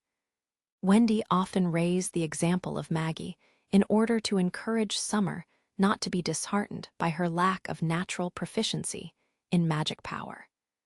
If even a pigeon was able to evolve, surely a regular witch could also do so. Of course, after that, she would secretly bring a few pieces of honey roast meat to Maggie as compensation. Elementary classes were conducted in the evenings. In consideration of the different learning paces of incoming students, His Highness had sorted the Witch Union into 2 classes. The early comers would continue to receive lessons from Scroll, and also begin to learn knowledge about elementary physics and chemistry, while the new arrivals would receive extra tuition from Wendy after their usual lessons. This was the most relaxing part of Wendy's day. As the earliest witch from the Witch Cooperation Association to join the union, she had increased the gulf between herself and the other top-scoring sisters after a period of learning. She would feel a great amount of pressure on her shoulders whenever she remembered that His Highness had conferred on her the role of manager of the association. Only while teaching the newcomers did she feel free and able to put her heart and soul into the tutoring. After assigning homework to the 2 students, Wendy went to have a hot bath. When she returned comfortably to her bedroom, she was surprised to see Nightingale sitting by her bed and dazing, while holding a copy of Natural Science Theoretical Foundation. She's definitely dazing. If she was focusing on the book, she would have fallen asleep within minutes. What's the matter? Wendy uncovered her quilt and climbed onto the bed, sitting next to Nightingale. The latter shifted her head slightly and briefly glanced at Wendy, who gasped when seeing Nightingale's vacant expression. Wendy had seen such an expression on Nightingale's face only in Silver City, which was the first time they met. At that time, Nightingale was walking alone spiritlessly through the snowy streets, in complete disregard of the snowflakes that fell on her shoulders. "His Highness Roland's together with Anna already," she muttered, "and it was I who encouraged him." Wendy was at a loss for words. She had also noticed that Anna and His Highness had grown closer recently, but this was acknowledged by everyone, and thus it was not surprising. Anna was the first witch that His Highness met and was impeccable in all respects. Apart from her inability to give birth, she was considered by Scroll to be the most suitable person to be queen. The only surprising thing was that the recent development was facilitated by Nightingale. I had made preparations and knew that this would be the outcome. Yet, seeing them together, why do I feel so painful? Nightingale grasped Wendy's hand tightly. I'd resolved about this long ago. Wendy also began to feel bad as she looked at Nightingale's appearance. Her deepest impression of Nightingale was her strength and courage. Whether it was stabbing and capturing her own distant relative in Silver City, or fighting against the church, she was able to keep her cool and fight on despite the difficult circumstances. She even showed no sign of fear while facing the menacing Kara. Yet, on this relationship matter, she once again became a helpless child, and Wendy was unable to provide any help. There's no right or wrong with regard to feelings. All that Wendy could do was to embrace her and pat gently on her shoulders. If you feel bad, cry it all out and you'll be fine. Nightingale shook her head in disagreement and mumbled, "Since I left the Gilland family, I vowed never to cry again. Never again." Her voice progressively lowered until she became inaudible. Wendy gradually felt a warm and moist feeling in her bosom, but even so, Nightingale did not make a whimper. Because she was restraining herself greatly, her shoulders began to shudder, and she held on to Wendy even more forcefully. "I didn't cry." "Yes, you didn't, I know." Wendy closed her eyes and started to regret what she had once said to Nightingale. Staying around His Highness was a simple solution. In fact, the majority of witches would choose to stay around him, because they did not have anywhere else to go. They were also aware that there was only a minimal chance that Roland would accept and marry a girl who could not give birth and thereby could not carry on his bloodline. However, the problem with staying around him was the distance. Just like with the sun, anyone can bask in the warmth and glory of the sunshine, yet it was easy to get burned if one tried to move closer. And Nightingale's intention was obviously not to gaze at him from a distance. This was not an easy road to follow. "How about giving up?" Wendy asked softly. "If you take a step back, you'll still have the sisters to accompany you." The ensuing long silence made time appear to freeze. Wendy felt as though she was awaiting a trial, and even though she was not the defendant, it was still extremely difficult for her to bear. A few times, she almost opened her mouth to ask more questions, but her words would slip back just before she said anything. This continued until Nightingale raised her head. Her eyes appeared slightly red, but tears could not be seen. The wetness on Wendy's bosom seemed to be her own false perception. Seeing the expression in Nightingale's eyes, Wendy could tell that there was a conclusion to this trial, but it was not the end. "I won't give up." Nightingale shook her head and said, "No matter what, I'll stay beside him until the very end." She did not mind being burnt to ashes by the sun. This was her answer. Chapter 480, The Wedding. 3 days later, the wedding of Chief Knight Lannis Carter and Star of the Western Region May was held on castle grounds. Besides family members, there were also members from the Star Flower Troupe, the city hall, and the witch union. In this age, a wedding ceremony was always witnessed by the church. Weddings of royal families and the nobility were witnessed by a regional bishop, while nobles and businessmen high priest or priestess. Ordinary citizens needed to go to the church by themselves and pay several silver royals to ask the priest to preside over the wedding. Of course, people who could not afford it just lived together unwed. Since there was no church in the western region, the city hall was the wedding witness. Roland planned for the city hall to dispatch officers to issue marriage certificates and do the registration for free. Carter's wedding would be a great role model. He had already thought of the slogan, convenient, legitimate, and free of charge. When the bride appeared in her wedding gown, everyone was impressed. She was not a witch, yet she was a big star, and this drew crowds. Even Roland had to admit that Carter had a good eye. If it were not for the publicity and pleading from the knight, Roland would not have shown the wedding gown. Dressed in his handsome black attire, the bridegroom Carter Lannies looked extraordinary. The two of them standing together were like a heaven-made match. "They look so great together," Anna said. "We'll have our day eventually." Roland squeezed her hands gently and said, "By then, everyone will know you." She smiled sweetly. Marrying a witch was easy, however, getting the recognition of subjects was difficult. It could only be achieved by those with absolute might and great prestige. Hence, the most fundamental thing was to subside the civil war within the kingdom and become the only king of Greycastle. After that, he could marry Anna. He did not want others to think that Anna was his hidden plaything, like previous nobles. However, Roland believed that it would not be too long. Since the months of demons had finished, the town was fully preparing for the coming spring attack. Soon, there would be a fierce attack, and Timothy's throne would be destroyed completely. The rings, please, next.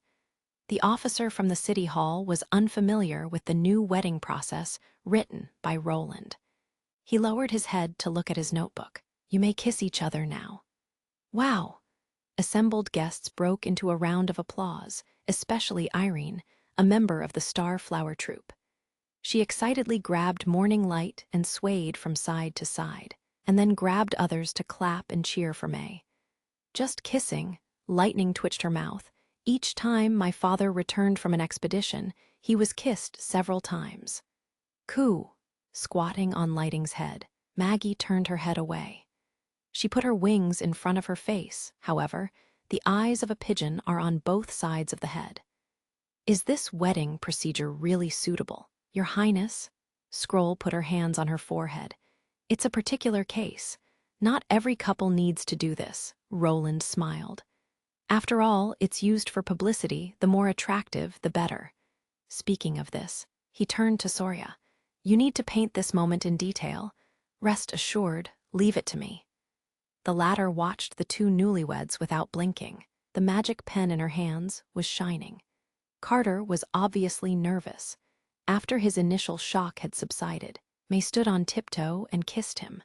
Applause broke out in the yard. "Please welcome His Highness. He'll give his blessing." Roland left the crowd and joined the newlyweds. He patted Carter's shoulder and said, "Well done." Then he turned to May. "May you be forever happy." That's it," Carter hesitated. "Of course, now go home and rest. I'll give you 2 days off." Roland smiled. "Vader should arrive in the town this afternoon. Leave your work to him." "Thank you, Your Highness." The newlyweds answered in harmony, smiling at each other. The wedding ended in the sounds of fireworks, which were simulated by echo. In the afternoon, Barav and Carl came to the castle office to report the progress of the 3 supplies project to Roland. "So far, the water supply equipment has been installed in all the living quarters, and more than half of the heating pipes have been laid," Carl said. He pointed to the town planning map and continued, "But the power supply will need more time. Except the factory district under your guidance will complete the installation soon. The 4 residential areas are still in the phase of trenching and slotting. After you went to Longsong Stronghold, This part of the work almost stagnated. Roland nodded and knew they could do nothing about it. No one other than him understood what a circuit was or how electricity operated. Maybe in April, possibly May, all the townspeople would have electric lighting. Roland said, "It doesn't matter. Now that the months of demons is over, the heating can wait for some time." Next, the most important thing is the power supply program and the building of Kingdom Main Street. The former concerns the efficiency of time use, and the latter is the key to strengthen the relationship between the two areas once the city building is completed. He continued, "In addition, don't dismiss the redundant workers after finishing the construction of Kingdom Main Street. We need them to build the road to the shoal." "Do you mean the spot towards the southern mountain area?" "That's right. It'll be the entrance to the sea," Roland affirmed. After Tilly and her group returned to Sleeping Island, Lotus would come back to the western region. At that time, with the help of Countess Spear, it would take less time to break a new path in mountains. In addition, once the city of Neverwinter is established, these redundant workers will be my subjects, and I want to confer citizenship on them as soon as the construction of Kingdom Main Street is finished.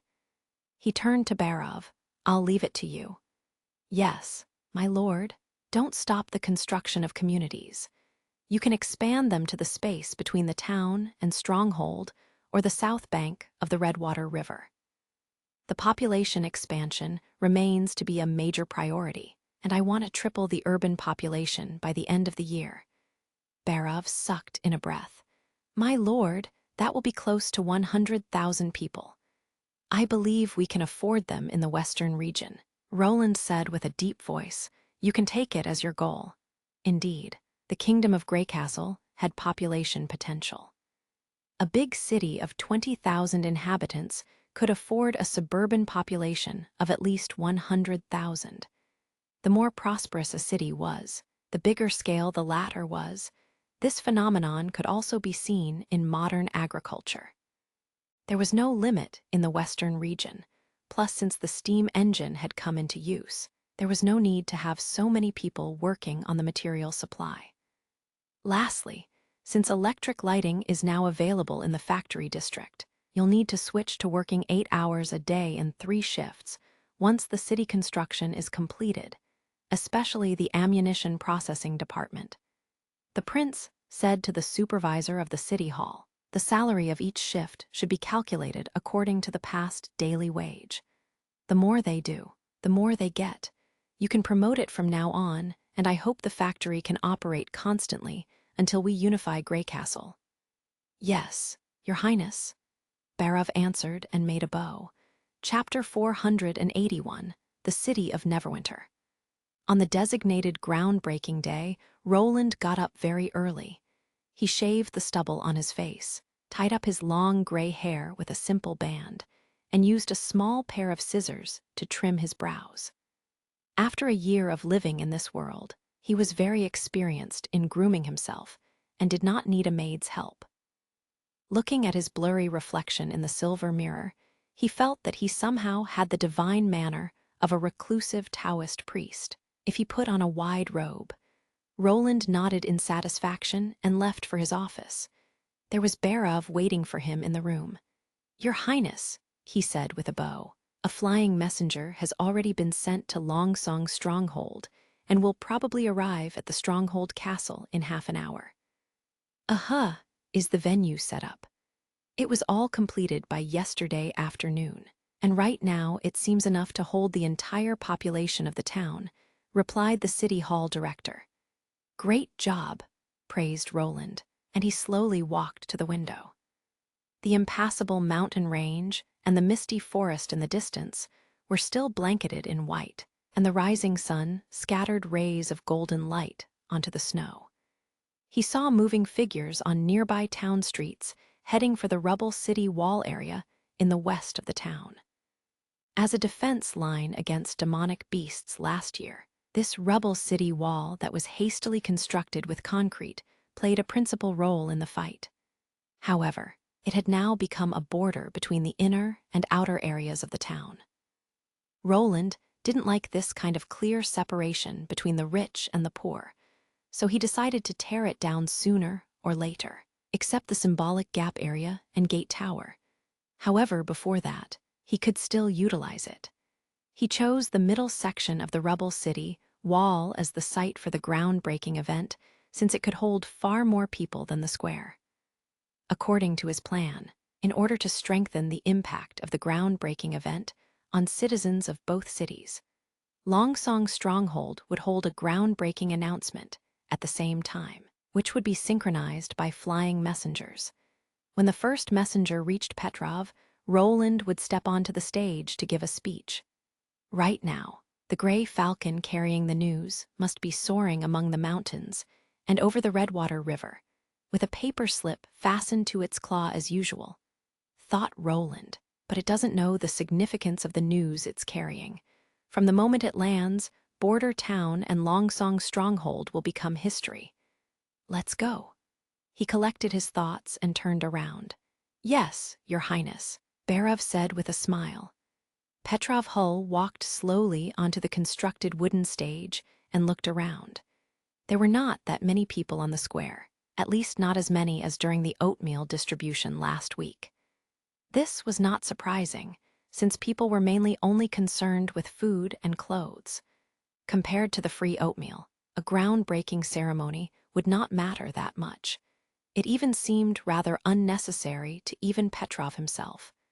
The months of demons had ended, but the city hall still did not receive as many applications for job as they had expected. The notice calling for handymen and construction workers was put up a week ago, but the number of recruits hadn't even reached half of the target amount. Meanwhile, rats seemed to rise back from the ashes, as the police department received more and more reports every day, and only verifying these reports was a painstaking amount of work. His friend René Med complained to him that the arresting team needed twice the men to handle its workload. This actually met Petrov's expectations. The people were just like that, lazy, greedy, and unintelligent.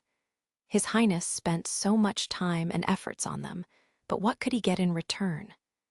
The thing confused him the most was that Roland Wimbledon was clearly a member of the royal family. So where did that strange confidence in the people come from? No matter what, he was firmly tied to the prince's chariot, so all he could do was to follow him faithfully. An eagle cawed in the distance, and a gray figure appeared in the sky. Petrov opened his prepared speech draft. Your Highness, it's almost the time. Barov reminded. The sun had risen halfway into the sky, and the sundial's shadow pointed to 9 o'clock. Roland nodded and walked to the tower railing. As soon as the people saw the prince, their chatter turned into warm cheers, and they all raised their hands to create waves throughout the crowd. Area on both sides of the city wall was packed by a dense crowd of over 20,000 people, which meant that most of the town's residents were gathered here. Roland was glad that he was not holding this groundbreaking ceremony in the central square, since it obviously could not offer enough space for such a huge, excited crowd. He waved his hands to silence the cheers. Greetings, my subjects. Echo's magnifying ability allowed his voice to reverberate over the entire town. I believe you already know what's about to happen today. This small town, which was built for the North Slope mine, is soon about to become a real city. In the past, the months of demons was a nightmare for Border Town, and everyone had to escape to Stronghold for shelter. Now, we have built a strong base here. Osmond Ryan, who wanted to ruin the western region, has fallen. The church, which wanted to harm witches and enslave the people, has been banished from this land. Even Timothy Wimbledon, who dared to attempt to destroy me, failed, even if he set the entire southern and eastern regions on fire. The town would still be safe and sound. I'm sure the refugees who fled here know this best. Roland's words were quickly met with the crowd's responses. That's right. He burned down the Eagle City and plundered the port of Clearwater. The new king cleaned out Valencia. His knights acted no differently from burglars, sometimes even worse. He took away my son, saying he needed to join the king's city guards. Heavens, he's only 15. The prince reached out his hand to quiet them. And these tragedies will never happen again. This is why the new city is being built. Only by uniting more people can we face our evil enemies and show them the consequences of their recklessness. He paused. And this is my city, too. I vow that Roland Wimbledon will never leave any of his people behind, and even if the kingdom of Greycastle is united, he'll never leave this place. A wave of cheers erupted at the foot of the city wall. Your Highness, you, Barav exclaimed from behind him. Roland waved his hand to silence him. That's right. This will become the new capital of the kingdom of Greycastle, and the kingdom will be reborn. I believe that even if an endless winter arrived, this city would still be as warm as spring. He paused for a while and raised his right hand. From this day on, Border Town and Longsong Stronghold will become one, and its name will be Long Live the City of Neverwinter. Long live the City of Neverwinter. Everyone became excited, and the deafening chants rang through the sky. A mist of snow erupted on the mountainside, and the echoes rolled endlessly through the peaks. Roland looked at the cheering subjects and felt a great anticipation growing inside him.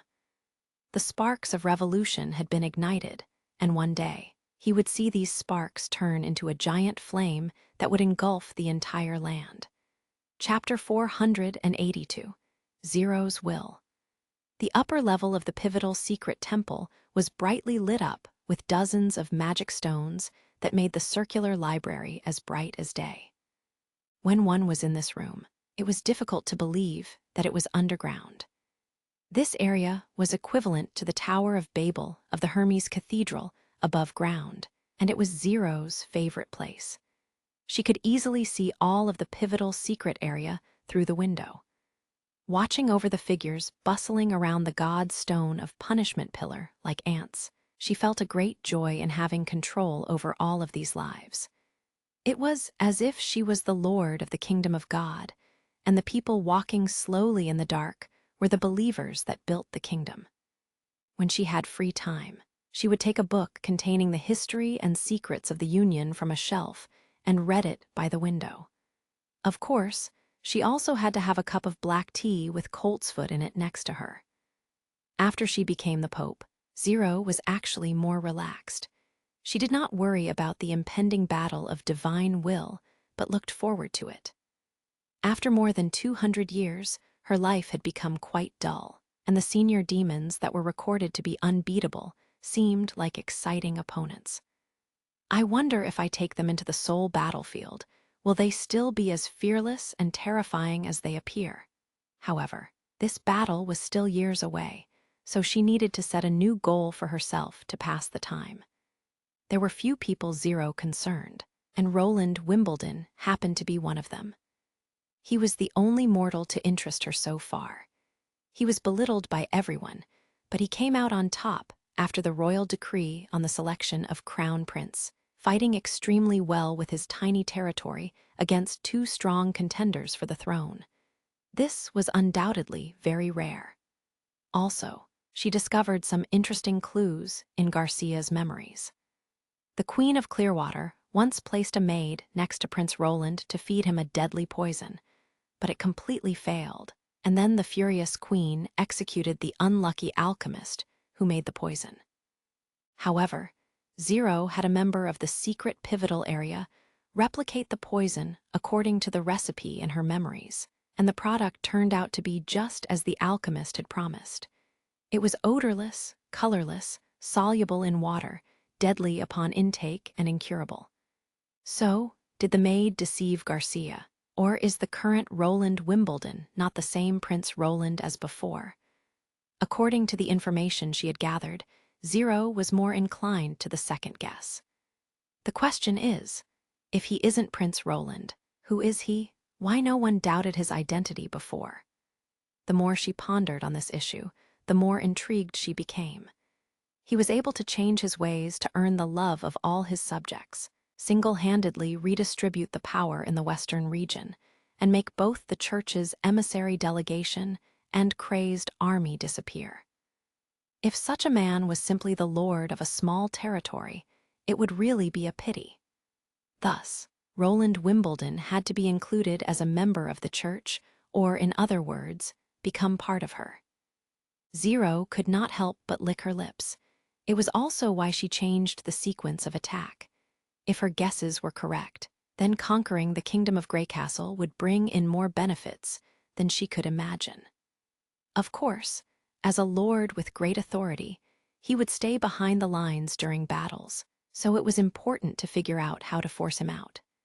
Just as Zero was contemplating how to avoid the direct battle and go straight to Roland, Isabella pushed open the library door and walked in. "Is the meeting over?" "Yes," she rubbed her neck. "Lucky you, sitting here reading and sipping tea all day while I have to lie to those old men." "No, it's actually one old man and two madmen. It's not simply lying. It concerns the operations of the church's lower level," Zero said with a shrug. "Although witches are the actual core of the church, without these men, we wouldn't be able to collect so many resources to achieve our ultimate goal." "Whatever," Isabella yawned. "Anyways, they said that we have to wait until the second month of this summer for the resources to attack the Kingdom of Dawn, to be relocated to the battle against the Kingdom of Greycastle. And even this is an optimistic estimate.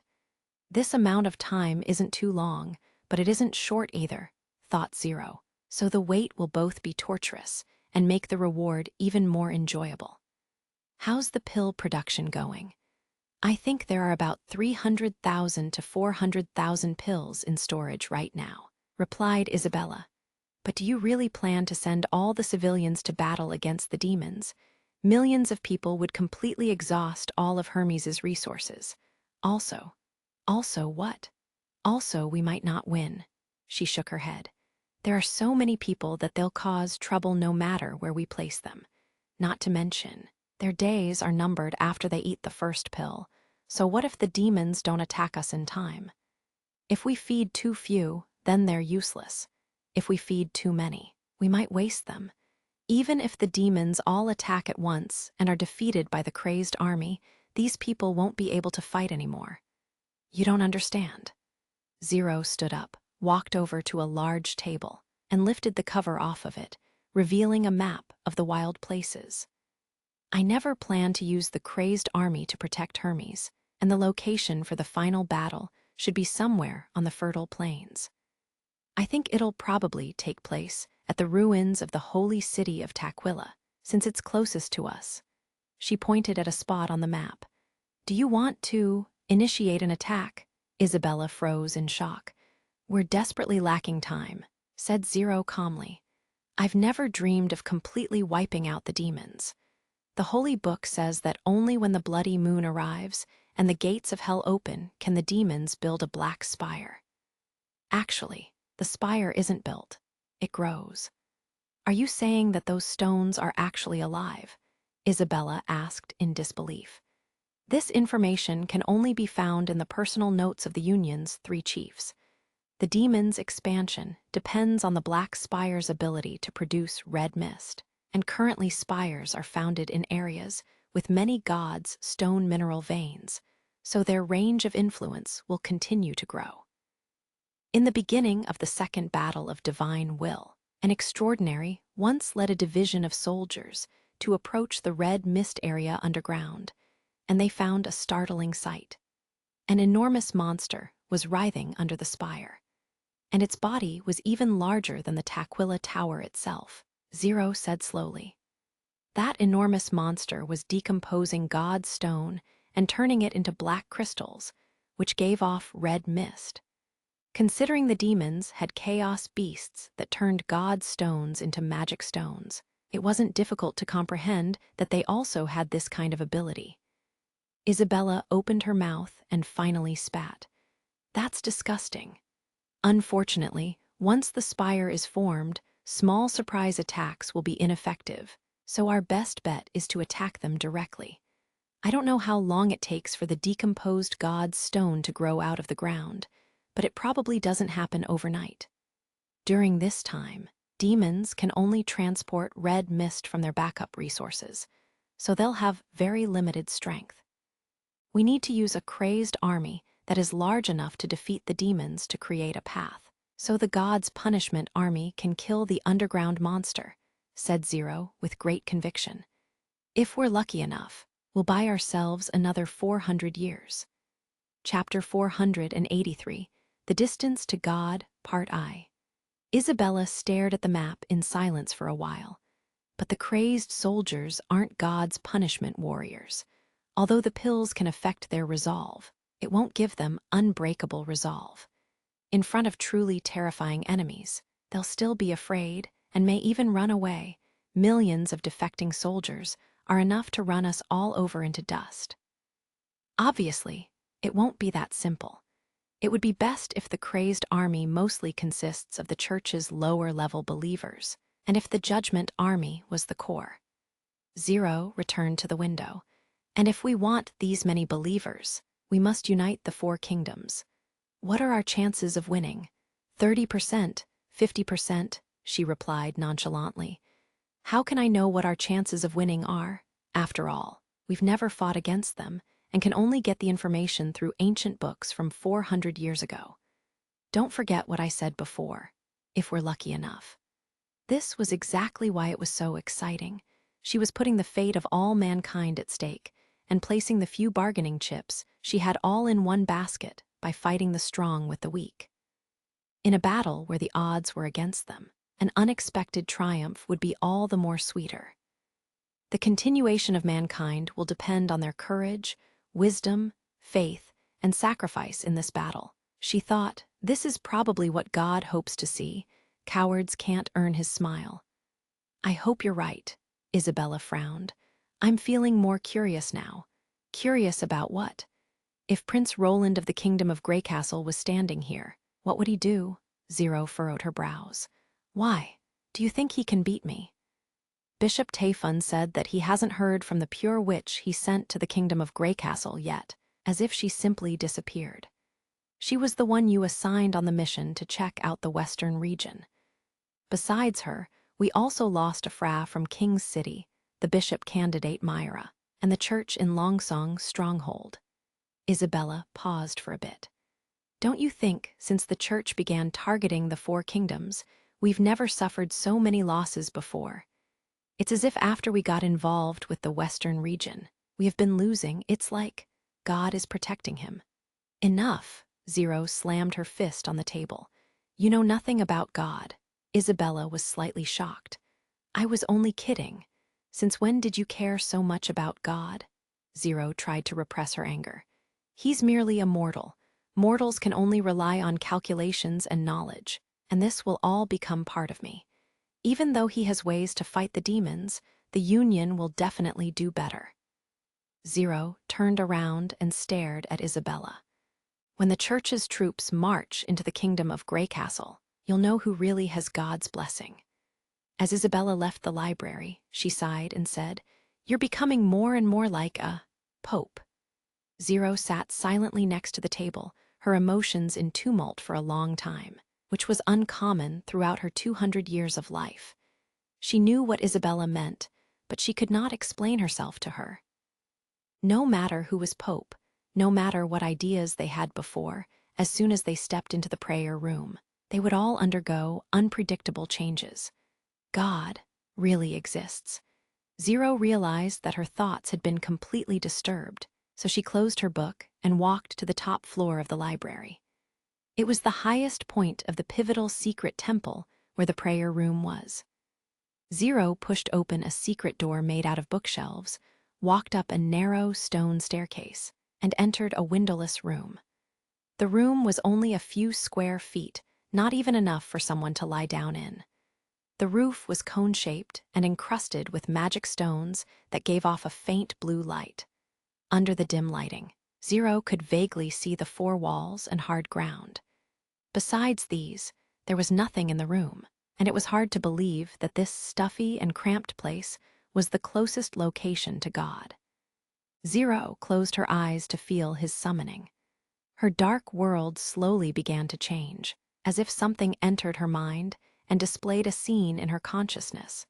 She knew that this wasn't a figment of her imagination. Even her soul, which had absorbed hundreds of people, could not see or even imagine such a sight. When the twisting lines slowed down, 5 large paintings appeared in the expansive world. One floated above her head in a giant ring, and the other 4 lined up symmetrically in a cross next to her. This was a sign from God.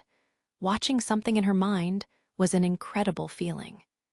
Zero knew that this entire scene would disappear as soon as she opened her eyes, so she could only use her consciousness to view every painting. When she was focused on the paintings, she felt being brought into them. The large ring-shaped painting on top of her was undoubtedly God himself. It was a dark world with no visible boundaries, and a giant red sphere was suspended in the middle. The sphere was made of magic power, and she could feel its infinite power from simply looking at it. Half of it seemed to be cut off by a knife or hidden in darkness, so only half could be seen. The more closely Zero looked at it, the surer she was of her judgment. It was just too majestic. She was nothing compared to this ball of magic power. She could not even find the words to describe how giant it was, only that even the world under her was dwarfed by this red sphere. The swirls of magic power on its surface were even wider than the ocean, and the light of the shining magic power was even brighter than the sun. Besides God, who else could have such vast powers? This was probably the bloody moon recorded in the Holy Book. From the side, the half-sphere truly did not look like a full moon. Zero once tried to pray to it, but it did not respond and only floated calmly in the darkness, as if it was waiting for the results of the battle of divine will. This was why she was extremely enraged by Isabella's words. This thing did not give anyone its blessing. She realized after witnessing it in person that humans were insignificant in God's eyes. After she separated from her thoughts, Zero looked towards the 4 paintings at the bottom. She believed that the reason the battles that occurred every 400 years were called Battle of Divine had something to do with the content of these paintings. The Church's secret history recorded past Union leaders and popes' interpretations of the paintings, and most of them came to the same conclusion. The location of the ending of the war was in these 4 paintings. Chapter 484, The Distance to God, Part II. The first painting had the richest contents. It depicted a throne constructed with swords and bones, and blood-red long windows and tall black columns were behind it. It seemed to be a part of a palace. If she completely submerged her consciousness into it, she could even see the city outside the window with endless spires. What caught her attention the most was the stone gate that peeked through the city. If the spires around it were the buildings of Hermes' residence, then the stone gates at least 5 times as tall as the church's Tower of Babel, which completely went against common sense. What was more unbelievable was that the inside of the gates was black, as if a large and smooth cloth was covering its middle. However, as she looked closely, there seemed to be an immeasurable depth to the darkness. The more she stared at it, the more uneasy she felt. Zero only focused her attention on the window for a while and soon turned it to the throne. She did not see the Lord of the throne today. The things she saw in her mind would sometimes change. For example, she could occasionally see an armored warrior sitting on the throne, his head covered with a frightening black helmet, only revealing a faint red light through his eye sockets. However, this was not very common, and the throne was usually empty. According to the records of secret history, this painting depicted the city where the demons originated from and first appeared, the northwestern corner of Land of Dawn. Zero agreed with this theory. The painting's blood-red colors and black spires were very similar to the demons' living environments, and the helmet of the owner of the throne had a distinct demonic style. The only strange part was that its body was exactly like that of a regular human, and not like the strong and horrific bodies of the fearsome demons or lords of hell recorded in the Holy Book. Thus, There were many speculations about its identity. Some popes believed that it was the source of evil, while other witches thought that it was a member of the demons that guarded the secrets of God. The second painting was much more mysterious. It had few contents, which seemed to keep moving. At least in Zero's limited number of observations, she had never seen the same scene twice. This time, she saw water. The light blue water rippled backward against 3 large skeletons, which were completely hollow inside, but the water was somehow held outside the bones by an invisible barrier. It was as if the giant skeletons were keels supporting the side ports, and she felt like she was in a boat and looking out through the window, except these windows spanned the entire wall. Zero was quickly enthralled by the strange scenery in front of her. She was standing at the border between water and sky, with half of her underwater and the other half floating above. She could see the bright sunlight and sparse clouds above her, but her legs were encased in water. Under the sun, she could clearly see the color of the water changing from light blue on the surface to bright green, and then dark green as it went deeper and deeper. Suddenly, the scene began to shake, and Zero felt the world tremble below her and almost fell over. She subconsciously tried to open her eyes, but stopped herself at the last second. This isn't reality, she told herself. This is God giving you a sign. The water was quickly rising and almost drowned out the sky. Or perhaps the water was not rising, but she was sinking downwards. Soon, everything outside the window was covered by water, and she even saw red fish swimming by the skeletons. First, there were only a few of them, but then there were more and more, and the dense schools of fish surrounded the invisible barrier like a red ribbon. The water gradually changed from dark green to a dull black, until the scene was shrouded in a complete darkness and totally disappeared. Zero broke out of the painting, panting.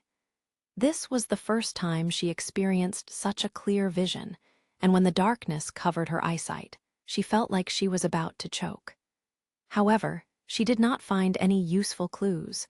According to the secret history, the contents of the second painting were always changing.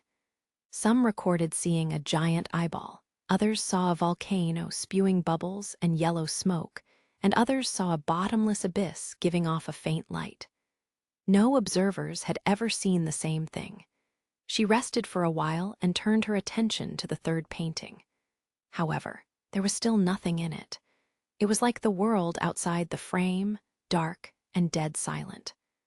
The secret history mentioned that in the beginning of the first battle of divine will, there was something in the painting. But this recording was so ancient that its pages were tattered and basically illegible. However, she was certain that 100 years after the battle of divine will, this painting turned black and never showed anything ever again.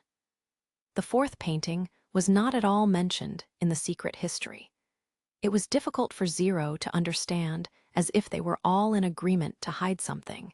If even the sole messenger of secrets, the Pope, did not have the right to know, then the secret would be unknown to everyone forever. The painting depicted a wall. It was an unassuming, rough, gray stone wall. Parts of the gray paint were chipped off, revealing the cracked stone blocks under it. It had obviously stood here for a long time. Besides this wall, there was nothing else. After staying in the painting for a while, Zero started to feel exhausted. Reading God's signs took a lot of energy, and even she could not do it for a long time.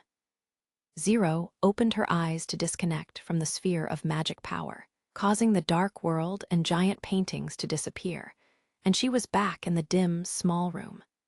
She sighed deeply and stumbled down the stairs, only recovering after drinking off her cold black tea in the library. Although God did not give her any response, her anger before was completely calmed. Isabella knows nothing about God, but I do. Zero looked out the window at the busy figures under the tower, and her feeling of control returned. Her experiences during the past 200 years made her disregard everything in this world. But after she became the Pope, she realized that she had only scratched the surface in understanding the world. Now, she faced a whole new mystery, and her immortality was perfect for solving it. Zero felt in her heart that she was the real person chosen by God. If she could approach God, it was worth the 400 years' wait, even thousands of years. Chapter 485, The Day of Leaving. Here comes the ship. A sail peeked over the end of the light gray horizon. There were no other merchant ships around, so it had to be a ship from Sleeping Island. "Aha," Tilly gently replied, her voice muffled by the sounds of the sea washing onto the shoals. She had turned her back to Roland, so he could not see her face. "We're leaving now," Andrea said regrettably. "I really liked your domain, and I've no idea if I can make the same delicious ice cream bread as you have here when I'm back at Sleeping Island." Along with a bolt rifle, Roland had given her the ice cream recipe as well. "As long as you have eggs and milk, it won't taste too bad. When you come back to Border Town. No, City of Neverwinter next time. I'll have more delicious food for you. Will it be even tastier than ice cream?" Andrea held her stray hair and said with a laugh, "You'd better not lie to me. I have your word." "If you're reluctant to leave, you could stay here." Ashes laid out her hands and said, "Princess Tilly definitely won't mind leaving such a gluttonous witch like you behind. You won't be allowed to eat as much as you want on Sleeping Island." "Is that true? I won't give you any ice cream when we get back." Andrea stared at her. "You should just eat your dried fish and drink your fishy soup every day." As they continued to bicker, the sailboat neared the coast. The flying pink flag on the top of the mast told everyone it was the Charming Beauty. Shavy summoned the invisible barrier, which allowed her to travel and move between the shoal and the ship, enabling her to carry all the books, goods, and materials to the ship without docking. Then, she carried the card-playing Three and Princess Tilly, but as Tilly was stepping into the barrier, Roland called her name. "What?" She turned her head, her eyes revealing a complex mixture of emotions. Roland was not good at saying goodbye and had stopped her without forethought. He took a deep breath and shouted, "If you have any problems on Sleeping Island, you can tell me. I'll do my best to help you, and remember that you're always welcome in the City of Neverwinter." Tilly smiled after a moment. "Thank you, and you too." "Goodbye, everyone," Andrea and Shavy shouted while waving their hands. Ashes did not say anything and just waved her hand too. After their farewell, the barrier carried the witches to the Charming Beauty quickly. "What's wrong? You don't want them to leave?" Nightingale asked from behind him. "I just think it's a pity. There are 300 witches. It would be wonderful if they all moved to the western region," said Roland with a fake casualness. "Yeah, and then you'd feel even more guilty." Nightingale rolled her eyes at him. "Guilty?" Roland felt terrified and asked.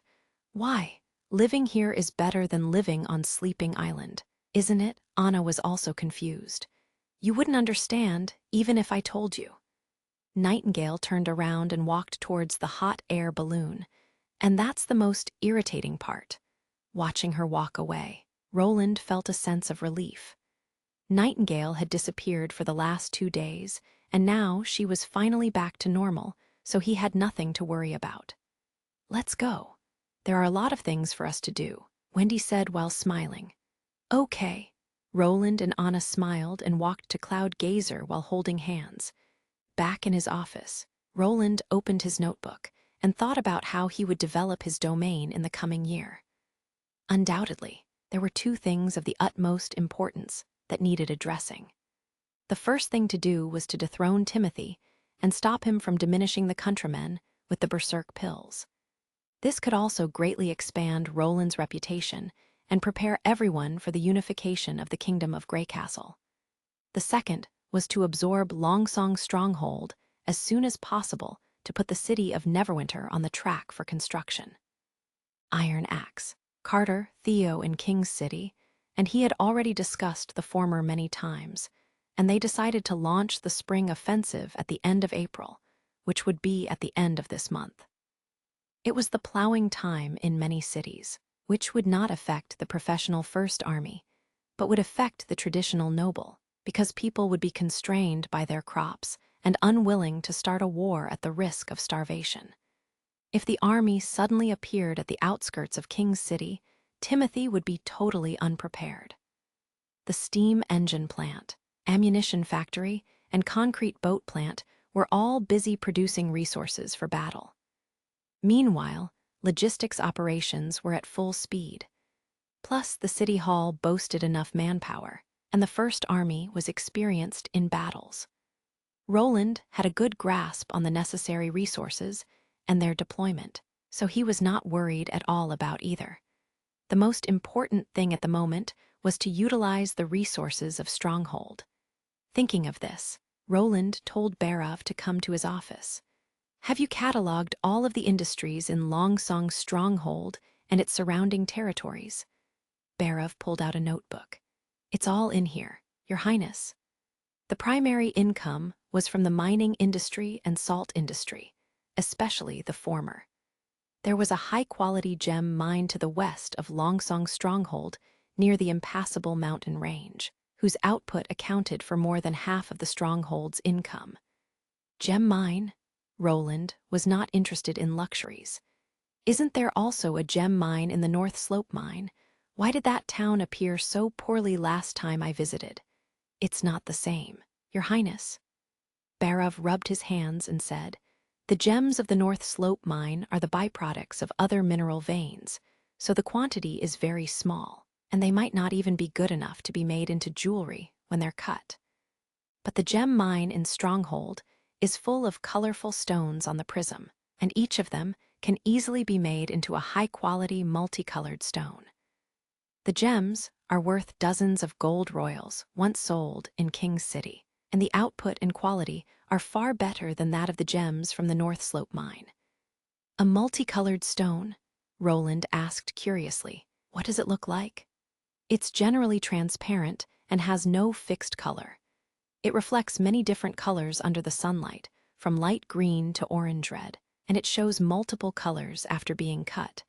It's more like crystallized sunlight than a normal ruby or sapphire." Barov paused. "The multicolored stone of the Kingdom of Greycastle, the ice stone of the Kingdom of Everwinter, and the luminary stone of the Kingdom of Dawn are the most popular gems among the noble." That gem sounded pretty luxurious, Roland thought. Maybe it could be used to make a ring for Anna, but the gem mine has little value when talking about the improvement of people's livelihood. Roland asked, "Any other mineral resources?" "The Maple family and the Wild Rose family each have an iron ore mine," Barov said, "but they're both smaller than the North Slope mine. The domains of the two families are both surrounded by the impassable mountain range. These mountains crossing the Four Kingdoms may be full of treasure." Roland thought, "Maybe I can explore along the foot of the mountain with Sylvie to find an ore reserve for the city of Neverwinter." After all, steel is a powerful resource for industrial manufacturing. Chapter 486, A Call for Help. What about the salt industry? There were many ore resources in the western region, so it was not surprising that mining was the primary industry of Stronghold. However, this was the first mention of the salt industry, and Prince Roland had no knowledge of local specialties. In Roland's opinion, salt should be the main industry in coastal cities. Stronghold, the Elk family, and the Honeysuckle family each have one salt well. In fact, the 3 salt wells are very close to each other and basically located on the borders of their domains. I heard that over 200 years ago, civil wars in the western region often happened there and lasted for 50 years. Barov stroked his mustache. Roland wondered if the 3 nobilities occupying the area had then become the biggest winners. He asked with great interest, "What's the output of these salt wells?" Besides supplying the western region, the salt was also sold to Fallen Dragon Ridge, Redwater City, and some other small villages along the way. Barov leafed through his notebook. It accounted for almost 15% of the stronghold income. "Why such a low percentage?" Roland asked in surprise. "The market price for salt isn't low. It's too hard to get the salt out of the deep pit." Barov shook his head. I know a nobleman in Silver City who has a salt well in his domain. It's about the size of a human head and too small for a cask. People mine it by putting water in and scooping it up with a bamboo stick after the salt melts. Why not expand the well? Barov smiled smugly. Your Highness, the salt bed is too deep.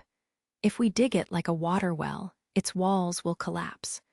According to him, the salt well has been mined from his grandfather's generation, and now the well is as deep as a belfry in King's City. I see, Roland thought. Limited by the depth, people here mined salt wells using the brine method, but the process could be improved. Lifting the salt mine with Lotus's power or extracting the brine with a steam engine would be more efficient. An abundant salt supply would not only bring great profits to the city of Neverwinter, but also popularize healthier and more delicious food to the subjects. The salt they had at present was crude and saline with all kinds of impurities and foreign substance. I see. At this thought, the prince nodded with satisfaction. You can go now. Don't forget to do population expansion work. The months of demons just passed, so it's a good time to recruit before refugees starve without their crops. I had the same thought, Your Highness, Barrow said with his hand on his chest. The new emissary delegation will leave soon, and I think they will gain more than last year. After the chief left, Roland was about to plan how to deal with the stronghold resources when he heard a knocking on the window. He turned his head and found a gray falcon lying on the window grill with a note on its foot. Nightingale opened the window and let the flying messenger in. It was a letter from Petrov Hull in Longsong. Roland read the letter quickly and could not help but laugh. After Nightingale came back to border area with him, it had been difficult to continue the fight against crime. They received all kinds of reports from the masses, and it was difficult to identify what was true and what had been made up for the cash reward. Less than half of the rats had applied for jobs. The new Minister of Justice, René Med, was busy all day long and could not control the Black Street forces. If it went on like this, public safety would deteriorate. Petrov had written at the end of the letter that he wanted the prince to help him with manpower and technology, but Roland knew he actually wanted Nightingale and Vader to help the Earl of the Elk family. He gave the letter to Nightingale. She glanced at it and said, "They can't hold Stronghold anymore."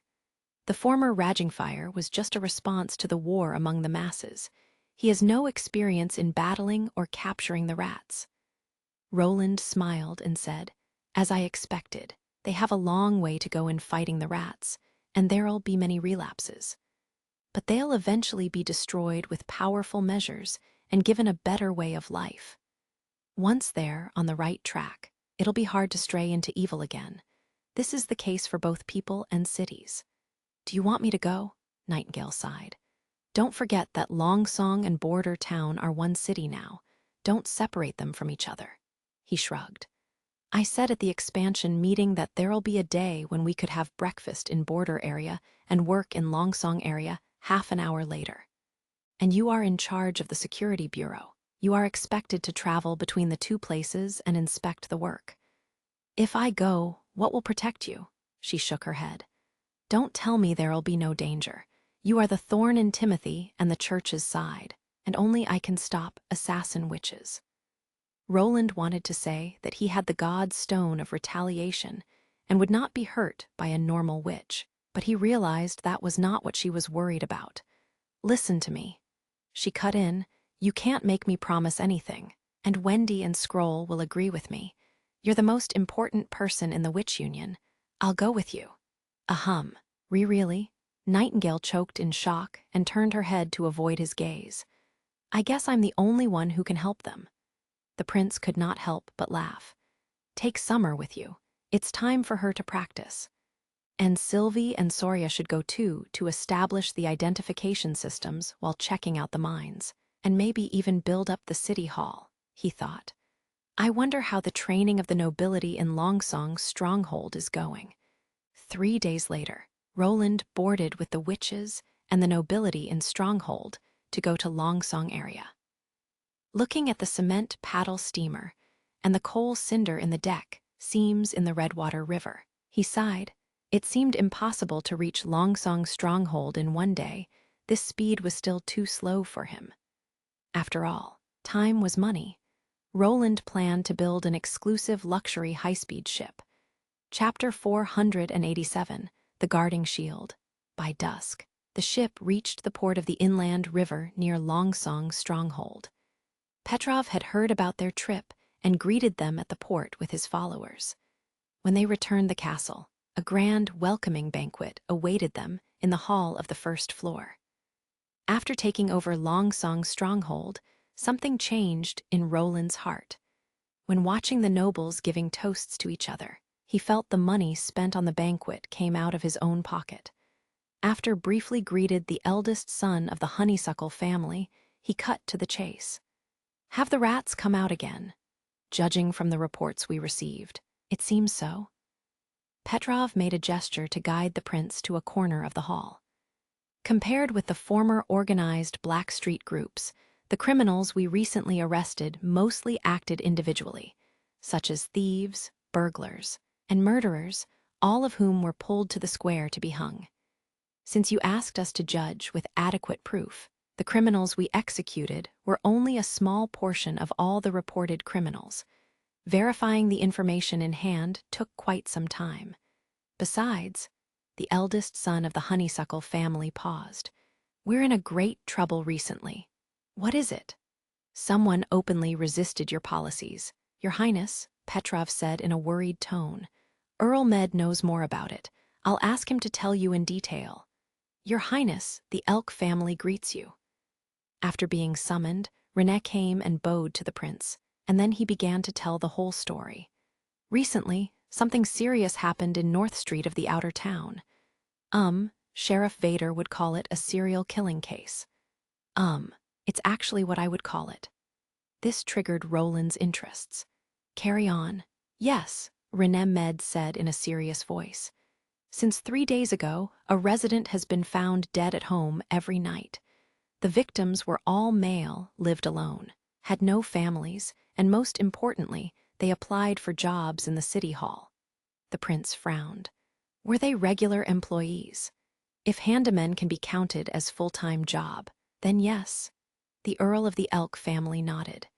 In the room of each victim, there was a painting drawn with blood, a crown and a cross.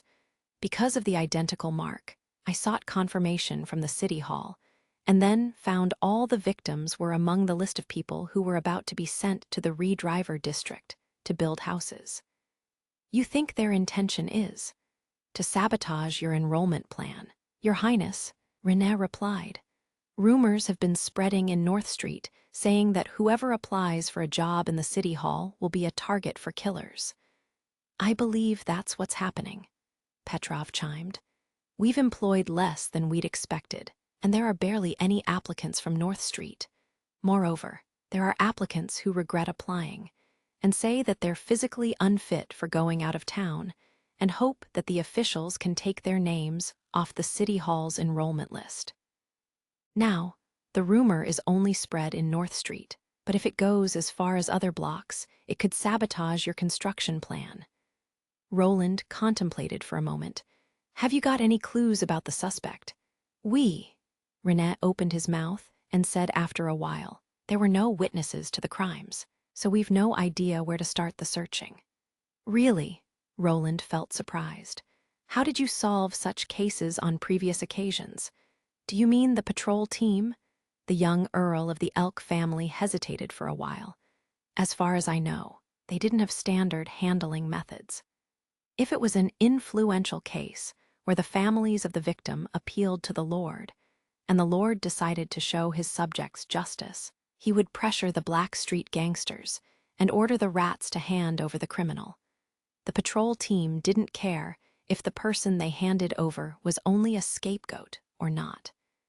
If the victim was only a foreigner or lived alone, the patrol team would usually ignore it. "This is outrageous," Roland was shocked. "The patrol party's way of handling such cases is equal to handing over the jurisdiction to the rats. No wonder people were saying that rats were the other party who ruled the city." Besides, in this era, there seems to be no such a thing as a criminal investigation. So if there's no witness in a murder case, it'll most likely become suspended. Of course, that's only the case for civilians. Border Town has always been under Nightingale's supervision, plus it has a simple population composition, so all the crimes here are instantly cracked, which led to my neglect of this matter. Although René didn't say so, he might think that my request of a verdict on verified evidence is too demanding. But no matter what, I won't allow the using of scapegoats in my territory. I see. From tomorrow on, the Security Bureau will take over this case, and all you need to do is to cooperate. Yes, thank you, Your Highness, René said joyfully. After the banquet, Roland returned to his study on the top floor of the castle. The interior of the study looked very different now. The bookshelves around the walls were all torn down, and a soft couch, a tea table, and cushions were added. Behind the desk, the wall was knocked open, and 2 French windows were installed. Although they were not made of crystal glass, they greatly expanded the view of the room. Through the slightly tinted glass, Roland overlooked Stronghold, enveloped in darkness, and nodded with satisfaction. It seems Petrov followed my orders with great care, which means my choosing him as my deputy was a wise decision. How do you plan to handle this? Nightingale emerged from the mist sitting on the desk with her legs crossed. I'm not planning to handle it at all. The prince smiled, shaking his head. Now that all the nobles have returned to Longsong, tomorrow the primary work is to have them establish the secondary city hall, divide them into departments, and place some people in charge. The sooner the structure is established, the earlier Soria can draw identification cards. You'll be the one in charge of fighting crimes. Me. You're the head of the Security Bureau, so it's totally up to you to decide how to solve a case. The whole police department of the city of Neverwinter is in your command. Both Vader and René are your subordinates. But didn't you always say that the authority of the departments should be separated, and administrative status should be equal? Nightingale felt bewildered. I don't understand how the city hall operates, but this arrangement seems to put the Security Bureau above the city hall. Territorial security is top priority, which is exactly why you report directly to me, Roland said affirmatively. Not only for the police department, but all the examination work for the city hall and the army will be carried out by you. Indeed, each department should be separated and not interfere with one another, but there needs a web that binds them together and stops power abuse and corruption. It'll prevent the collapse of the new system from within. You must have heard the saying, the firmest defense collapses from within. He paused for a while, looking into Nightingale's eyes. You're the most powerful shield to prevent all these things from happening. Now, both my personal safety and the security of the territory are in your hands. Chapter 488, The Breeding Ground for Evil. We're going to catch all the criminals and stop them from perpetrating in the city of Neverwinter. Nightingale held onto Summer's shoulder and said loudly, Yes, Lady Nightingale. Summer then shrank back, but it's time to go to sleep. It's still early. Let's talk about the countermeasures for tomorrow. Her eyes were sparkling. No one can escape our hunting, not even the most cunning rat. Right, you can call me sister instead. Yes, Sister Nightingale. Oh my God, Summer did not understand why, as an ordinary townsman, she had to catch criminals. Wasn't it the patrol party's job, plus Lady Nightingale? No. Sister Nightingale had been so excited since she had returned from the prince's office. She had been saying, catching criminals, over and over again. She's really a witch who hates evils as she does her own enemies. Summer said to herself, but can I really help her? As Summer thought about this, she asked cautiously, what shall we do? I've never caught a criminal. It's my job to catch the criminals. Nightingale patted her chest proudly and said, and you only need to rebuild the crime scene to show us who the murder was. You mean the exact moment of the killing? Summer hesitated and continued, but how can I know when exactly the killer did it? Uh, Nightingale paused. You're right. How often can you use your ability? I practiced with Sister Wendy for a week, and 4 times is the limit now. I think that's the best I can do, Summer said with frustration. My magic power is very limited, and if the illusion lasts a little longer, the number of uses will decrease. Besides, I cannot rebuild a scene from 2 days earlier, otherwise, the magic power will run out very fast. How long can the illusion last? Half a quarter. That's rather short. Nightingale paced to and fro at the bedside. It'll be troublesome if the flashback doesn't reveal the criminal. She meditated for a few minutes. If you reduce the lasting time of each illusion, can you try a few more times? Maybe I can, but I'm not sure, Summer murmured. Sister Wendy told me if I could control the magic power accurately, I would be able to control the length of time. But every time I summon my power, I always feel the magic waning quickly. It's such a pity Countess Spear isn't here, Nightingale said with a regretful look. Anyway, let's deduce a time and take a chance. Take a chance. Yes, Nightingale said, laughing. I'm always pretty lucky otherwise. I wouldn't ever have met Prince Roland. She suddenly became sad at these words. If only it could have been a few days earlier. How could that be considered as lucky? Summer shouted in her mind. Anyway, luck is unreliable. My ability won't work even a few hours later, let alone days. Can we really catch criminals tomorrow? Well, now go to sleep. Nightingale blew out the candles, and darkness soon enveloped the room. Summer answered and climbed onto the big bed. The soft bedding covered her immediately. God, this is the bed of a noble? It's too comfortable. Summer buried her head into the clean pillow and felt her body sinking into the bed. She stretched her body and quickly started to fall asleep. Do all the witches in the castle sleep with such comfortable bedding? If I slept on such a bed, I wouldn't ever feel like getting up again. She could hear Nightingale mumbling while she was trying to fall asleep. I'm his shield. And then Summer fell asleep. Early the next morning, she was woken up by Nightingale. Hurry up, we ought to go, Nightingale said energetically. Yes. Summer struggled to get off the bed, put on her coat, and went downstairs with Nightingale. In the lobby, there was a tall man with brown hair pacing back and forth. When he saw them, he stepped forward and said with a bow, "Good morning. I'm René Med, the Earl of the Elk family. I've been waiting for you. You must be Lady Nightingale. And this is Summer, she's my assistant." Nightingale raised her head a little. She's a witch, too. Is that so? He looked a little surprised, but quickly nodded at Summer. That's great. The criminals will have nowhere to go if I get your help. Where is your staff? They're all waiting outside the castle. Very well. Ask them to wait a little while longer. I haven't had my breakfast yet. Of course, please take your time. Summer fixed her eyes on them until Nightingale turned into the dining room. She hurried to follow at her heels.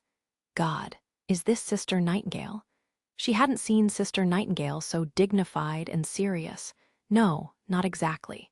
She's so supercilious as if she were a noble. That's definitely not something to be expected from a civilian. Besides, the man is an earl. In Valencia, the young earl would be the perfect lover in every woman's eyes. If I were Sister Nightingale, I'd be too nervous to say a word. But Sister Nightingale seemed not care about this and kept him waiting for her. Is this all right? Summer asked with concerns. Take it easy. His Highness told me that a noble is just a title in his territory, and even the earl won't devour you. Nightingale smiled. Besides, Security Bureau is superior to the City Hall, and I'm his boss. Why can't I make him wait for me? Summer felt the woman was suddenly beyond her reach. After breakfast, they left the castle to investigate the scene of the murder. Last night, another victim died at home. This time, however, it was on the corner of North Street and West Street. It is the fourth one, Nightingale frowned, and the murderer is moving to the west. It shows the killer realized the propagating effect of committing crimes only in a specific block was unsatisfactory. René nodded. After all, The Rats organization no longer exists. Walking not too far down a muddy alley, the leading police officer stopped at a tumble-down cabin. "Sir, it's here." Summer walked into the cabin after Nightingale, and her heart skipped a beat. A man was lying on the floor with his neck cut open and his vital fluid everywhere. There was a crossed crown on the wall facing the door, and the heavy, metallic smell of blood filled the room. Hey, she had to cover her mouth to prevent herself from throwing up. Chapter 489, Tracking Down the Criminal. "Is this the first time you've witnessed a scene like this?" Renee came up to her, looking quite concerned. "Perhaps it'll be better if you go outside and get some fresh air." "No, no, thanks." Seeing Nightingale squatting by the body examining the wounds, Summer declined the offer. If Nightingale was still able to keep her composure at such a horrible crime scene, she must also stay here. Summer continued, "I feel much better now." "When was he found?" Nightingale turned questioning. "Early this morning. The residents nearby found his body when they went to draw water. It was before sunrise. The door was left wide open as it is now, as if the killer wanted to announce the death to the whole community." Renee answered. "In the past, it would take 2 or 3 days for us to hear about something like this. The City Hall has been offering rewards for information, so it was reported sooner." "Do you know the victim's identity?" "Shovel Freeman." Renee glanced about the room. "Nothing valuable has been found. It looks like he used to be a rat, too. Did anyone see him last night?" "I checked, nobody. Any noises heard?" "None." "It doesn't sound right, a strong man like him." Nightingale frowned. "Even if his throat was slit, he wouldn't die immediately. Someone should have heard him struggling for life or banging on the floor." "Are you sure they weren't lying?" "I don't think so," Renee replied hesitantly. "The murder has sparked panic among the community. Plus, the residents get rewards for assisting the police. They shouldn't have any reason to lie." "Well, bring them here. I'll interview them myself." And Summer Nightingale looked toward her assistant. "Yes," Summer responded with a shiver. "Go to the castle and bring Soria here." Sure." Summer staggered out and ran toward the castle. Somehow, she found the way in which Nightingale gave commands utterly beautiful. Everything about her character demonstrated great confidence. No wonder His Highness trusted her with the security bureau. When Summer came back, there were another 2 people following her. "Why didn't His Highness ask me to deal with such matters?" Lightning flew into the room, exclaiming, "He's unfair." "Coo, coo," Maggie rejoined. "I couldn't stop them." Summer said timidly, "Shouldn't you protect Prince Roland while I'm away?" Nightingale's brows went up a fraction of an inch. "This isn't an adventure game. Relax. Sylvie's there. Nobody can easily approach His Highness." Lightning winked. "Besides, His Highness is going to call a meeting with the nobles, and there'll be no danger in the castle hall." How incredible, thought Summer. How could these 2 girls act so airily at such a horrendous crime scene? Especially Lightning. She was several years younger, and her eyes were sparkling with excitement. What on earth had they been through since becoming witches? Who are these? Renee and the other policemen stared at the girl and the bird, eyes wide open. "They're witches," Nightingale grumbled. "Anyway, you ought to get back to the castle before the end of the meeting." "Got it." Lightning pouted. You wanted me to draw the body?" Soria was the last to enter the room. Summer felt slightly relieved when she noticed Soria looking as ghastly pale as herself. "Not the body, the murderer." Nightingale closed the door and disclosed the plan. "Once we've got a picture of the killer, we'll post it on the bulletin boards at the square and offer cash rewards to people who provide tips. This should be the fastest way to find him." The Earl of the Elk family gasped. "You mean the witch here, Miss Summer, can reconstruct the crime scene?" "It depends. She can maintain the illusion for only a limited period of time, so we also need a bit of luck. You'll see." Nightingale gave Summer a nod of approval. "Go ahead." "Okay." Summer shut her eyes and traced time back to somewhere between midnight and dawn as Nightingale instructed. In the darkness, Her magic power streamed from the tips of her fingers and intertwined, gradually forming a clear image. Slowly, some wooden planks, a bed, a table, and a room took shape. A house was constructed in her mind. The victim was lying on the floor, his blood running onto the bumpy ground. The previously locked door was pushed open. Is this the witch's power? It's unbelievable. Gracious, the illusion is so lifelike. It's almost like the demon's power. Hush, shut up. The surrounding police hushed to a whisper. It seems he's already dead. Nightingale patted Summer on her shoulder. Don't waste your magic power. Switch to another time point. The second time, Summer traced the event back to somewhere close to midnight. The figure on the floor disappeared abruptly, and the victim was lying in bed, appearing to be in deep slumber. Does this mean he was killed between the two periods of time? Renee asked in bewilderment. Correct. The killer took action between midnight and 3 o'clock this morning. I got it. Miss Summer's power doesn't last long, and we're likely to miss the exact moment the murderer was committing the crime. That's why you said we needed a bit of luck. Precisely, said Nightingale. It likely took a long time for the murderer to leave these marks after he finished the business. Summer, you just start from somewhere close to 3 o'clock. Summer nodded and heaved a heavy breath. She summoned her power again and set the time between 2 and 3. The magic power swarmed toward the wall and revealed a stranger standing at the bedside. He was drawing something on the wall with the blood-stained sheet. It looks like we've found him, Nightingale smiled. Lucky indeed. So this man is the killer.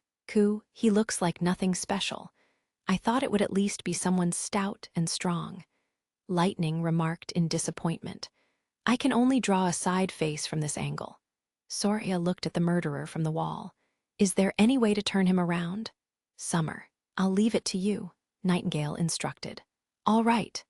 Without further explanation from Nightingale, Summer knew what to do. She pushed the time of the last illusion a quarter backward.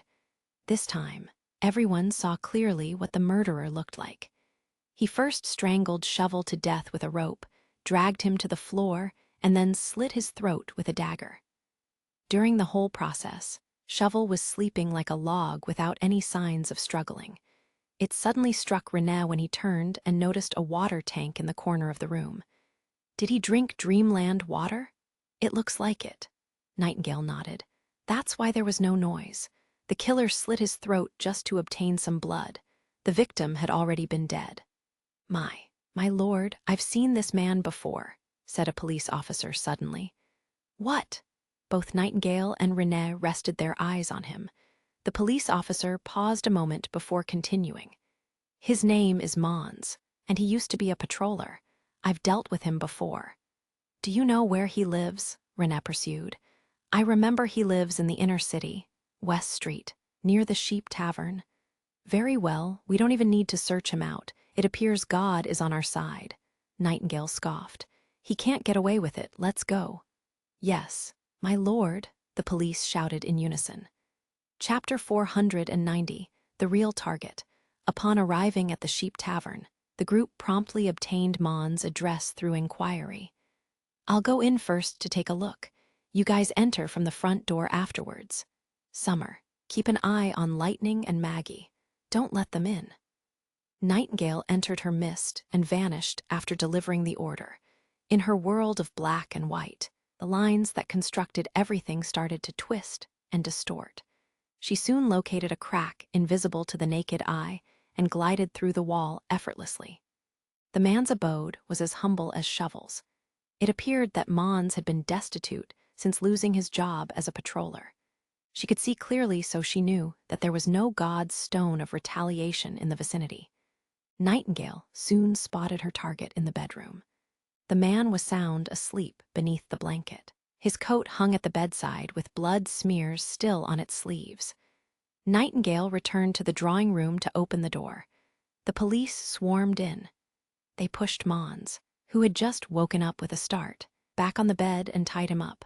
Who are you? Let me go, he yelled with horror. You're under arrest for murders. Renee silenced him with 2 loud slaps. How dare you plot against His Highness?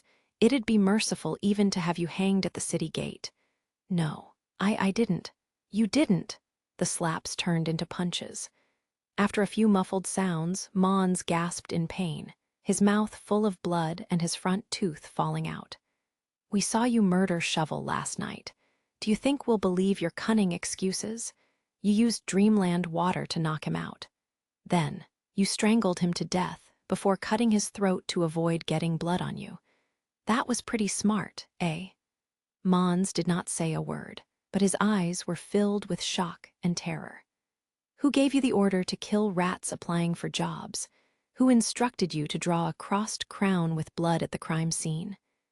Nightingale picked up a glass bottle from the nightstand. It was filled halfway with light blue liquid. Dreamland water isn't cheap, and it isn't easy to get a hold of it now that the gangs have been eradicated. We might exempt you from death penalties if you spit all out. René clasped his hands. Otherwise, I'll make you fully understand the consequences of infuriating a noble. Nightingale did not stop his threat, even though she knew the Earl of the Elk family was lying. Like His Highness had said, security was the top priority, and anyone who posed a threat to it should be punished severely. Mons hesitated, more punches landed on him. The knight, who had received professional combat training, hit him between the abdomen and the ribs with just the right amount of strength to inflict excruciating pain, but not enough to cause death. Mercy, mercy, I'm sorry, my lord. It was a guy from the inner city. He told me to do it. He'll pay me 4 gold royals for each person I kill. He said by doing this, people will nurse a grudge against the police and think those black uniform guys are incapable of protecting the public. In this way, we can reassemble the patrol party. Mons collapsed. He was not a strong-minded person. A person who stood firm in his spirit would never choose to be a patroller and benefit himself through robbery and pillage, and certainly would not take 4 lives for just a few gold royals. Nightingale believed he had probably never expected to be tracked down by the Ministry of Justice so soon after committing the crime, and definitely never thought he would be found out in a city of 20,000 people in merely 4 days. Mons confessed everything tearfully, smearing blood and snot all over his collar. I don't know how he found me. Our first meeting was at a tavern. He handed me that bottle of Dreamland water and told me as long as I did what he asked me to, I would get a big chunk of money. I didn't have any savings at the time, and the police had rejected my application. I was feeling bitter and resentful. So, I agreed. The police department will never hire a scumbag like you. René coughed out a spit. Do you know the man's name and identity? Nightingale questioned. I don't know. You're lying. I really don't know. Nightingale looked toward René, who immediately took the hint and delivered a few more punches. The lady here is a witch. She can tell whether you're lying or not. It's indeed very stupid of you to lie in front of her. Don't test our patience. No, my lord, I'm just not sure. Mons cried in his shrill voice. Because he has never told me his name or identity. What did you mean by not sure? I've also wondered why he pays so generously, as he doesn't look like a noble at all. When we met a couple of days ago, I could tell he was in a hurry, and his attire looked a little weird too, like he layered one coat on top of another. Mons panted, but he seemed to wear a uniform inside, and I also saw an emblem shaped like a petal on his collar. An emblem of a petal? Nightingale and René exchanged a look. Isn't that the emblem of the honeysuckle family? That's why I'm not sure. Everybody knows the Hulls are the Lord's supporters, and they would never plot against Lord Wimbledon. Mons said, hanging his head. It can't be Petrov, it must be someone else, René said firmly. Since they meet each other on a daily basis, why not set up a trap to catch the guy? This appeared to be the only feasible way. They would arrest the man when Mons met with him and asked for compensation. By then, everything would be cleared up. Nightingale nodded, but still felt something was missing. Mons wasn't lying, and what he said was all true. What had gone wrong? Nightingale, are you guys all right? Lightning shouted from outside. They've almost finished the meeting, Ku. We have to head back now. Ku, Nightingale had asked Lightning. Maggie and Summer to wait outside because of the violence that might have occurred during the arrest. A flash crossed her mind when she heard the word meeting from Maggie. His Highness was now in a meeting with the nobles, discussing the details of founding a new city hall. This meant there was not a single guard with the prince to protect him, and the closest one would be outside the hall. If this person was really a member of the honeysuckle family, he could go straight into the castle and enter the hall on the first floor without raising any suspicion, though he would be forbidden to access the second and third floors, which were exclusive to His Highness. Yet she happened to be away from Prince Roland at this very moment. Lightning! Nightingale had no time to explain to Renée and Mons. She dashed out of the room and grasped Lightning's shoulders, yelling, "Take me back to the castle now. His Highness might be in danger." "Huh, okay, hold on tight." Lightning was very surprised, but she carried Nightingale on her back at once. She did not raise any unnecessary questions and flew straight toward the castle. When she was loaded, she flew much lower, but still maintained a speed around 100 kilometers an hour. It would take her only half a minute to reach the destination. Nightingale hoped she was wrong, but felt her terror grow as she further examined the details. The murders started 3 days ago, which was exactly when Petrov's letter for help arrived at the border area. If this man's real purpose was to distract everybody with several murder cases and put Roland in a defenseless and vulnerable position, it would be the worst-case scenario. When they were close to the castle, Nightingale stepped into the mist and entered the hall from the air. Her heart sank when she saw the meeting room in chaos. The nobles seemed to be petrified and were all standing by the wall murmuring. The guards were blocking off the scene. The host seat at the end of the long table, where Prince Roland should have been, was vacant. A man was lying on the floor. Nightingale could not tell whether he was alive or not, but could see his body was covered by the black curtain created by the god's stone of retaliation. Chapter 491, An Assassination Story. For a moment, Nightingale felt as if the entire world trembled. As she walked out of the mist, the scene before her eyes regained its usual color. The darkness created by the magic stone also began to dissipate, allowing her heart to stop beating frantically. The man lying on the ground was not Roland, but a guard whom Nightingale had never seen before. He was wearing the standard uniform of the honeysuckle family, and on his chest was a dark red mark which looked like a gunshot wound. "Why are you here?" She heard a familiar voice cry out from beside her. She turned her head and realized that the person speaking was Roland himself. He was surrounded by layers of bodyguards at one corner of the hall, which explained why Nightingale did not notice him when she rushed in. "I." As Nightingale opened her mouth, she realized that her throat was terribly hoarse, while her limbs were cold and numb. Her body felt so feeble that it was as if she had just narrowly survived a disaster. All that she desired to do at that moment was to hug Roland tightly, but she knew that she could not do so as there were other nobles around. Therefore, if she truly wanted to lead the security bureau and protect this territory, she had to avoid acting overly intimate with Roland. Although her brain forbade her from doing so, she entered into the mist and walked up to Roland, cutting through the lines of guards. Then, she hugged him with all of her remaining strength. At once, gasps were heard from the crowd. The onlookers apparently could not understand why a witch appeared out of nowhere and disappeared without saying anything. In the mist, Nightingale held on to the prince with both arms. She tucked her head against his chest and listened attentively to his heartbeat. Perhaps this was the only way to confirm that it was all just a false alarm. Roland also began to sense what was going on. He clapped his hands and announced, "Everyone shall proceed to the dining hall for lunch first. No one is to leave the castle in the meantime. We'll resume the meeting in the afternoon." When only his guards, as well as Petrov, Sylvie, and Lightning were left in the hall, Roland asked, "Does the murderer have anything to do with this assassination attempt?" When she heard Roland's voice speaking to herself, Nightingale began to calm down gradually.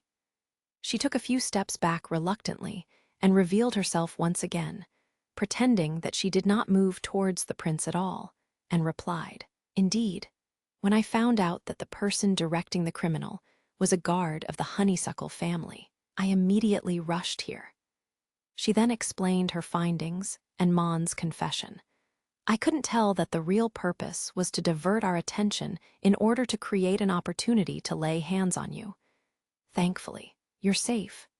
His plan worked until the last step, and he accurately calculated the time that I would arrive, as well as predicted the witch's movements. Roland gave a sigh. "This person is wasted as an assassin." Petrov immediately knelt down on one knee and said, "Your Highness, I really didn't know that he's—" "Stand up. You've said this before, and you know I don't like to punish people," Roland interjected. "But it was no doubt that due to your negligence of duty, there were agents among the castle servants and the outer guard." Petrov opened his mouth to speak, and then lowered his head. "I'm guilty. Find out the identity and background of the assassin. I want to know as soon as possible." "Yes, Your Highness." After the eldest son of the honeysuckle family took his leave, Nightingale inquired about her worries. "How was the situation like?" "Threatening but not dangerous," Roland replied, laughing. "Thanks to Sylvie's warning, but then again, the assassin was already at a disadvantage when he chose to do it in the meeting hall." After listening to the prince's account, Nightingale began to understand how the attempt took place. But in reality, it was not as easy as Roland put it. Though weapons were not permitted to bring into the hall, the assassin had concealed a dagger under his clothes, and because he was a castle guard, no one conducted a body check on him before he was allowed in. The assassin's only error was to carry a god's stone of retaliation. It was common for the outer guards to adorn magic stones, but in the hall, it appeared particularly prominent. In order not to distract Sylvie, all of the nobles would comply with the request to take off their adornments. Hence, Sylvie noticed the assassin the moment she saw the black cavity, and when he moved towards the prince, she immediately issued a warning. Although Roland described the following scene as simple, Nightingale broke into a cold sweat as she listened to his story. The hall was approximately 20 meters in length and width, and when the assassin heard the warning, he picked up speed and charged towards the main seat of the long table, where his target was sitting. By the time the prince pulled out his revolver and opened its safety lock, the assassin had already struck him on his lower back with the dagger. As someone who had undergone assassination training, Nightingale naturally understood that compared to the chest and head, which a person would protect subconsciously, the waist area was very difficult to protect, and the severe pain that could be inflicted by a single strike might cause the target to lose his ability to resist, enabling the assassin to easily go for the vital blood vessels in the neck next. Luckily, Roland was wearing the protective clothing that Soria specially made for him. The dagger failed to penetrate its coating, and thereby could not prevent Roland's subsequent defensive action. He opened fire at the assassin while the gun was literally pressing on the assassin's chest. The two 12 caliber bullets fired immediately killed the assassin, causing a loud booming sound which led to a huge commotion in the hall. Nightingale could clearly visualize just how risky this sequence of events was. If His Highness did not manage to open the safety lock in time, or the gun failed to fire off, the consequence would have been unimaginable. Nightingale turned her head and cast a glance at Lightning, who immediately dropped her head as though to acknowledge her mistake. "Your Highness, we've figured it out." Petrov re-entered the hall and said, "His name's Shio. He's not a native of the western region, but was formerly one of Duke Ryan's castle guards." "Duke Ryan?" Roland frowned. "Why did you choose someone like that to be your guard? He's just an ordinary guard. At that time, every family lost a lot of manpower, and thus I brought in those who weren't so attached to the Duke. This is how it's usually done in Stronghold," Petrov answered cautiously. I believe that it's unlikely that he committed this attempt as revenge for the Duke. He's not lying, Nightingale thought. When a large family fell, apart from the subordinates who were given land and title, the remaining people were perceived by the other families as resources that can be divided. To them, it's simply a change of owner. Because the Honeysuckle family had long surrendered to His Highness, plus the fact that Stronghold was always managed by Petrov, this portion of people was never examined. How many men with a similar background are there? Roland asked. Did you also hire men from the Wild Rose, Maple, and Wolf families? There are only 3 or 4 of them in the outer guard, Petrov replied, nodding his head. The servants, citizens, and serfs from the other 3 families were assigned to the Honeysuckle and Elk families. I guarantee that they won't appear in Stronghold. Okay, then I shall not concern myself with them. But remember, in the castle area, even the men of the perimeter garrison must be chosen from your family, understood? As for the inner castle, I'll arrange them myself. Yes, Your Highness. Meanwhile, seal off Shio's residence. I'll find out the real reason behind his attempt. Roland then turned to look at Lightning. Inform Maggie to fetch Countess Spear here. Chapter 492, Reality and Illusion. As she followed Roland back to his office, Nightingale muttered to him, I failed to protect you. No, you did well, Roland responded, shaking his head. Think, why did the assassin Shio choose the meeting hall of all places? Because he knew that I'm being protected by an extremely powerful witch, and if he didn't trick her away, he wouldn't have a chance. The more arrangements he had to make, the weaker his attack became, and he was ultimately able to strike me with only a tiny dagger. But he nearly succeeded. It can't be considered a success without killing me right there, and your presence served to restrict this possibility. Roland laughed. What would he have done if I didn't have you? He would have waited patiently for a chance to launch a fatal attack. There would be chances as long as he could remain in the castle. This shows that you've already protected me very well. In fact, the safer the territory is, the safer I am as well. These aren't empty words of consolation, Nightingale mused. His Highness seems to really believe so. She felt a warm surge run through her body, and the nagging feelings of remorse allayed considerably. Understood, but you mustn't let Lightning and Maggie off the hook this time.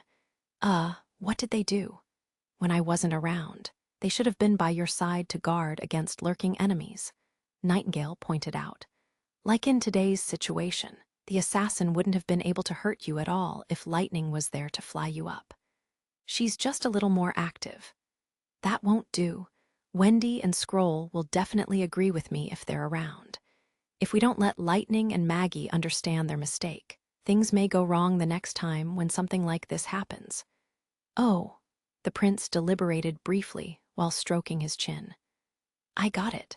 I'll punish them by forbidding them to go outside until they complete 3 sets of MPC, mathematics, physics, and chemistry, comprehensive exercises. How does that sound? Nightingale inhaled a mouthful of cold air. Comprehensive exercises. The math section is still okay, but the physics and chemistry sections are even scarier than the basic natural principles. Just the first page alone can make you sleepy, especially those weird formulas and diagrams, which are no different from the incantations in the legends. If it was herself who had to do the exercises, she would likely never be able to go out ever again. Yet, she was the one who came up with the suggestion, and thus she felt that it was inappropriate to take it all back. Hardening her heart, she nodded at Roland and affirmed, Great, this way, they'll surely recognize their mistake. The afternoon meeting proceeded smoothly, with Nightingale staying behind and guarding Roland until it was dusk. The general framework and first batch of candidates for the secondary city hall were finally confirmed. Petrov Hull was appointed as chief executive of the Longsong region. Apart from overseeing the city hall, he was also concurrently Minister of Finance, while his father, Earl Hull, served as Minister of Construction. Therefore, Petrov could be considered one of the biggest winners among the stronghold nobles this time. Even Nightingale gasped silently at this decision. Indeed, His Highness did not place the blame for the assassination attempt on the Honeysuckle family. By the Lord's standards, this could be considered to be a wonderful expression of fairness and clemency. The other ministries were to be helmed by several outstanding people from the lower nobles. These people were formerly barons or knights, who would normally not be qualified for the higher levels of government. They were highly touched by His Highness' decision to remove the restrictive criteria and thereby expressed their willingness to serve him for life. Although they sounded sincere, Nightingale had no doubt that should the situation ever change, such as if Timothy or the Church captured the Western region, there was a high chance that these people would quickly forget about their vows. Before the meeting was dismissed, His Highness repeatedly emphasized two employment principles. The manpower of each family could be used within the ministries, but the proportion must not exceed 30%, and their files had to be reported to the City Hall beforehand. Another point was that no matter whether family manpower was used or not, the salaries of all employees would be paid by the City Hall, and any ministry head who kept the money would be harshly punished as criminals. Nightingale was completely uninterested in these details, and thus she yawned repeatedly as she listened, until she caught sight of Maggie flying back into the castle with Countess Spear on her back, and her spirits lifted at once. After the dinner party, a line of people followed Earl of the Elk family to Shio's residence. It was a regular bungalow located in the castle quarter, and the inside of the house was extremely clean, such that not a single shred of paper could be found. Apparently, Shio was well prepared and had destroyed all possible evidence before he acted. Shio spent his days in the castle, and thus we only need to reconstruct what he did at night. The prince advised Summer. I'll need to find out everything he did here from the first time he contacted patrol member Mons until today. Every segment of activity in this house is important. Countess Spear summoned her magic power to connect Maggie and Summer together. Obtaining an abundant amount of magic power temporarily, Summer began to recreate the details of each night. She seemed to come back to life. He would sometimes sit in deep thought by the fireplace, and sometimes write things down on paper. All of these segments were recorded by Soria's eyes. On the fourth day, he sat as usual by the fireplace, but this time he had an emblem in his hands. Wait, I think I've seen this thing before. Roland's voice sounded surprised. Draw it for me. By using a magic pen, the emblem was quickly drawn on paper. It was roughly the size of a thumb, and its body was a gem that was polished into the shape of a button. Identical logos, comprising of a tower and a spear, were engraved on both sides. This was the typical emblem of the royal family. Could he be Timothy's man? Nightingale asked unconsciously. Roland frowned without saying a word, and seemed to ponder for a long while before he shook his head faintly and said, No, this is the keepsake of King Wimbledon III. Are you saying, your father? Renée looked completely astonished. Wasn't the king already, by the eldest prince, Gerald? Petrov was equally shocked. When I was little, I saw this emblem on my father's study desk, and even asked him what it was. He told me that every piece of gem represented a warrior who was loyal to the royal family, and therefore the more gems there were, the more stable the throne was. The prince then took a deep sigh. By the looks of it, Shio was a pawn placed by my father by Duke Ryan's side, and helped him to monitor the development and trend of the entire western region. If so, why did he want to kill you? Renée asked. Most likely, Timothy found the gem list and ordered the assassination. To these warriors, the emblem means everything, and hence any and every order must be carried out. That's why. Nightingale glanced at the illusion of the assassin. He observed the emblem for a long time and eventually tossed the gem into the fireplace. His expression seemed a little sad, and at the same time, he revealed a hint of relief on his face. Probably, in Shio's eyes, the order represented a kind of freedom. Having understood clearly the reason for the attempt, Roland did not seem relieved nevertheless. With a grim face, he stared at the sparks in the fireplace and did not shift his gaze for a long time. Late at night, after Summer had fallen asleep, Nightingale quietly snuck into Roland's room. Ever since she was admonished by Wendy, she had not done this again, until now. The assassination attempt had caused a constant undulation of her emotions, and without the presence of Wendy and Anna in the castle, she felt a little more unfettered and free. Watching Roland Wimbledon in his deep sleep, she emerged from the mist and quietly walked up to the bedside. She bent down and kissed Roland on the forehead. "Sorry, Your Highness, I can't control myself." Chapter 493, The Gem Mine. Roland rolled out of his bed under the glare of daylight. He put on his coat and walked to the window. The snow covering the buildings outside had partially melted to reveal some areas of red roofs and gray walls, which brought both colors and vitality to the landscape. Inside the room, it was still cold, but if you faced the sunlight, you could also feel a little bit of warmth. The snow had begun to melt. He stepped into his office and saw his breakfast arranged neatly on his desk. As usual, there was a fried egg, 2 pancakes, and a cup of warm water. Nightingale had prepared it for him just like always. "Thanks," Roland said to the empty couch. "How do you know I'm here?" Nightingale said from the couch as she gradually revealed herself. "You'll never sit if you get the chance to lie down." He smiled and then put the egg between the pancakes and raised it up to his mouth. "Besides, the couch was sinking where you are sitting. How could I not know?"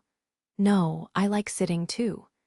She dashed to the desk and perched herself on the edge of it, like sitting here, she added. Roland would never get tired of seeing her graceful, airy movements, especially the amazing ones she made when she quickly stepped in and out of her mist. "You look good. Did you have any nice dreams?"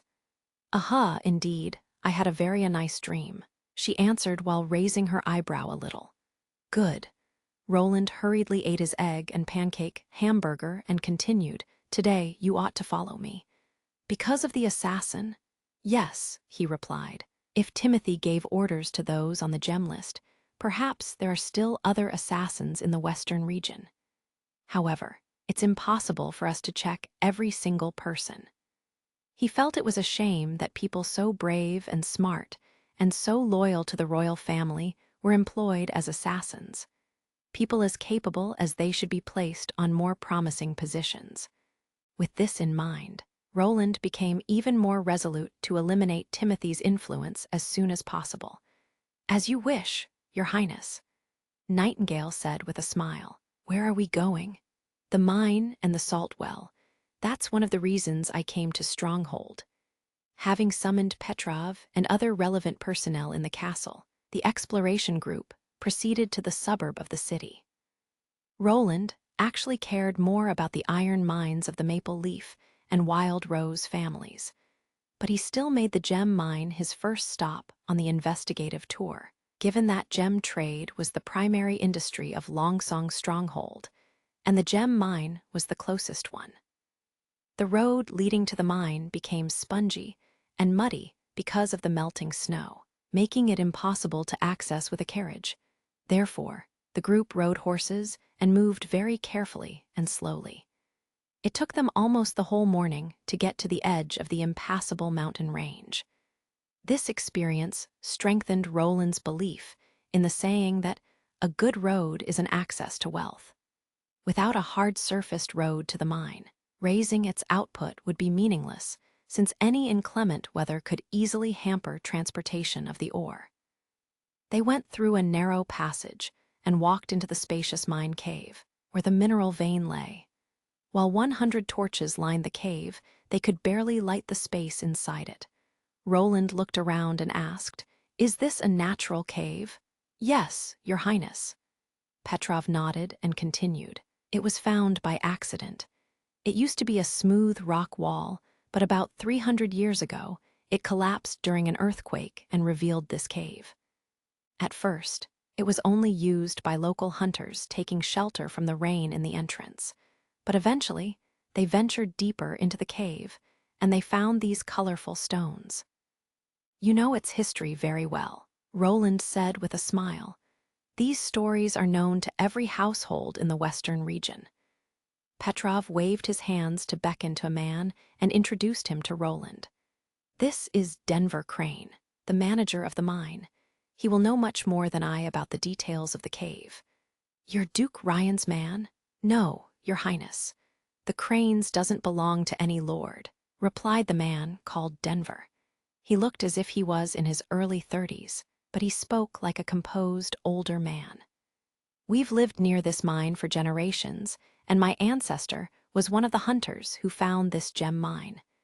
We've worked for 3 dukes, and the mine maps my family has drawn could be piled up to the height of a man. No one knows this place better than the Cranes." He was extremely confident with his knowledge of the mine, as he spoke with ease and fluency, even in front of a prince of the Kingdom of Greycastle. His sedate manner and black uniform reminded Roland of the stewards of aristocratic families in movies he had seen before. Due to the fact that everyone had been checked by Nightingale, Roland knew this man was not a lurker, so he asked, "Why is nobody working here right now?" "It's because the months of demons has just ended, Your Highness." Denver answered automatically. "The snow in the mountains will melt into water and flow down here. Even though we've built drainage ditches and pools to carry water through the mine, we can't take the water out as quickly as it flows in. As a result, we won't be able to get into the mine hole at the bottom. Based on our usual procedures, we have to wait until summer to resume normal mining." "Are the iron mines in the territories of the Maple Leaf and Wild Rose families faced with the same situation now?" "I've never been there, but I've heard that their iron mines are located in higher places, and their mine tunnels stretch upwards. I would guess that their situations may be better, but they'll still have to wait another month before they can mine in their pits. It seems that you may need several steam engines to draw the water out." Roland shrugged. "Steam engine? What's that?" Denver looked confused. "A machine that enables you to continue your mining job in all seasons," answered the prince, smiling. "You have a lot to learn about mining." Denver moved his lips a little in disbelief, but he was able to restrain himself from refuting Roland's comment. Roland did not notice Denver's expression. He thought it was only a matter of time for this mine to be equipped with tram roads, water-drawing steam engines, and a traction system similar to those widely used in the North Slope mine of Border Town. They had already successfully sold out a set to a mining tycoon in Silver City. Only he had little interest in gems, so he would put his focus on the iron mines first. "Okay, we're done here. Let's leave for the next stop now." Roland turned around. "Wait, Your Highness. The Cranes have a little gift for you." Denver, surprised by the prince's sudden decision, walked fast to catch up with him. He took out a small wooden box and handed it to him. "Ah," Roland took it with interest. He opened the box and saw 2 glittering gems inside, reflecting dazzling red and green beams in the light of torches. He was startled. They are multicolored stones." "Yes, Your Highness. They were picked from the highest quality gemstones and a treasure kept by my family for hundreds of years," said Denver, with a hand on his chest. "The Cranes are honored to work for the new lord of the Western region." Roland was so attracted by the gems that he missed the latter half of the sentence. They looked very familiar, and even a layman in mining like himself had heard their names. They were called diaspores. Chinese letter, Chinese letter, Chinese letter. Chapter 494. New Resources. When Diaspore reached the gem class, it gave off a dazzling light due to its high refractivity and was highly polychromatic. Unlike other gemstones, which changed from one color to another, it gave off many different colors at the same time, most noticeably red and green. It was obvious why locals called it the multicolored stone. Roland did not connect the stone to Diaspore when Barov was introducing it. but he instantly recognized it when he saw it in person. Also, when diaspore was dehydrated, it would turn into corundum, and gem-class corundums were the famous ruby and sapphire. Compared to the former, the latter was even more renowned. However, it was not the gemstones themselves that excited him. "What about the residue dug out from the mine?" the prince asked excitedly as he closed the wooden box after a long time. "Are you asking about the debris from digging the mine tunnels?" "That's right. And not just rocks, but mud as well. How did you deal with them?" "They were all carted out and dumped at the bottom of the mountain." Denver seemed confused about why the prince was interested in this.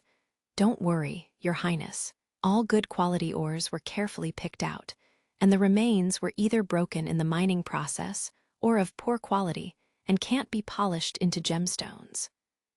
Moreover, the screening process is done by the most experienced members of my family. They never miss out good quality ores." "You're wrong." Roland smiled and shook his head. "Those things you dumped might be the real treasure." "What?" Denver froze in shock, and the other people also seemed confused. None of them could see the mine residue as treasure. At the time, Roland found it hard to explain this to them, because in this world even steelmaking was difficult to imagine, let alone pure aluminum extraction.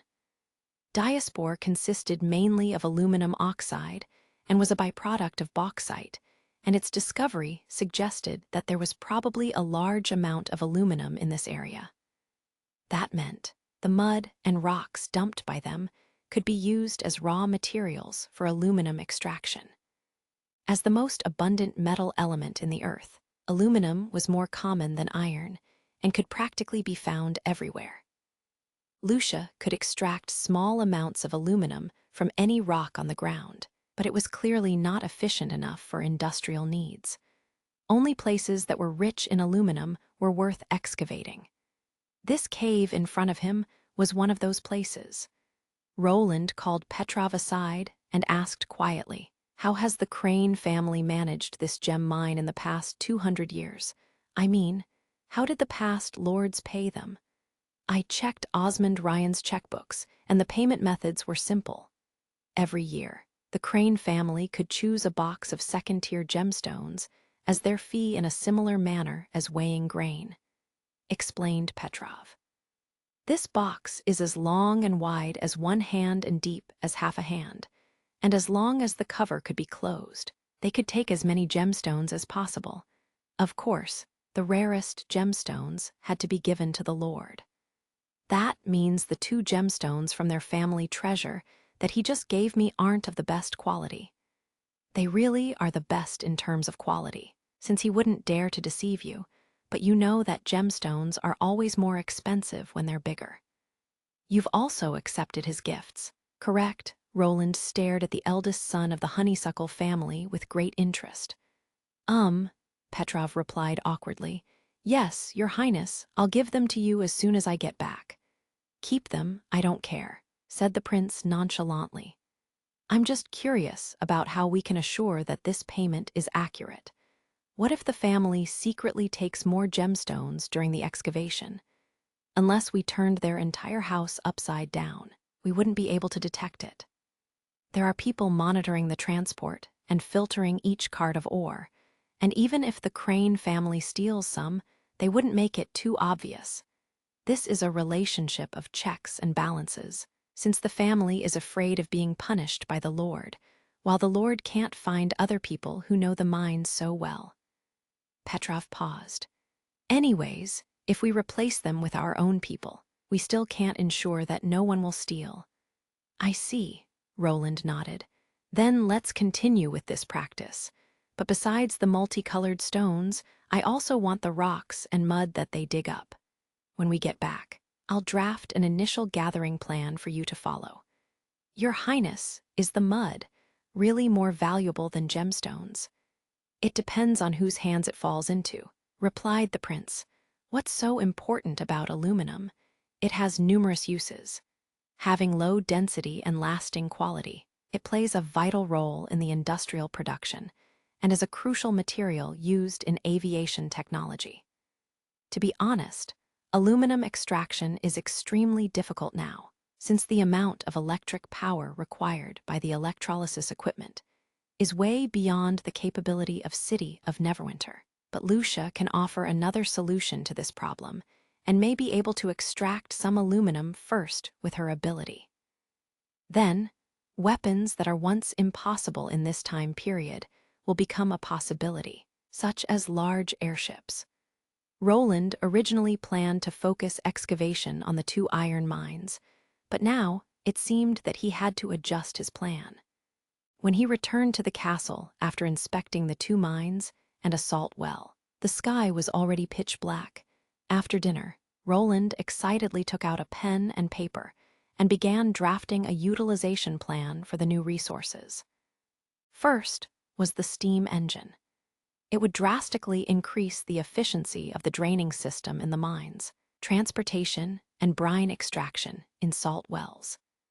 As the Maple Leaf and Wild Rose families had fallen, he planned to relocate some experienced workers from the North Slope mine and recruit more workers in the Longsong area, in order for the 2 new iron mines to be operated first, and their ores could be transported back to the border area for refining. Meanwhile, the gem mine's excavation would have to wait until Lucia got to Longsong's stronghold to determine the aluminum content in the mine. The other focal point was the salt well. As Roland had predicted, besides using the steam engine to drain water and increase production, he also lacked the vital step to refine the products into pure white salt. Since the mineral contents were quite complex, he decided to take a tube of brine from each well, take them back to the border area, and give them to Chief Alchemist Kyle Sichai to find out the specific refining process. After the process was obtained, he could set up a factory on the spot to produce table salt on a large scale. Of course, the salt industry would be managed exclusively by the city hall, just like grains. The Elk and Honeysuckle families' salt wells could receive the City of Neverwinter's technological support, but the refined salt they produced must be sold to the city hall at the set market price, not sold to other buyers in order to gain profit. If he could obtain large amounts of refined salt at a low price, he could undoubtedly create a new commercial path for the City of Neverwinter. Roland believed that this could all become a reality after he defeated Timothy. Chapter 495, On Top of the Sea Line. As the charming beauty slowly approached the harbor, Tilly walked out to see that the dock was filled with witches who had come to welcome her. "Lady Tilly, you're finally back." Molly rushed up to Tilly first with the help of the magic servant. "Wow, how sneaky," Honey complained. "Yeah, where's Orbit? Open the door so we can go over too," shouted Shadow. "Stop it. My ability isn't for you to harass Lady Tilly." The crowd immediately erupted into a fit of laughter. Looking at everyone's genuine smiles, Tilly felt her worries from the past few days disappearing. No matter what, this was her real home, a kingdom built by witches. Camilla Derry greeted her on the dock. "You've gone for so long that I was even worried you wouldn't come back." "No chance," Tilly said with a smile. "I just didn't expect the months of demons to last so long this time. How has Sleeping Island been?" "Of course, since you entrusted me with it, I wouldn't let you down," said Camilla with one hand on her chest. "The situation has improved overall. Using the sleeping spell was a good idea. I'll report the specifics to you later, but now I'll hand you over to the witches." She blinked. "Otherwise, they'll eat me alive." As a great noble from King's City, Camilla was very skillful at managing things and played a key role in recruiting witches for Tilly. She was the reason why Tilly felt confident leaving the fjords for a long time and investigating the western region. Tilly shook her head helplessly, passed the chief butler of Sleeping Island, raised her hand to the crowd, and was heavily surrounded by a sea of witches. "Your Highness, did you see your brother? How did he treat you? I heard that the town also has a witch organization, so will they come and live with us? Is it true that in that desolate little town People don't have to worry about food and clothing, and they all live in new houses. I'm so glad you're back. Everyone really missed you. Tilly responded to their questions and concerns one by one until Shavy flew onto the dock with a pile of books, and everyone directed their attention to these priceless treasures. What are they? Someone asked curiously. Documents from ancient ruins.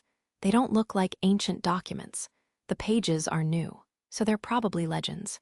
Or maybe they're play scripts. Honestly, I haven't seen a play for a long time. But what should I do since I can't read? Tilly clapped her hands to silence everyone. This is His Highness Roland Wimbledon's presents for you. They include reading and writing pamphlets, basic mathematics and natural science. Simply put, these are full of knowledge. Knowledge? Most of the witches looked confused, while Camilla and some other noble witches were surprised.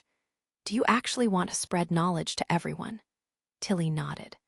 This is the only way to improve our abilities. Roland once mentioned that universal education was not easy to achieve and needed a great amount of money and time. When people put their jobs on hand to learn, it meant that the domain would temporarily lose some laborers. Also, encouraging them to study required the support of money, which, combined with teachers' salaries and the cost of building schoolhouses, was not a small amount. Most importantly, it would not have instant profits like businesses and needed to be carried out in the long term by the ruler. However, it brought profound changes, even more so for witches and normal people. Tilly had already witnessed this at Border Town. Before she went to the Western region, she could never have dreamed that a group of commoners could have such vigor and vitality. After returning to the keep, when she was about to arrange the plan for universal education according to Scroll's methods, Ashes knocked on the door. Thunder wants to see you. Ah, it's been for a long time, Your Highness. Thunder smiled as widely and genuinely as usual. How did it go? Did your trip to the Western region address your confusion? Honestly, I didn't get my answer. Tilly shook her head with a smile. He was still reserved towards me, but in our current circumstances, these issues aren't so important for the moment. By the way, do you know about demons? Monsters from hell? Asked Thunder, raising his eyebrows. I've heard a lot about them in epics and legends, where brave knights killed these terrifying enemies with spears dipped in dragon's blood. This time, they're no longer just enemies in books, she sighed. What do you mean? I don't know if those dragons exist, but demons are real. Tilly briefly explained the witch union and battle of divine will to him. Where the four kingdoms settle on is used to be barbarian land, so if we lose again, humans will have nowhere to retreat. How could this be? Thunder exclaimed after listening to her silently. All the ruins in different locations are the works of witches, and an ancient witch from 400 years ago was discovered in Border Town. This is unbelievable. The mysteries you uncovered in one journey are more than I did in a lifetime. Tilly was shocked. Aren't you afraid? Afraid? Of course I am, he said excitedly. But compared to the burning desire for exploration in my heart, this fear means nothing. Damn it. I wish I could go to the kingdom of Greycastle to see this living fossil with my own eyes. Princess Tilly wasn't sure whether to laugh or cry. His motivation to go to the Western region was to see Agatha instead of his own daughter. She did not know how to feel for Lightning. If not for my recent expedition, I'd probably have to give you the title of the greatest explorer of the fjords, said Thunder after a fit of exclamations. But I also found something quite amazing. Please, go ahead. I sailed to the east of the sea line again. Sea line? Asked Tilly confusedly. What's that? Ah, I forgot that you were still in Border Town the last time I returned. He stroked the back of his head. It's a cliff made from seawater that splits the sea into two surfaces, but boats can still sail freely on it like spiders climbing a wall. What? That's impossible. I had the same reaction as you did the first time I saw it, but the sea line does exist, said Thunder with great pride. What's more incredible is that I sailed on the Courage over the sea line and was lucky enough to witness the tide rise. You have to see it to believe how majestic it was. The flow of the sea water gradually quickens and eventually rushes downwards like falling off a cliff. If Molly's magic servant hadn't protected the boat, the Courage would have been snapped into two. I turned the rudder to steer the bow directly towards the current, which formed a delicate balance with the wind. The Courage couldn't move forward, but also couldn't be brought down the cliff by the current. He panted, as if he were reliving the excitement. Of course, the sea line isn't a real cliff. We all know what a waterfall looks like, with water dropping straight down, splattering droplets everywhere, and creating a loud rumbling sound. But there wasn't any of that except an accelerating current. I was sure that even if the Courage fell over the sea line, it would have returned to the lower side, just like how it climbed up. "What happened next?" asked Tilly impatiently. And then the swirling sea was filled. I could only clearly see this standing on the sea line, said Thunder with a low voice. By the name of 3 gods, I don't know how to describe my shock at that moment. The height of the sea line shrunk from over 200 meters to about 100 meters as the sea below rose up. This is the reality behind tides. Chapter 496, Under the Deep Sea. The water from the sea line flows downward to cause the lower level water to rise. How is this possible? Tilly pondered for a while. So when the tide falls, will the water flow backwards? Good question. Thunder clenched his fists excitedly. Afterwards, my fleet stayed near the sea line for 2 weeks until the tide fell. During that time, we tried all kinds of ways to break through the sea line, and the most amazing part was sailing on the sea line itself. Do you know what kind of feeling that is? To outsiders, it seemed as if we were stuck to the face of a cliff, with our sails completely paralleling to the ocean, as if we could fall down at any second. But we couldn't feel this on the boat at all, and it was like the Courage was sailing in a narrow river, with the vast wall of seawater on one side and the expansive sky on the other. Of course, we had to wait for the water to slow down to do this, otherwise even the magic servant couldn't protect the boat. This makes no sense. Tilly felt her brain sink into total confusion. If some other explorer other than Thunder was telling her this, she would have immediately thought they were making it all up. I think so too, but I trust my own eyes more than common sense. He continued. After 2 weeks, the tide began to fall. It happened at exactly the same time as the tides rose and fell in the Shadow Islands. The seawater did not regorge and simply backed off slowly, and the sea line raised from about 100 meters to over 200 meters once again. Do you mean that all this seawater just disappeared into thin air? Maybe, but it might have also flowed to somewhere else. Where could it flow to? Tilly said, rubbing her forehead. The tides are drastic in the Shadow Islands, much calmer in the Fjord Islands, basically non-existent at the shores of the 4 kingdoms. If this isn't vanishing into thin air, what is it? Thunder pointed at the ground. She sighed. I remember that you once said the sea level in the shadow area dropped very quickly, as if there was a giant hole sucking it in at the bottom of the ocean. However, no matter how big the hole is, it should still be filled up after a few years. I'm only guessing. No one has actually seen what the ocean floor looks like, but I'm very curious about one thing. What? Why is the ocean we're in called the Swirling Sea? Tilly felt her heart skip a beat as she came to a realization and shook her head, saying that's impossible and insane. If an underground cave expelled water to create a whirlpool, how could we not notice it? Also, this name has been around for hundreds of years, so who knows what our ancestors were thinking? That's right. I conducted a simple experiment and found that the water must be shallow enough for the whirlpool to show, but we don't have the ability to see the ocean floor. Thunder smiled. Meanwhile, that doesn't mean that witches can't do it. I never thought of this before, but when you told me that witches ruled this land 400 years ago, I realized that this sea was probably named during that time. I'm a witch, said Tilly with a shrug. and not a single witch on Sleeping Island can do it. I know who can. What? The witch lives right on the fjords, but hasn't had any human contact for a long time, Thunder sighed. She used to be a close friend of one of my crew's best assistants, but after she awakened as a witch, she left the continent forever. Now, you can only hear her beautiful singing when mist sets on the sea.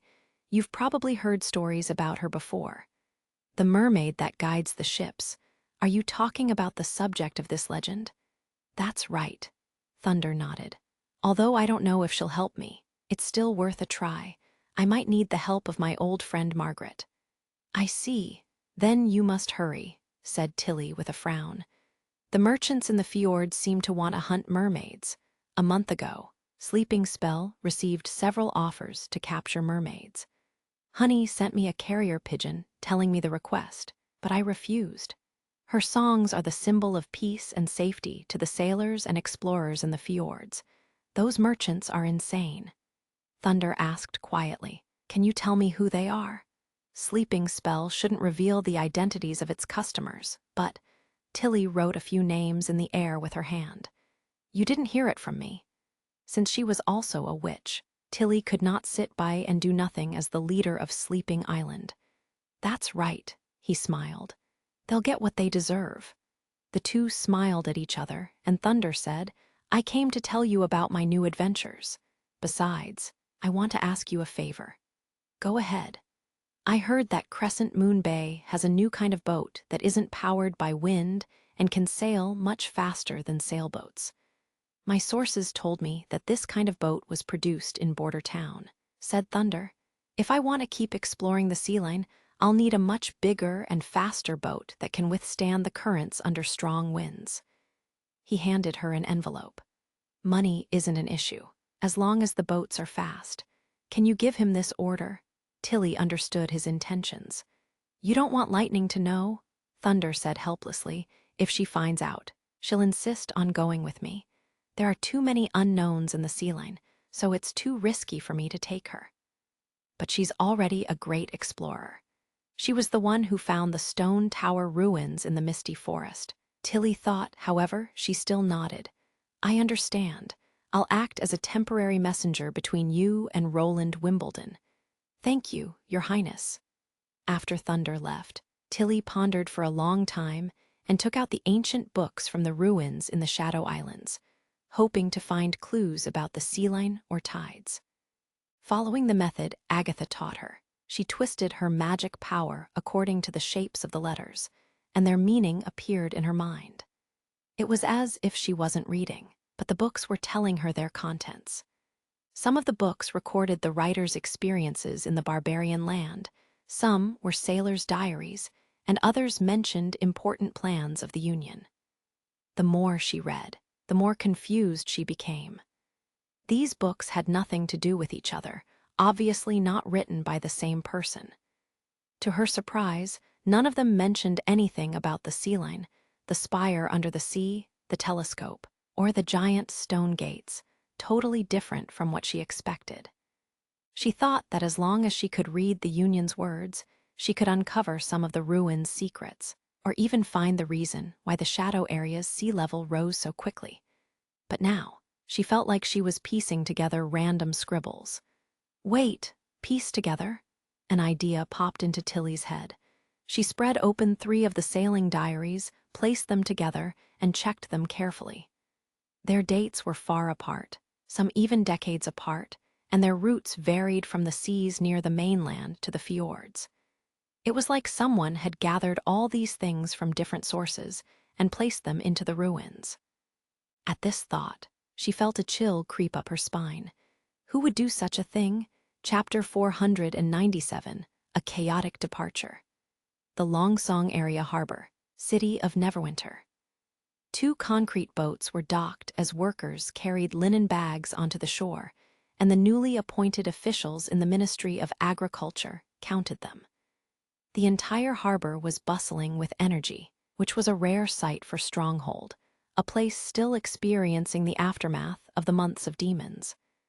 After being inspected and counted, the seeds in these bags would be distributed directly to every farmer. Your Highness, can the Golden One's seeds really triple the wheat production? Petrov was still a little skeptical. Won't that mean that the produce could feed everyone in this city? Barov had said something similar to Roland before. To most of the noble, constant hunger was quite common among the civilians. Feeding everyone is the basic responsibility of a lord. We're only taking the very first step. Also, it's not just because of my benevolence. Hungry subjects can't fully devote themselves to the construction of the city. But this is no doubt an incredible accomplishment. I don't know of any other city in this kingdom that can achieve it. It's indeed an achievement, but I contributed very little to it. This is mostly the witch's work. Without Leaf's modifications, there would be no Golden Ones. Petrov was silent for a while. Perhaps we really were wrong before. What do you mean? We had the wrong attitude towards witches. Petrov sighed deeply. Most of the nobles didn't care about the church's propaganda, but we still despised and distrusted the witches, so it wasn't hard for us to go along with the church's violence. Even if we used the witches, we treated them like slaves. Only Your Highness saw their true value and treated them like humans. This is the most incredible part. They really are special. Not only did you ignore the value of witches, but also ignore the power of the people, which is actually even stronger.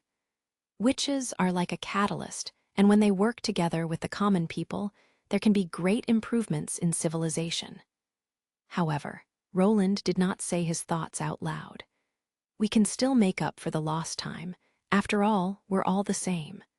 Your Highness, the boiler is ready, and the Victory is set to sail, reported a guard. Tell everyone to board the boat.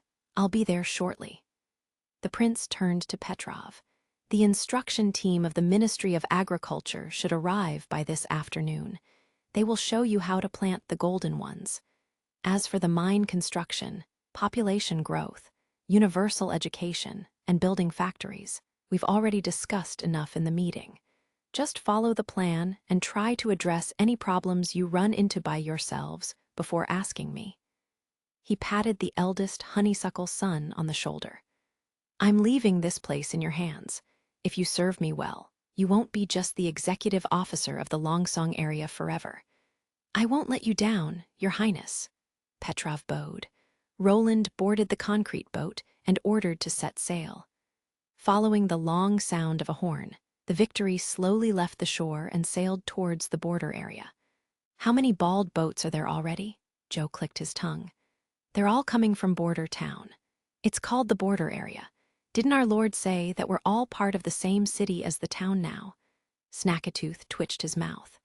Joe nicknamed the strange sailless boats Bald Boat, but he preferred to call them concrete boats. Their broad gray hulls looked like giant bedrocks, not even budging an inch as the movers ran around on them. What's it called again? City of Neverwinter. Tiger Claw chimed. Who cares? It has nothing to do with us. Joe exclaimed excitedly.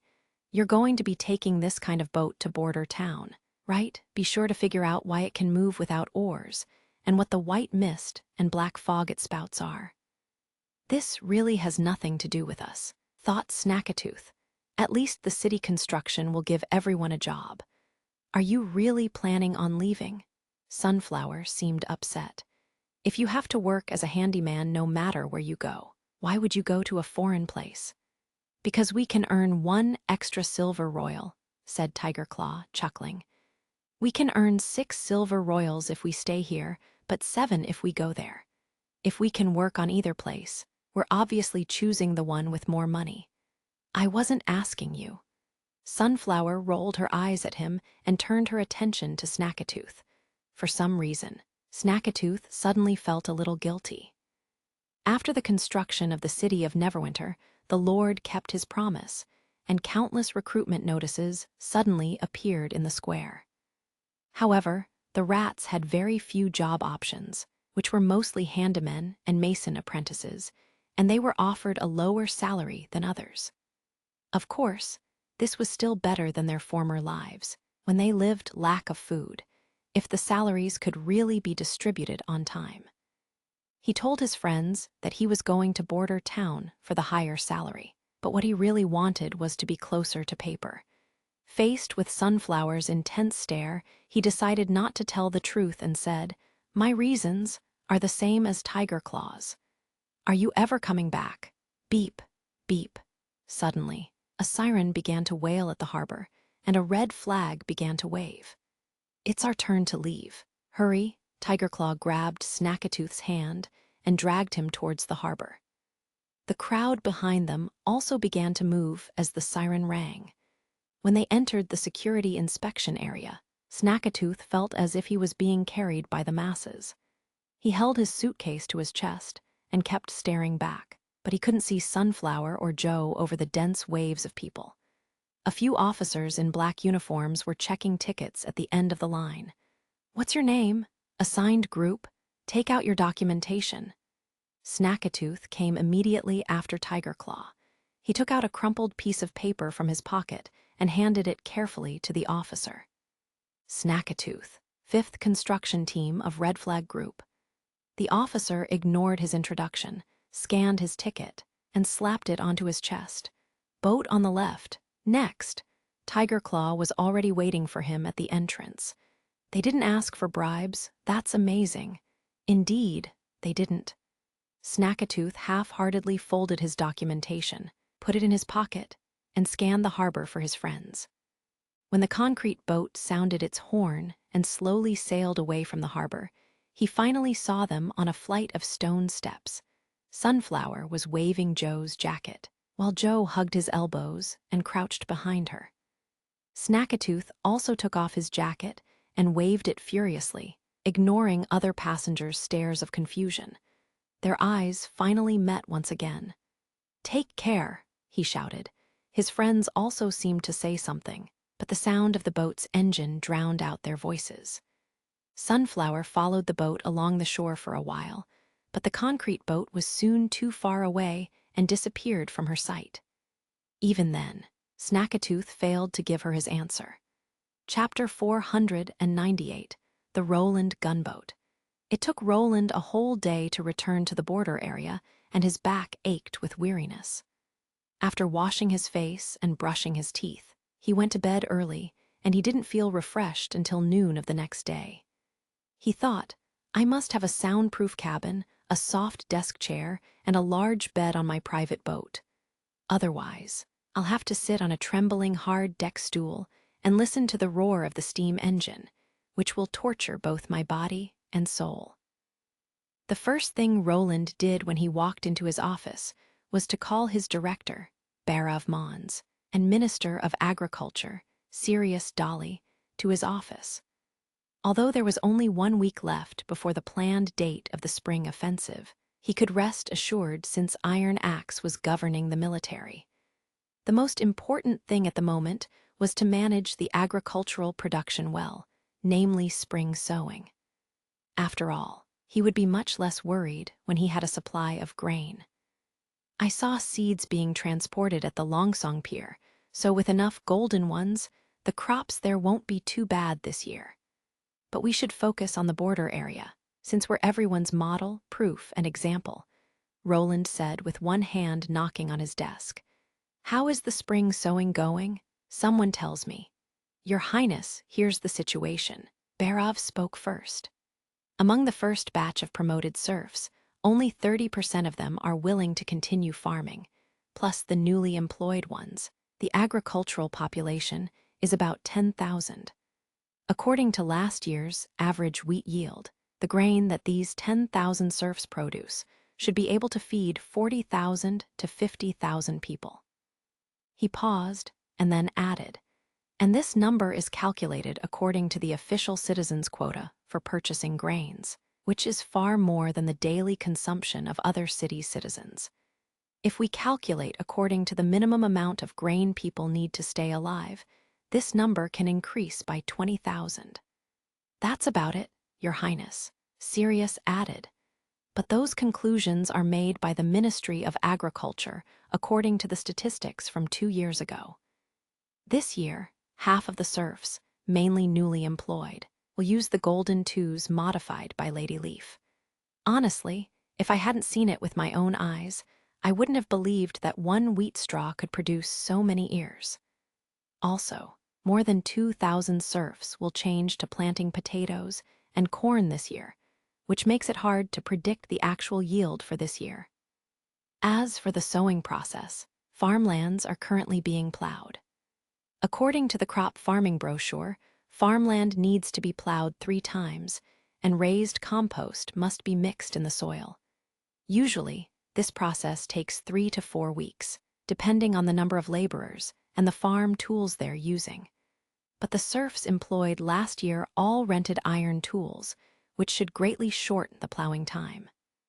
As for the ditch depth and seeding distance, I've arranged apprentices to educate the serfs to farm with the optimal methods introduced on the farming brochure.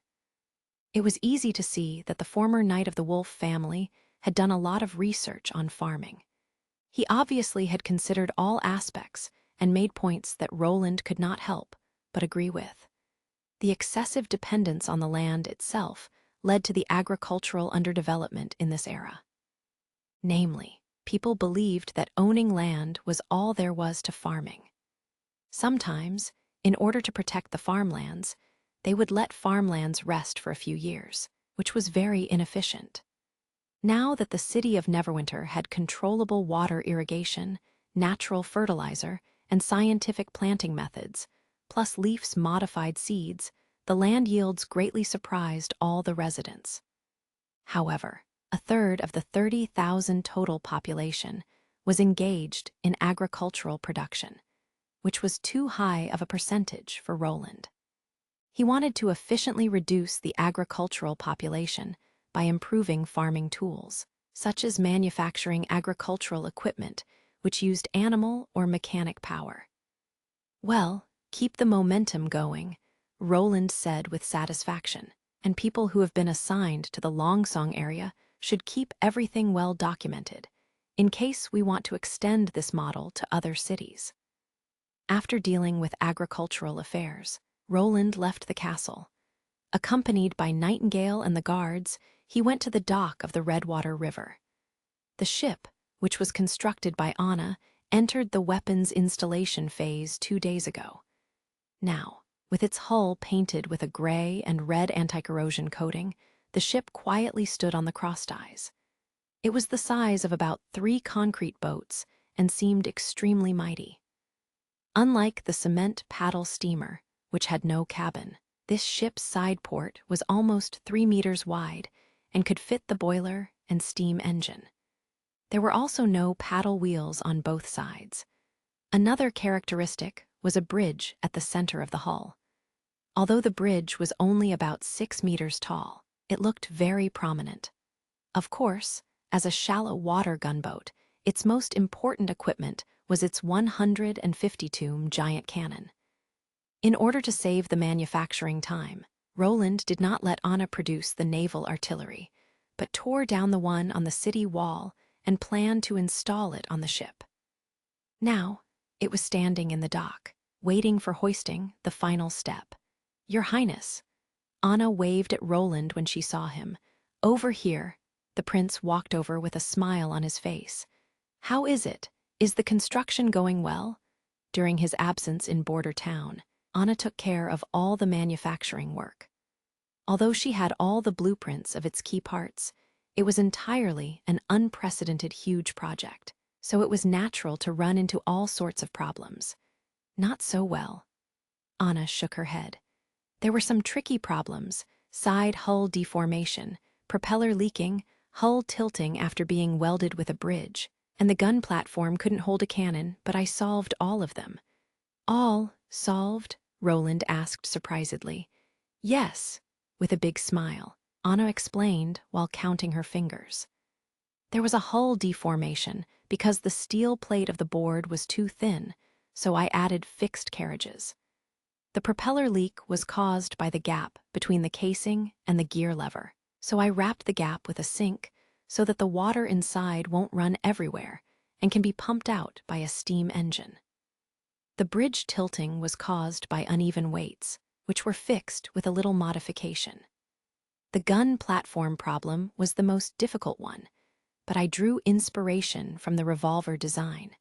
I first cut a row of indentations on the bottom ring, then I put in a falcula, which could be inserted in between gears, and it could simply fix the upper rotating gun carrier in any direction. Roland blinked his eyes and spoke after a long pause. "You're a genius." For him, those problems were not difficult to deal with, but he had drawn countless mechanic sketches. Especially for the last problem, probably only someone as observative as Anna could associate a revolver with the fixing method of the gun platform. "By the way, Your Highness, does the boat have a name?" "Not yet," he said, raising his eyebrow. "And why do you ask?" The soldiers from the First Army came every few days and fought eagerly to carve their own names onto the bridge. Anna said with a smile, "They say you promised that the best gunner could have a gunboat named after him." "Ah, I see." Rodney from the artillery battalion and Nelson from the artillery battalion came to Roland's mind. But not for this ship, because the name of the first warship not only represents the ship itself, but also represents its rank and model number. He tilted his mouth. "I can't hand over this honor to anyone else, so I'll name it the Roland number 1. Chapter 499, Prelude to the Spring Offensive. Garden Mansion, the inner city of King's City, Kingdom of Greycastle. Since Roland Wimbledon's surprise attack on the palace, which successfully destroyed the hall of the Sky Dome, Theo's status had greatly improved. Every member of the Dove and Cylinder showed him great respect, and this intelligence organization was finally established. Along with several core personnel, Theo could also affect Skeleton Finger's decisions as a result of his contributions over the past 6 months. He also had a good knowledge of the activities of the other Rats organizations, since he had informants in both the patrol team and the Black Street. They provided him with privileged information only for the money, and they did not care at all who they worked for. However, his gold royals still could not buy his way into the circle of the upper nobles, who cared more about family background and titles. Fortunately, through his connections with the heads of the Rats, who had close relationships with the great nobles, he managed to get some less important information now and then. For example, he heard the news below. Timothy is sending a platoon of 500 men to block the Redwater River. Theo tapped on the arm of his chair and asked, "Is he really going to do that?" "Yes," Rockhill answered. "Half of his platoon will be blood sail rats. That's what the boss said himself. It's a profitable job, so the rats fought each other over it, and several of them even got injured or killed." "Indeed, it's profitable." Clown whistled and said, "Just think about it. What will they block in the river? The merchant ships. And what's the punishment for violating the king's ban, confiscating the cargo, and imposing a fine? Who can do a better blackmail job than rats? Ah, of course, the patrol team is also good at it. Half of them are rats, so the other half must be Timothy's guards," said Hill Fox calmly. "I'm told that in the countryside this morning, there were 4 hawk-headed ships in the harbor." Theo could not help but frown. The hawk-headed ships were high-speed, inland river warships that had slender hulls, with sails and oars, as well as imbalans below the water and iron hooks on both sides. Once they caught up with their target, they could be tightly hooked together to enable the soldiers on one ship to easily jump onto another one to fight, making it difficult for merchant ships to escape from them. Based on all the information we've collected already, it's clear that Timothy is going to send a fleet of 4 warships carrying more than 500 people, including over 200 fully armed guards, to block the Redwater River. He sighed inwardly, thinking that it was really bad news. They had got wind of Timothy's intention to block the Redwater River trade route before the months of demons, but most people did not take him seriously back then, and thought he would only set a blockade in the canal of King's City. Nobody believed that he would dare to set a blockade between the western and central region to declare an economic siege on the city of Neverwinter. That would anger the lords of Silver City and Redwater City, who would never allow this ban to cost them any great economic loss. However, now with 4 warships that could easily block merchant ships anywhere they wanted, Timothy's situation was different, as the other lords could not compete with him at all on the water. Even though this blockade would turn the lords against him, nothing could shake his resolve to defeat Roland. Theo looked at Hill, who nodded at him and voiced the same thoughts. Timothy may not set a fixed blockade on the Redwater River. He'll just attack any caravan he spots, and his troops will act as pirates on water and bandits on land. An enemy force of 500 people is indeed a nightmare for any caravan. By doing so, he'll probably succeed in cutting off the western region's supplies. We have to report this to His Highness as soon as possible, Theo said in a deep voice. Last year, Border Town had bought a large amount of grain, clothes, and ore, and this year, because of the town's merger with Longsong Stronghold, it had a much higher demand for resources. If Timothy succeeded in his attempt, it would definitely cause Prince Roland massive trouble. They worried about this vexing issue for His Highness and wondered if he could solve this problem. Sounds of flapping wings then came from the backyard. As Theo stood up to open the door to the backyard, a gray falcon flew in as quickly as a flash of lighting and gently landed on his shoulder. The circus members simultaneously lowered their heads, putting their hands on their chests, to show respect for the message from the western region. Theo took a piece of paper from the messenger and glanced at it. His heart skipped a beat. Ha, ha, ha. He could not help himself from laughing out loud, even though he knew that he should hide his emotions as an intelligence officer. It was such timely, good news for him. We don't need to worry about it anymore, he said with visible joy. His Highness already knows about it, Hill asked. No, but he's going to solve it once and for all, he said in a low but excited voice. Once and for all? Clown was confused. You mean? Yes, the first army of His Highness has already left for King's City. Theo clenched his fists. It's time to overthrow Timothy. He had known that His Highness would launch his attack this year, but he never expected it to happen so soon, as the prince had not told him any specifics about the attack in order to keep the plan secret. Now, he finally knew that the attack was actually scheduled for spring, just in time for the plowing season. It's finally time. Hill inhaled deeply, suddenly got down on one knee and said, "Just give us His Highness's orders." For the new king, the other 5 people shouted and kneeled likewise. The thought of the new kingdom also excited Theo. If Timothy was overthrown, Roland Wimbledon would become the only successor to the throne of the kingdom of Greycastle. And if Roland was crowned king, Theo would probably gain greater power and reach a new height that he had never dreamed of before. He did not even have to think about their chances of winning. Anyone who had witnessed the first army in action would never doubt that Roland would be victorious over Timothy in this attack. His Highness orders us to stay away from the west gate of King's City. He also orders us to prevent the rats from taking advantage of the chaos during the attack, and to restore the social order as soon as possible after the war. Theo slowly read out the remaining part of the secret letter. Do everything in your power to help the civilians suffering in the war, such as providing medical aid, free shelter and food, and hand over this job to the First Army when the situation is stable. That's it. All of them looked at each other and were totally at a loss. His Highness didn't order us to trick the guards into opening the city gate or set fires in different directions in order to mislead the enemy. No, those are His Highness's wishes. Theo put the letter away and said with a smile.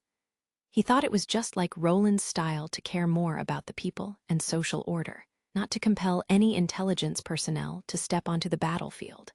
He felt that Roland's order also suggested that the prince thought nothing of Timothy's forces. Chapter 500, Body of Steel, Part I. Roland stood on the balcony on top of the command room of his boat and felt his heart stir with pride as he watched his fleet of boats lined up behind him. Besides the flagship, the Roland All the other boats were slow and clumsy concrete boats. However, with more than 10 of them in a fleet, they still looked magnificent. The massive fleet puffed long trails of white smoke out of their chimneys and parted the river as they crashed through the waves, and they seemed to be completely unstoppable. The gunboat was apparently the fleet's main attraction.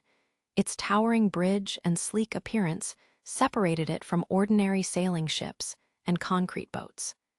It dominated the inland rivers with its weapons, including a 152 main cannon and 2 Mark I machine guns, custom-made high-pressure steam engine, and a propeller driving system that enabled it to reach a speed of 12 kilometers per hour.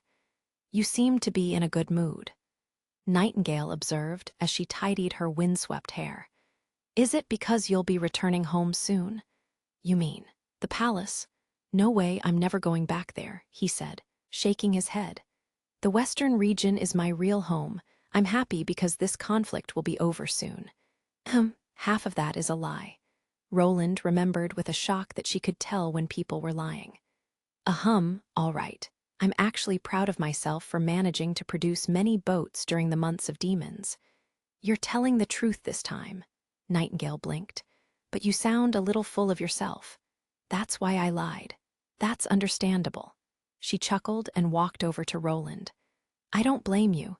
I wouldn't mind if you told a little lie, as long as it has nothing to do with me."